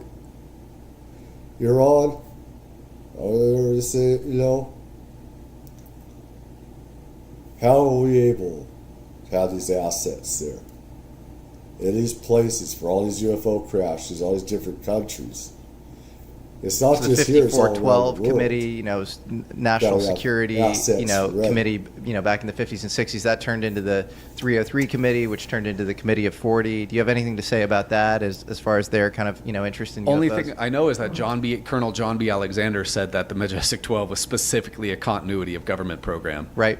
But I hasten to adhere to what he says because he lied about the Special Operations Manual. He lied about a bunch of stuff. Yeah. And even in the Wilson memo, where they the Wilson, of course, the Wilson absolutely. memo. So this was in 1997? 1997 was when the Greer, Will Miller, Thomas Wilson, Stephen Lufkin meeting took place. The briefing took place. Okay, interesting. But when was, and then 2002. 2002 is this meeting between Eric Davis, who's again this Hal Puthoff protege, propulsions expert, and like exotic physics expert. It's in the parking lot of EG&G, and he's meeting with Admiral Thomas Wilson, who's head of Joint Chiefs J2. Yeah. He was like intelligence for JCS at the time. So he should have like all exotic tech under his purview, and he's basically expressing extreme dissatisfaction that you had these rogue groups working on purportedly UFOs who he met with, and it's out of his jurisdiction.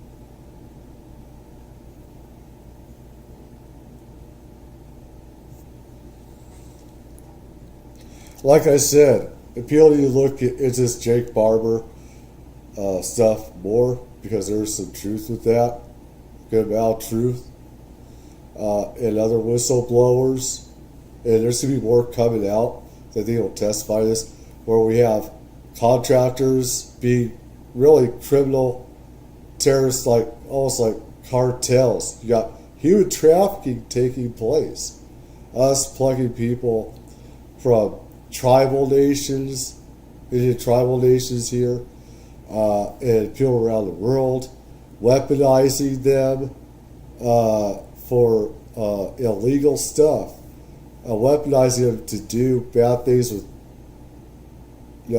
non-human intelligences, stuff like that. Use them to kill as well, trying to weaponize them in different ways, spying, and I mean, stuff that sounds crazy, too crazy. I already say enough crazy stuff. But the craziest things you can think of, they're doing that. With, psychic programs, stuff like that, alien retrieval, with people, and trying to kill each cartels of different contracting companies, trying to kill each other to gain each other's information. And in that document that I believe was found in the Edgar Mitchell estate, control of it. In that document, it says J.A. is a liar, and I think J.A. is John Alexander. Yeah, because John Alexander has been publicly said, Majestic 12 exists, it had nothing to do with UFOs, and kind of all of that before. And of course, he kind of said mistruths about what Dr. Ryan Wood said about the Special Operations Manual. Ryan Wood and Robert Wood did a ton of provenance research on the Majestic documents, getting the physical onion skin documents, putting them through rigorous testing of materials. So what do you think about these documents? Because they're popular view, like with those kind of old school like UFO researchers like Robert Hastings, who wrote UFOs and Nukes, is that this was passage material. So it was like meant to detect spies. It contained all sorts of falsities. You're giving it to this film producer who's friends with all these UFO researchers, Jamie Chandera, and then I think other versions of the Majestic 12 were then doled out in packages to other UFO researchers. Because there's a whole host of documents, and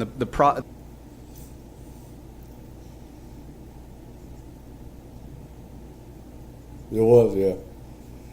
With all stuff, there's disinformation and real information.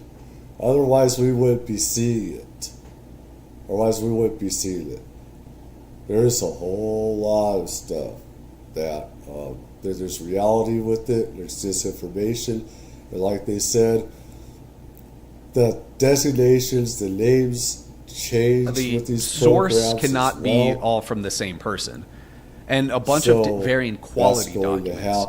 I tend to adhere to the work of Stanton Friedman, who spent a bunch of time authenticating these Special Operations Manual and Eisenhower Briefing.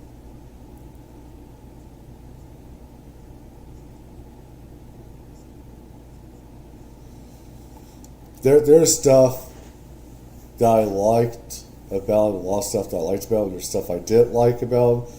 What I did like about Stanton Friedman is he had a hard-on against Lazar. And there's some stuff that I disagree with Lazar and stuff that does not make sense. But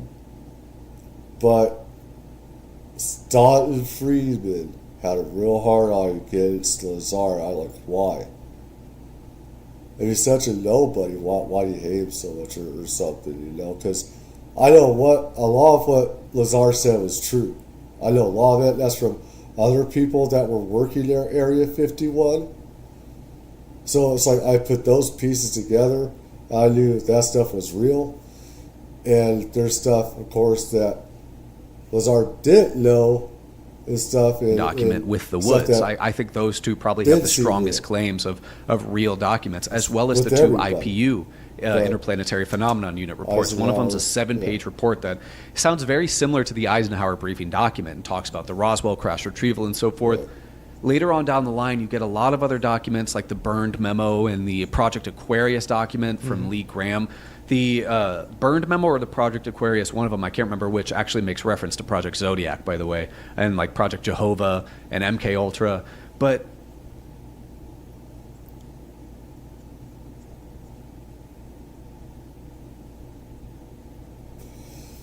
there's the proof right there, where these programs are given different names, also by different contracting companies, military, and intelligence, CIA or NSA or whatever. They're a lot of the earlier documents, like the Eisenhower briefing document, a lot of the dates and specific discussions line up with real events.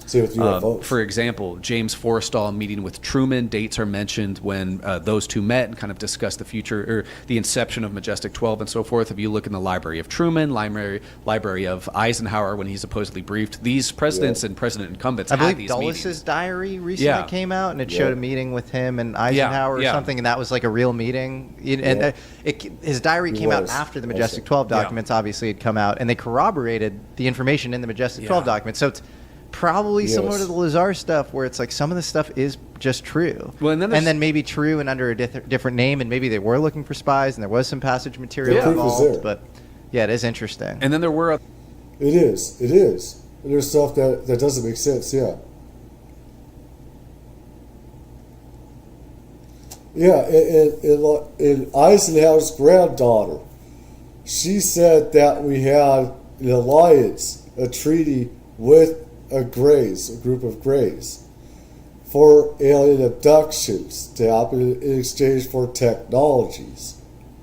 Why would she make it up? But that and other people as well. This is Eisenhower's, was it his daughter or granddaughter? I think you should also look it up. It's also been on the History Channel stuff, on the Discovery Networks, which is on Max, is a part of Max Premium thing you can get, and it'll have one of the things that Max has. One of the networks is Discovery, and you can look it up. Internet, I don't know. I mean, Google scrubs. So if Yahoo scrubs some of this truth out, they do. They scrubbed out, what is it? Director of CIA, John, what's his name? Where he said that we could control the weather. I saw even Twitter. They brought down the video, the proof that I had. Google, YouTube took all the videos off of the CIA director saying we could control the weather. All these places took it off, and we can't control the weather. Other documents like the Cutler Twining memo that is really difficult to dispute and so forth. I was actually reading on the plane over here different validation of Majestic documents, and there's just been a lot of mentions of Majestic documents before, even including I can't remember the general's name, but a 4-star general who was asked about the documents. He said they're real, or the Majestic 12 is real. I can't tell you any more than that, because I know that the Majestic 12 to many sort of hobbyists in this subject is nothing more than kind of conspiracy material, right? They just think Majestic 12 may, not true, just... But if you were to simulate back then, if a UFO issue were a thing, and we had exotic materials, and we were in contact with, an extraterrestrial or interdimensional intelligence, you would need our best and brightest on it. Yeah. And if you look at that list of people, those would be the people on it. Yeah. Vannevar Bush would be heading it up. And then, of course, Vannevar Bush is completely unconnected with Robert Sarbacher, and Dr. Eric A. Walker as also mentioned as the head of UFO and those guys, research. That's right. And then you have Gordon Gray, who was also on the Majestic. Don Menzel, who admitted, he was super read in on a Navy, CIA, a bunch of, pretty classified info, and admitted as much, actually, to Kennedy. And Stanton Friedman actually writes about this, was sort of in charge of disinfo and debunking, which he was debunking a lot of you. And there's this amazing Swedish astronomer, Beatrice Villarreal, and she talks about Menzel having deleted all this astronomical information from 1953 and onwards from the Harvard Observatory. Yeah. And at the Harvard Undersea Observatory at the time, you had Robert Sarbacher. He was working there, and then I think James Conant was the president of Harvard, and he was the number 2 guy, the Manhattan She Project. also is like a femme fatale. Yeah, I don't know. It's hard to say, but it sort of makes sense. It's directionally correct. Yeah, and it's not unreasonable to think that the group evolved over time, changed names and so forth. I mean, you have in 1987 or 86 or 87 when Eric Walker is asked by Steinman about the Majestic 12, and he gives the Don Quixote impersonation. You're chasing after windmills. It's impossible to chase after the Majestic 12. The Majestic documents were first delivered to Chandray and Friedman and so forth in 1984. That's when the first documents were actually kind of received but weren't given to like a MUFON symposium until 87. What's interesting is the documents were kind of mailed out in 84, and then if we look at the look at the manuscript of Corso, it kind of seems like around 86 the Majestic 12 took on a new name, the UFO Working Group, and got new blood like Albert Stubblebine and some NSA people and some CIA people. So it's interesting to think how this group may have evolved over time, and possibly it changed its name to the Working Group because it was aware of the leaks at the time. The whole history is fascinating. I think maybe one of the tip of the spear frontier longitudinal timeline assessments of like all UFO oversight is this great article by Chris Sharp at the Liberation Times. Oh yeah, it's really interesting stuff. And there's some connections you've made between Woods Hole and some Crane. of the Crane exactly, SAIC, and Randy Anderson's story. But I also just want to touch on he talks about how it was the OSS, the Office of Strategic Services, which was before the National Security Act, before the CIA was formed. They were sort of in charge of the initial UFO custody, and I think we have. Yeah, they were. UFO, they were, yeah. It was Truman that created the CIA, like I said, because of UFOs, ETs, and also international espionage, and to have a spy force, international investigations, stuff like that, espionage and everything else. The FBI is supposed to deal with the national part, the CIA, the international body of other investigations as well as UFO stuff.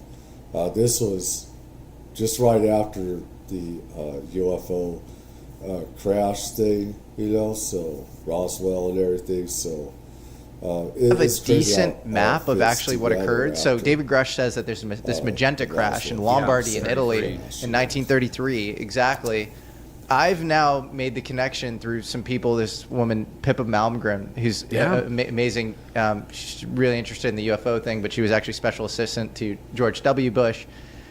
She made it clear to me that James Jesus Angleton was the U.S. OSS person involved in Italy at the time, and so rumors are that you have this magenta crash, and then Mussolini goes to Hitler and says, "Is this yours?" to the Nazis, right? And then they end up working together on it, and so this magenta crash ends up probably being worked on by the Nazis, which explains these Die Glocke, rumors, and Kamlerstab in sort of modern Czechoslovakia and Poland, where they're working on these flying saucers. You have tons of reports around this from Rudolf Schreiber, Richard Mita, a bunch of guys at the time, along with Paul Mellon and Alan Dulles. There's a story of Paul Mellon kind of spilling the beans to his grandson, who's alive now, John Warner IV, about standing over a UFO.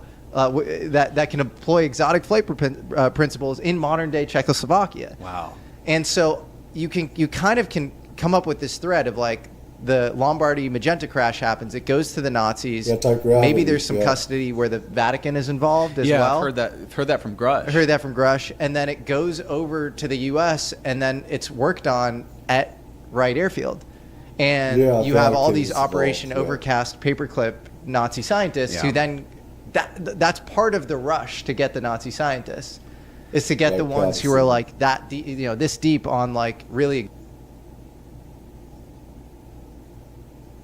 Yes, it is.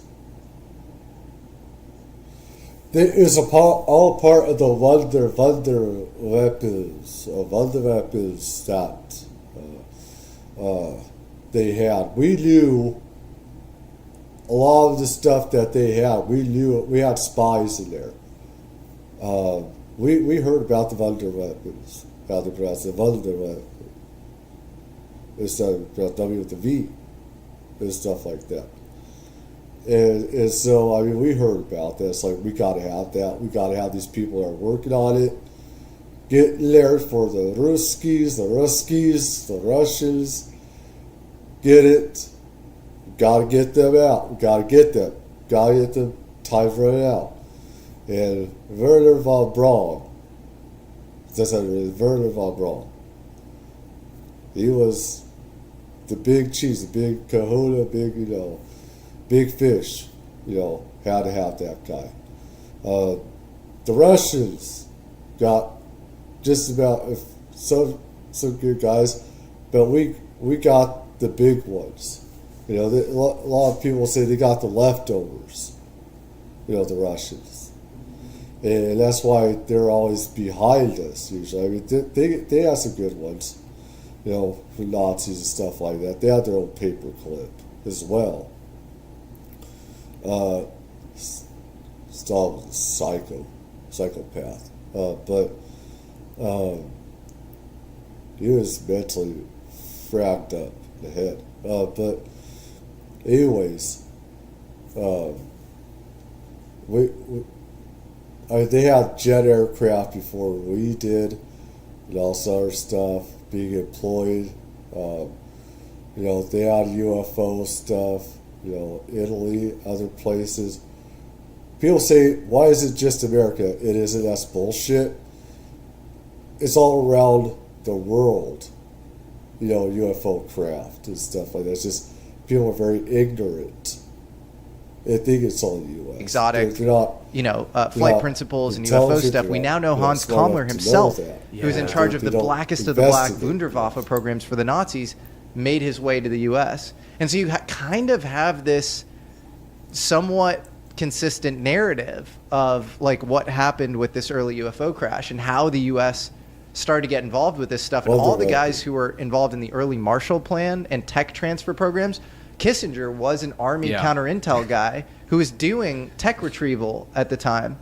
And you have other examples. You mentioned Forrestal. Forrestal, was as well, and he was Secretary of the Navy. So he threw himself out of the naval hospital in Bethesda. Yeah, exactly. Mid Sophocles poem. And the Magenta case is so interesting because Mussolini thought it was a Nazi advanced craft or a British or American advanced craft when he had his own special investigation group, the RS-33, who was like really keen on the fact this wasn't human technology, and then likely worked with the Nazis. Yeah, and apparently Marconi's grandson might be like on the verge of saying something. You have this Pinotti, this Italian UFO researcher who's like really on that trail.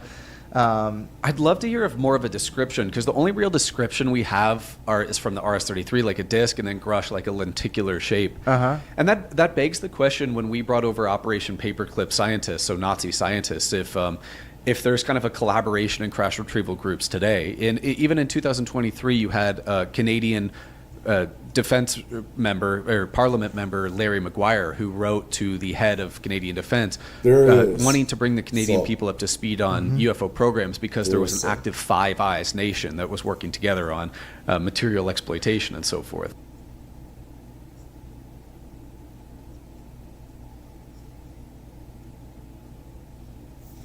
There is a treaty, a special kind of treaty that we have with other countries where we tell each other about UFO technologies.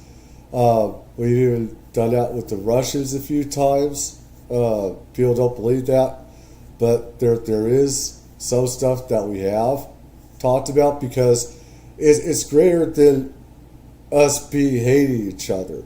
There's a reason why we have to share stuff, not just because ETs or NHI has turned off each other's nukes and they can turn on at each other, but we do it also.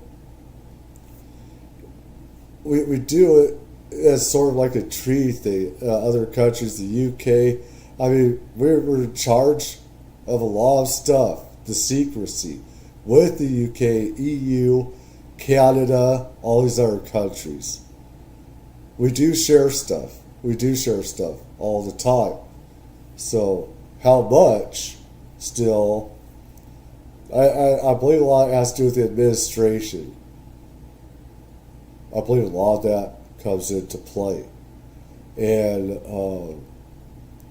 well, there's a scientific principle called the Kawanda effect, and it involves stabilizing basically a saucer-like craft. And there's this guy, Henry Kawanda was this guy, he's a Romanian scientist. He has a patent on this from 1936. And I think at points he was in Vichy, France, but he basically was forced to work under the Nazis, and then he was taken to Wright-Patterson to work on Project Y, which was an extension of the Avrocar project, which is trying to get flying saucers to work. And so, and then William Steinman connects this with Thomas Townsend Brown and his gravity experiments, where they were coordinating with Thomas Townsend Brown and wanted to see if the gravity stuff worked so they could incorporate it into these saucers or whatever that they had. I wonder how much that collaboration takes place, because, in Grush's News Nation interview, he talks about like a multi-decade Cold War with our adversaries we can assume is Russia and China. I think back to Jonathan Weygandt's encounter in '97 in Peru. Once he sees the UFO, he's taken in by these guys in DOE's rain jackets. He's flown to a place on a CH-47, interrogated for days. When he's brought to this location, this like obscure military base, there's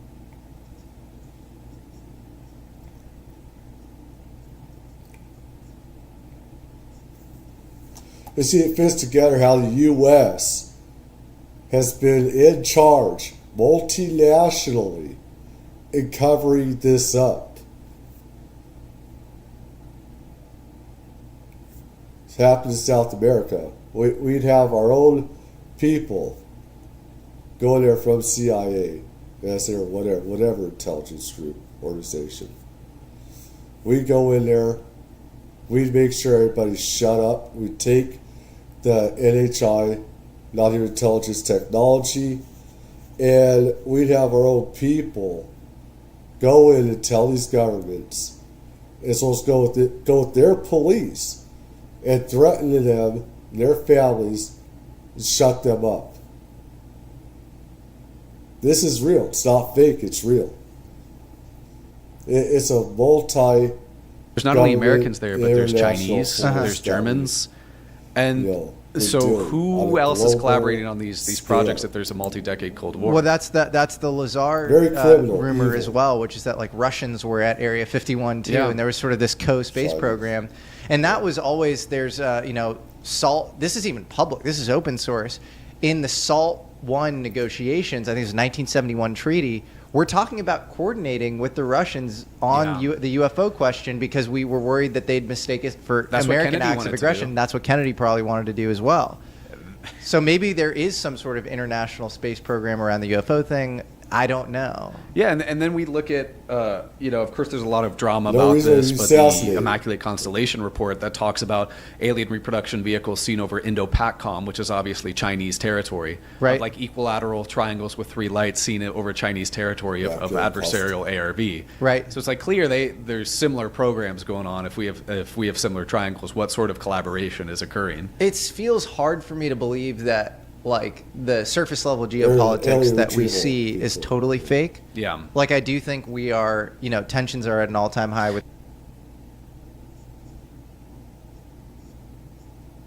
It is fake. It is fake. And this is why it's a global psyop. I don't really talk about it because people think it's crazy, but it is fake. All this stuff, all these wars are like fake. They're fake. And there's a psyop. It's a global psyop with these fucking drones. And this is one part where I said it doesn't sound real, what Lazar said about Russians being there. But I've heard other reports with Russians, us and Russians, working together as a greater good against extraterrestrial non-human intelligence. I've heard this many times through the 80s as well. As much as Reagan's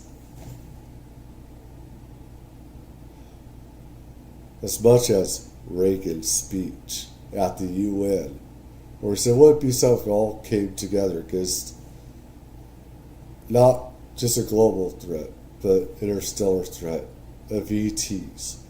Everyone was quiet. Everyone was scared that Reagan would actually say on the UN center stage that extraterrestrials are real. He just about did say that they are real. And he did the Star Wars SDI program because of about what they, an ET experience he had, or supposedly had. Not just because of the nuclear threat from Russia. There's a lot of scapegoating, and these stupid politicians like to blame another country for stuff, and it was all PSYOP. It was our government, world government. There's a world government that did this. It's not just ours. And I gotta put that out there. With China. I don't. But it is interesting. I think in the Lazar account, it's like the Russians started to get kicked out as like tensions arose around like the development of these ARVs, and so it brings up, it harkens back to this Carl Nell quote. They did. You know, Carl Nell, who was part of the UAP task force with David Grush, was also deputy CTO of Northrop Grumman, and I believe was stationed at Wright-Patterson Airfield. And he was also Army Futures Command. Army Futures Command, and he says there's this sub-Rosa secret conflict, arms race going on between us and other countries. It's been going on for decades. Yeah, for feudalistic dominance. So that begs the question, is the ultimate pursuit mastery of ARV?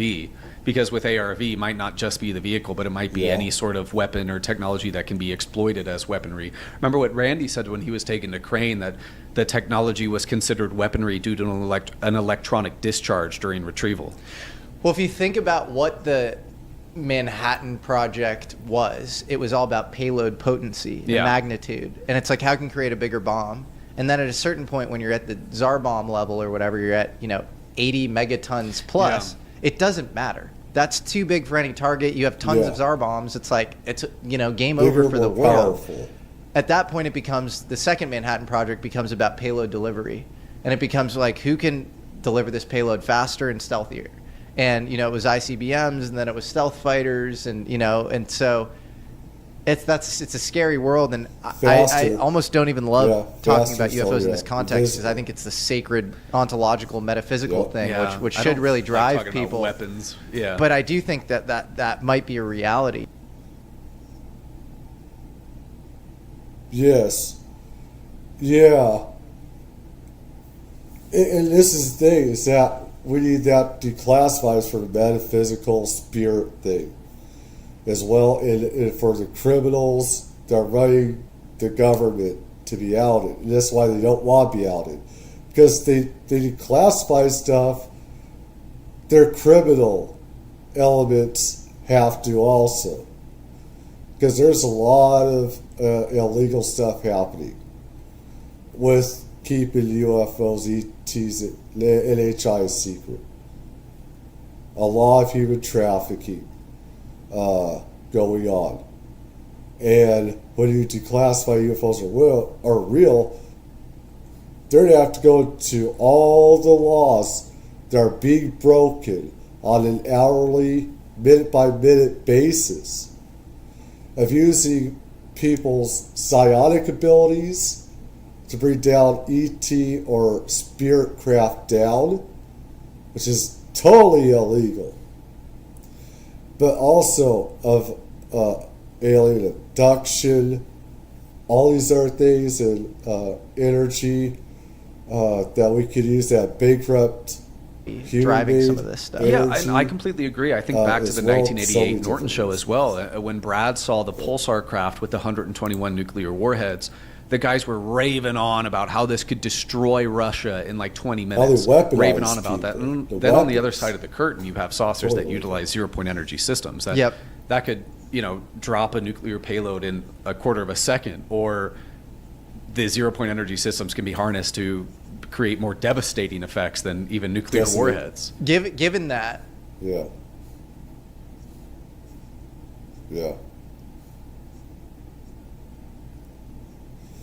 I mean, I've seen super lasers from Area 52 that we could make stuff on the equivalent of a Death Star.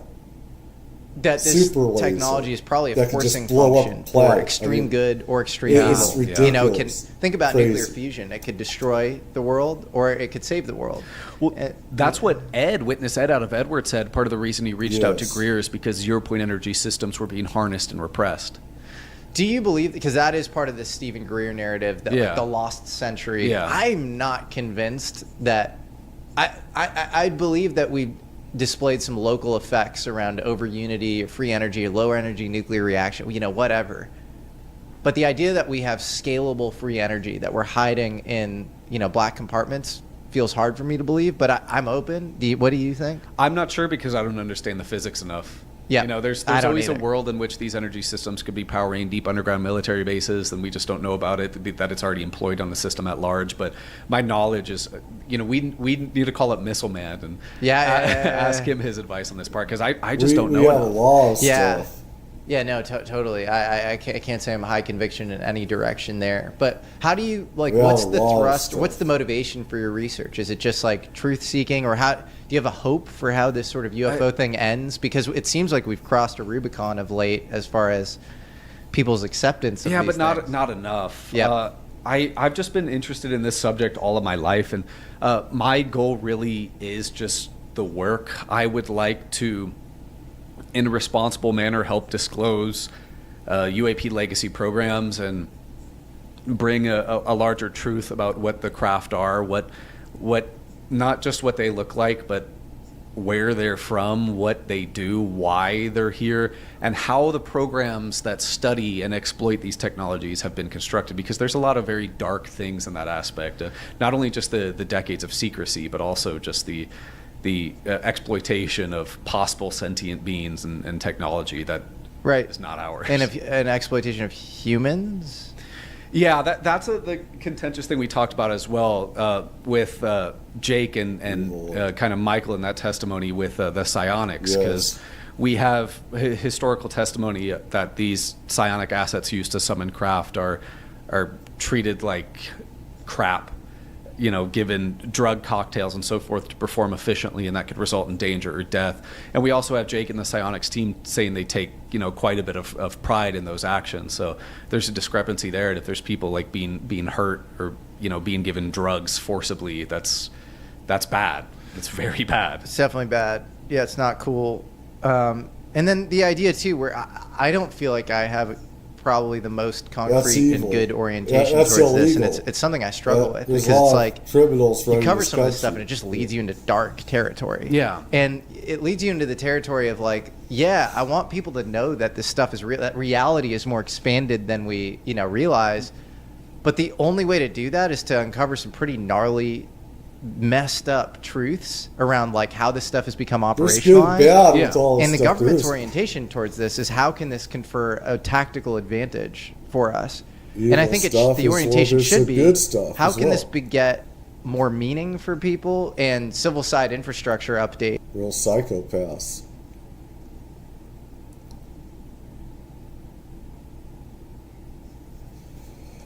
The thing is, and I get sort of like chills, I get, you know, sad. Listen, we have all these psychic, telepathic abilities. We can heal people. We can communicate through time, space, other galaxies, or whatever. We don't need cell phones. We don't need computers to do that, to communicate with each other, if we learn to harness them. I mean, there have been times I can communicate with people on the other side of this country and stuff like that, or other parts of the world. They can feel me, I can feel them. I can feel when they're having a bad moment, when they're in a bad mental place. And I can, you know, remote view sometimes on different areas of the world. I can see things happening, conflicts, wars, all kinds of stuff. And there's a lot of good that can come from it. And, you know, get rid of oil, gas for, we need to create separate, limitless technology. We shouldn't pay for all this stuff. I think that's the thing, is that we got psychopaths and government and intelligence and these contractors that want to make money off of this, that we shouldn't pay for. Humans are greedy. Evil people want to make money off everything. And they want to control it and keep it secret. Or they can use it where we should be able to travel to the stars.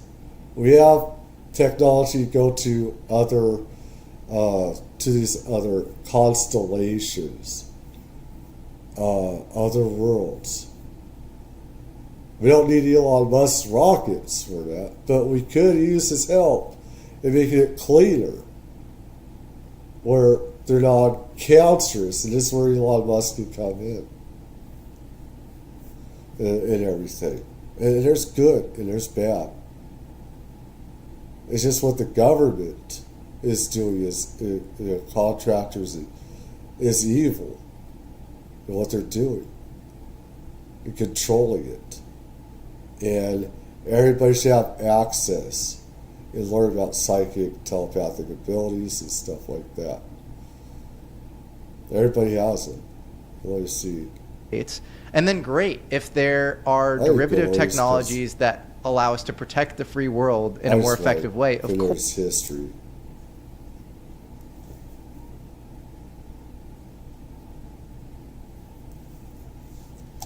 I ask anybody to watch it, please leave a like. It goes a long way. Algorithm. Say something. I don't do this live so people will shut up or whatever. I do it so people can chime in. 12:33 a.m. Pacific Coast, 3:33 East Coast. Wherever I hope people all around the world see this stuff. Become enlightened and investigate stuff for yourself as well. Come to your own enlightenment. Of course, they should be funneled to like the right thing. But it feels like the impetus, like the sole impetus, is weaponization of this stuff. And I don't think that ends well. If there's an intelligence on the other side of it, which I think there is, I don't think that ends well for us. If that's continues to be our orientation towards this topic, we're dealing with forces way greater than us. And I don't think it's a coincidence that OSAP and a lot of these programs, the people come out and they're kind of haunted. Yeah. They have these hitchhiker effects. I think it's sort of the two sort of mantras in UFO research world are like, seek and ye shall find, and fuck around and find out. Stare into the void and it stares right back, and it's a mirror of what you feel. And people, the description of the sphere, often when people are they're looking for this psionic connection between this participant and these materials. They're often what's inside of them gets excavated and mirrored in this technology. I mean, it's also very poignant, like looking at the testimony of Corso as well. He said that the purpose of giving this technology to U.S. industry was A, to bolster the U.S. war machine, and B, benefit the American people if necessary. These technologies clearly have not been used to benefit the American people, but if they're used to create, alien reproduction vehicles, which I believe they are, and for good, or the world, it's about the world. I mean, this is about the world, not just Americans. It's about humankind evolving. We're not humans. We're not. We're energy. This is just a flesh bag. This is just good for a while. I mean, as soon as we're born, we start dying. We start dying as soon as we're born. But our souls, our energy is forever, though. And we have unlimited power. Possibly service an unidentified space program, or in near Earth orbit defense capabilities, or payload delivery, or human relocation, as Michael saw with the large football field-sized 8-gun craft, or operate underground and deep underground military bases. It's clear that that's a very disturbing reality in which we live, because that's 80 years of programs, right, that have had time to flourish and hide themselves and like layer on themselves That's a very frightening world. It is a very frightening world. I just retweeted Scott Adams, the Dilbert creator, and he said, wherever there is complexity, there is fraud. And I just thought that was so applicable to the UFO question. There is an absurd amount of complexity to the point where disclosure has taken a quantum leap around this Jake Barber story and some of the other stories, and mainstream media could not give less of a shit. No. They don't understand. And it was horrible timing around the inauguration, like peak news mania, and then that's when you release this thing that's beyond the pale for most people, and you're piecemealing in psionics and all these other things, and that's and I love Ross Coulter. I think he's an amazing investigative reporter. And I think Jake is beyond reproach as well. So it's not a knock on either of them. It's a knock on the timing and maybe News Nation's editing team. Yeah, but it's like for the 45-minute special, that had to be.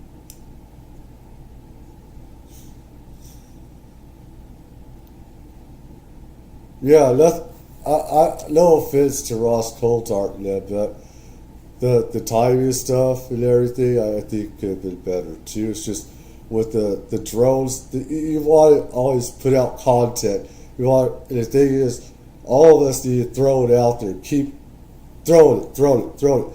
Because stupid news is bought. They are paid for.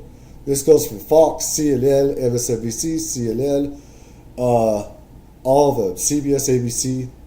They're bought, they're paid for by special interests. And they're told to report, they're told what to say. They have their own agenda, stupid political BS. And there's a lot of made up stories. You're not going to get the truth with them.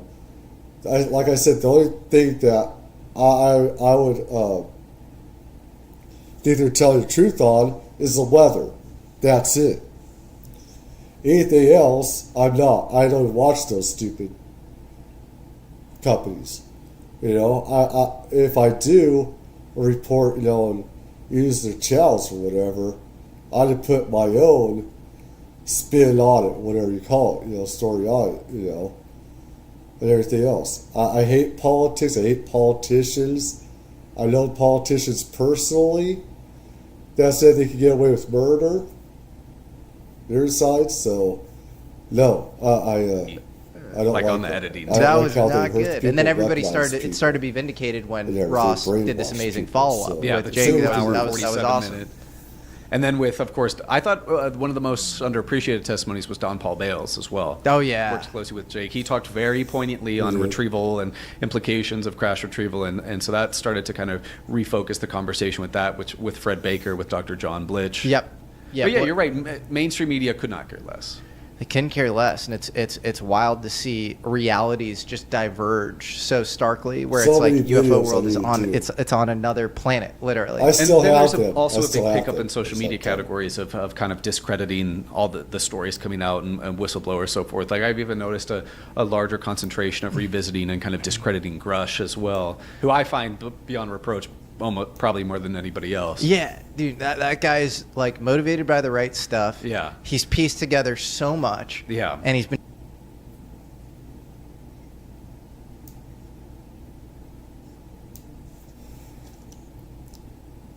I bad talked David Grush before, and now I look back on stuff, I don't know why the hell I did. Was I sick at the time I did? Because when I'm sick, I don't hear things right, and I shouldn't do any type of work when I get really sick. And then I heard him again, I used one of his stuff, and I'm like, hey, wait, what did I say bad stuff about David Grush for? Did I not hear things right? I'm over half deaf, but I got these on, and I don't know what happened. been treated like there's shit. something. And I think his disclosure was done his disclosures were done in the greatest manner possible. Where if you have disclosures but can't necessarily provide firsthand evidence, he provided so much actionable intelligence. Yes. Whether to pursue IRAD contracts, IDIQ contracts, embedding of programs, history of programs, certain retrieval incidents, Malmstrom Air Force Base incidents.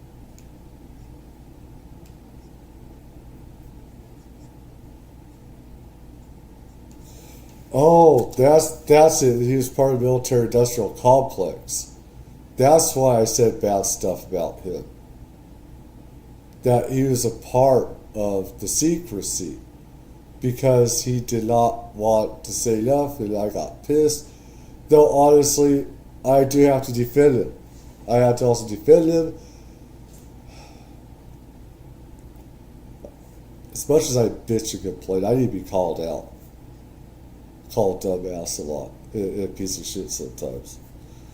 Because I was complaining that I wasn't saying enough, and other people have said that as well in the military complex. But he can't.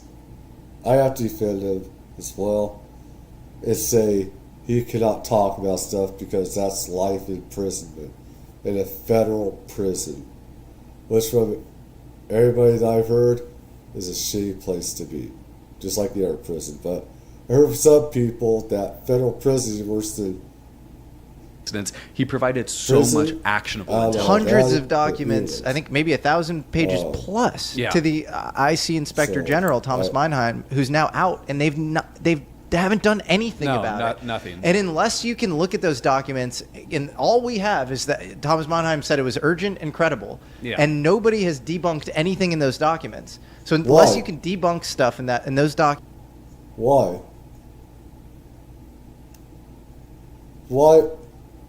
Why did Trump fire him then? Why the fuck did Trump then fire him? If he helped him. There's something wrong with that.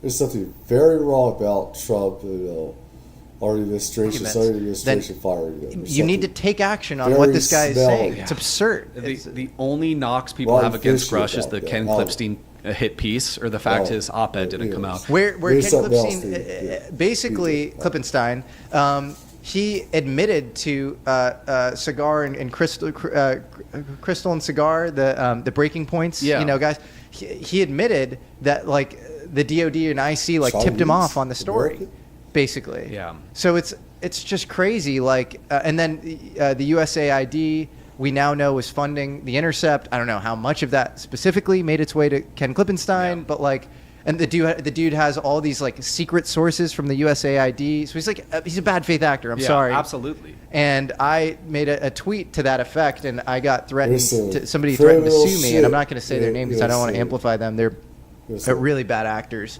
And they've also questioned the service records of Randy Anderson and Jake Barber, which is just, I think, disgusting, to be honest. Yeah, don't go after that. There was a lot of talk about the combat controller pipeline, even though that Jake has said numerous times he was in the pipeline for combat controller, but then was diverted elsewhere. These guys just, and one of them specifically has a clearance, and it's I don't know what he's up to. I don't know if he's I don't know if he's actually acting like he wants to be a paid disinfo agent, but he has.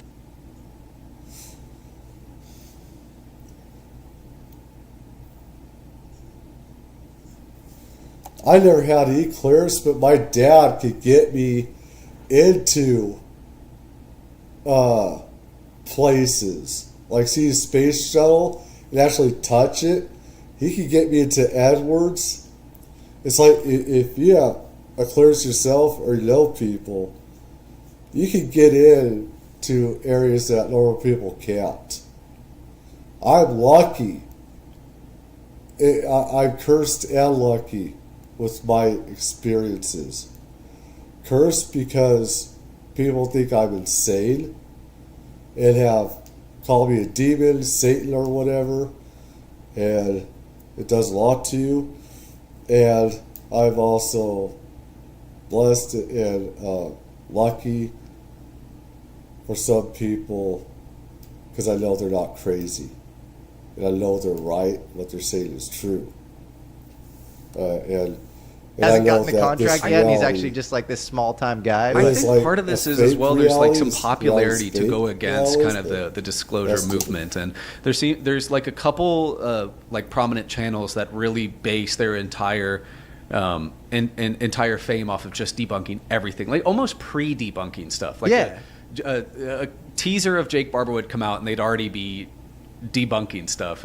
Yeah, totally. And they wouldn't listen. They don't listen to any of the details, and their priors are entirely off because they take nothing seriously. So it's their Occam's razor is it's all mass hysteria. Which, if you look at the levels of government that are now saying that this is real, your Occam's razor, this is like a cabal controlling all these people. It's the greatest mass hysteria in the history of. It's the best psyop in the world by standard deviations, if that's your claim, which is itself a fantastical null hypothesis. So these people they suck, honestly. The cabal stuff is nonsense because it's all talked about in the frame of ATIP and OSAP, which, as we've talked about throughout this whole conversation, there's going back to Robert Sarbacher in 1950 and even before in 1933 with Mussolini. There are so many other players involved. There might be a lot of reoccurring players that we've also talked about as well in recent disclosures, but the circular reporting, this crash retrieval and reverse engineering is not isolated to a small group of people. No, it's not at all. If anything, the intelligence community tactic to kind of repress this stuff has been flood the zone. Yeah. So there's just too much snake oil to sift through for the average person. I think it moved from secrecy under Blue Book in the 50s and 60s, and then the 80s at some point around the Majestic 12 stuff. This stuff started to get promoted, but with all sorts of quackery. And you have Air Force Office of Special Investigations agent and other counter-intel people like Rick Doty being like, there are 6 alien beings, and like John Lear saying, there's a soul catcher on the moon or whatever. And that's starting to pop back up with some of Rick Doty's disciples, like the guy I think who's in prison, who tweets all the time, like, let me show you a photo of an extraterrestrial, and it'll just be a random image. Right. And so forth. So that's starting to pop back up. Yeah, so that it's just I don't know. I'd love to, because I think earnest debate is always good. And Mick West, people say he's like a paid asset or whatever. I enjoyed like having him on to debate Merrick, and we debated all the top UFO videos, and I thought that was like fun and good. And he doesn't seem like he's like, I want more light shown on this. I think he could be a little more like earnestly open to some of this stuff, but like. Some of these other guys are just like bad vibes, and like it's all ad hominem, and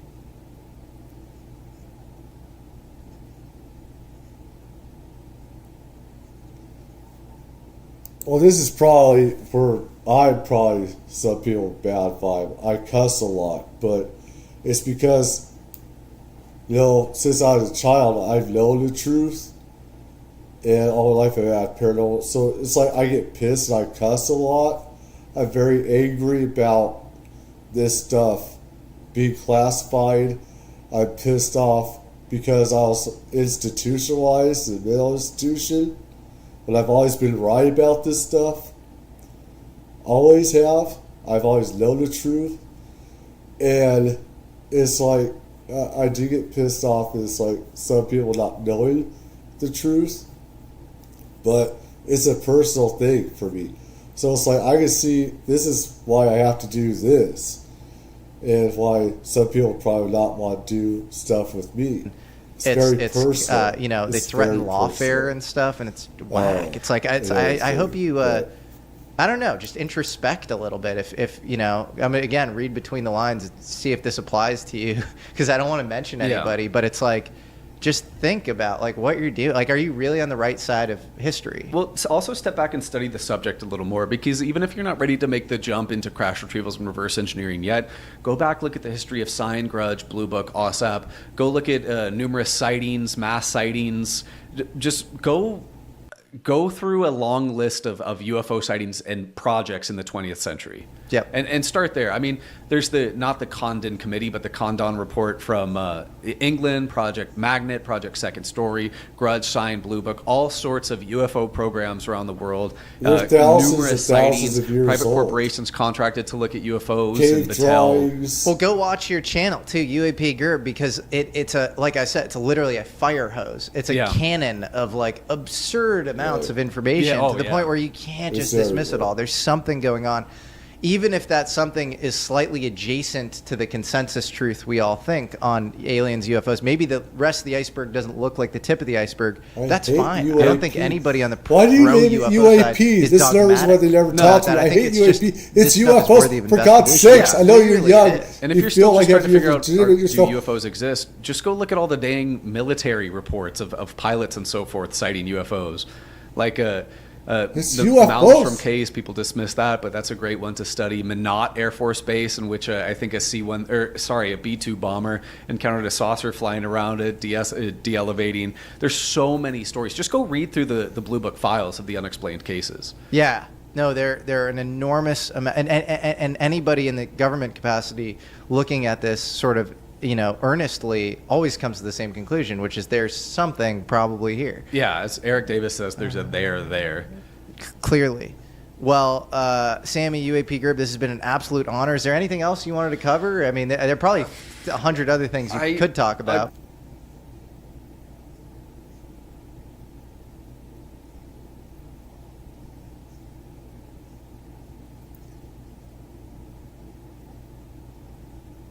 It's been terrible. I didn't get any Doritos. I got no nachos out of this. I have to actually get me some food now. Everyone else is going to have to take a leak and everything. Who knows how many diapers have been, filled with this. This is great. Actually, it was. It was. I liked it. I hope other people do too. It'd be nice if other people would chat. But hopefully the future, I mean, it's also, I got curious about the future. People say that, we knew, and stuff like that. That we were right. We always knew. Anyways, you like everybody, have a good morning, night, wherever you are. Blessed. Truth is out there. Do your own investigations. Feed your mind. Feed your mind.